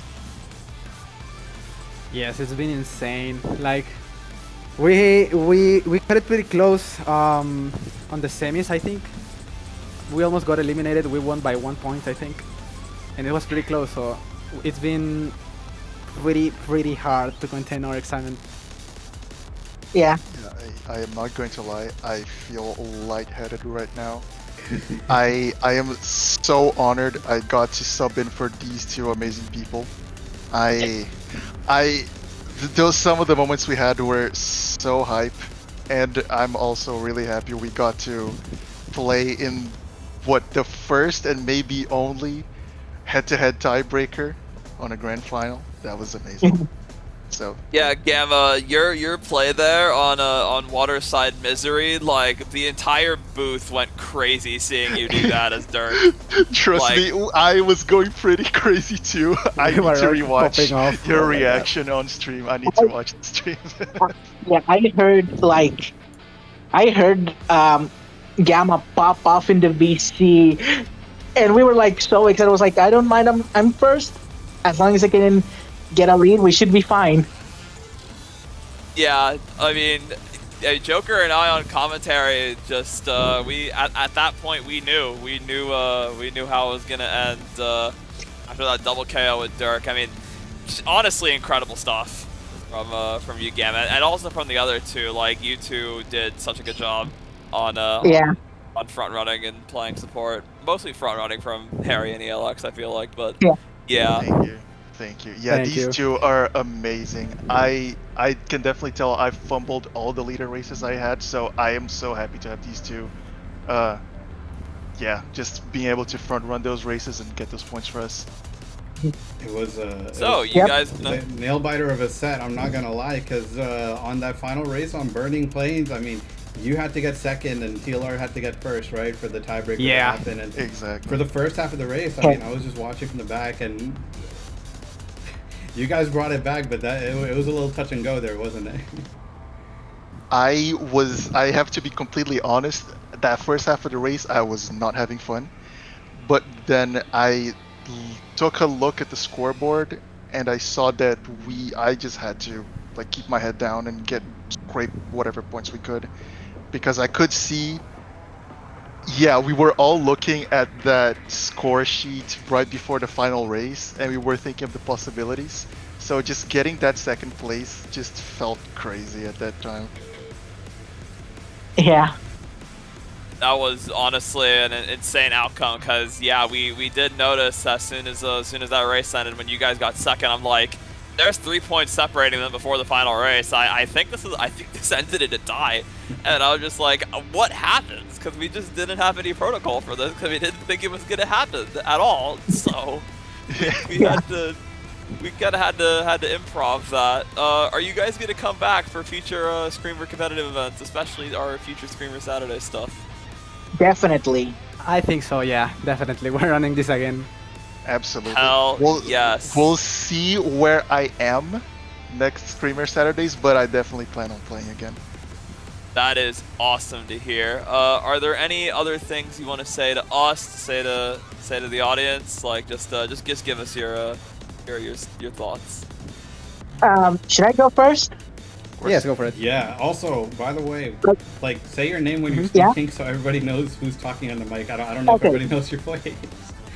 Okay. Okay, so I'm Grunkle Harry. Hi guys. Hello. Oh, okay, Grunkle. All right, we got Grunkle area here. Just making sure everybody knows like who each voice belongs to. Yeah. All right, Grunkle Harry, you're go. What do you want to say to the audience? We'll start with you. Well, if you please consult this image that I'm gonna probably show on stream, I think I think at this point it's like a very clear evidence that this silly meme I made like 2 months ago at the game's starting lifespan. It's kind of funny how it aged gracefully, dare I say. I think I know the image you're talking about. Yeah, I think everyone knows that image. Do you mind posting it? Because I can pull it up on stream. Yeah. I think it should be somewhere on the, at least on the Discord server. Like it did get Hall of Fame. I will repost it on general chat as Yeah, well. I found it. Tonight I found it. Consult the image. Oh, Yeah, this, yeah, this yeah. one, of course. Good. Let me put it. All right, keep going. I got it on stream. Don't worry. Consult this image. Alright. So I guess I can go next for the time being. Yes, go. So Yes. yeah, this is Gamma. I am, I guess, Blue Ink Wing's super sub for this True. tournament. I would just like to say a huge thank you to you three, the TOs, for organizing this and letting us have fun every other weekend. It's we all know Screamer is a small, scrappy game, and I love the fact that we're all here just to enjoy it together. And a huge thank you to anyone who was watching. And with any competitive sport, any type of competition, the audience is always the lifeblood. So yeah, thank you guys for watching, and I hope you enjoyed the show we put on. All right. Yeah. And last but not least, ELX. Hello guys, this is ELX5. I just wanted to say thank you to everyone who made this possible, especially the TOs. I know it's not easy managing all this stuff. While I personally don't have any experience running any kind of events, I know that it's not easy. So thank you guys for everything.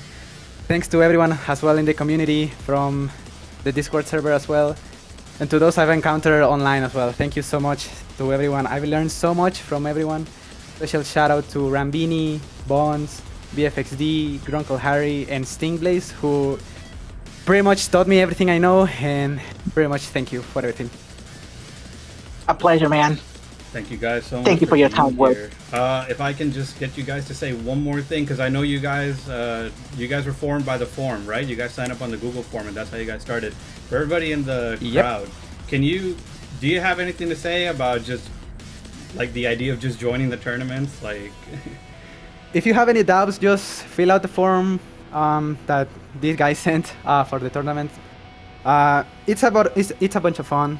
Even if you don't win, it's still fun to play against everyone and to see how each player plays the game. You can learn a lot of things. So if you are still undecided, just go for it. You can get some good teammates out of them. Yeah, absolutely. It's all about having fun here. Uh, I have to be honest. I didn't have the greatest of times back when I joined the first Screamer Saturdays. But here's the thing, right? You stick around, you play, you talk to people, and at the end of the day, it's going to be fun. It's going to be a blast. So it's like Yelek said. Even if in the first tournament, maybe you'll get washed, maybe you don't have such a great time. But I think just being able to like joining these tournaments is one of the best ways to just become a part of this community. And overall, we have lots of fun here. We are so glad to hear that, guys, and thank you once again for attending, and congratulations for winning Screamer Saturdays number 3. Thank you. Thank you so much. All right. Thank we're you. not going to take too much more of your time. For amazing running Yep. this tournament. Yeah, of course. We're excited to see everybody show up for the next one. We're not going to keep you guys too much longer because I know it's EU timing, but thank you again for this post-race interview. No problem. Always happy to give a few words. Yep, thanks a Thanks lot. for having Y'all us, have a- guys. Thank you. Y'all have a great night. Alrighty. You You guys guys have have a a good good one. one. Please take care. You too, guys. Have a great one. Bye. Yeah. See you guys. All right. For everybody else still in chat, thank you guys for sticking around to hear from our victors for today. But know this, you too can be a victor. And even if you're not a victor, like they said, just come on over and have some fun, right? Just a little bit of like a few announcements after the fact. Like always, we pledged to do, we're going to be putting out a form for updates to the format. I know we've got a lot of information from this very different format we ran today. If you have any suggestions, please come on over to our server. Be sure to just lay out your suggestions, your thoughts on how today was run, about the format. And we look to have our next Screamer Saturdays in 2 weeks from now. Anything else from you guys before we sign off? Just more absolute cinema gameplay as usual. There's not much more to say. It's just I really enjoy all the players coming on down here and having a great time and giving everyone, including us up in the booth, a great show. Nothing. I need water. All right, then. You guys have a great one. Thank you guys for sticking around. Thank you to Mila and Joker, as always. And we will see you guys 2 weeks from now. Y'all have a great one. See you guys. Have a good one.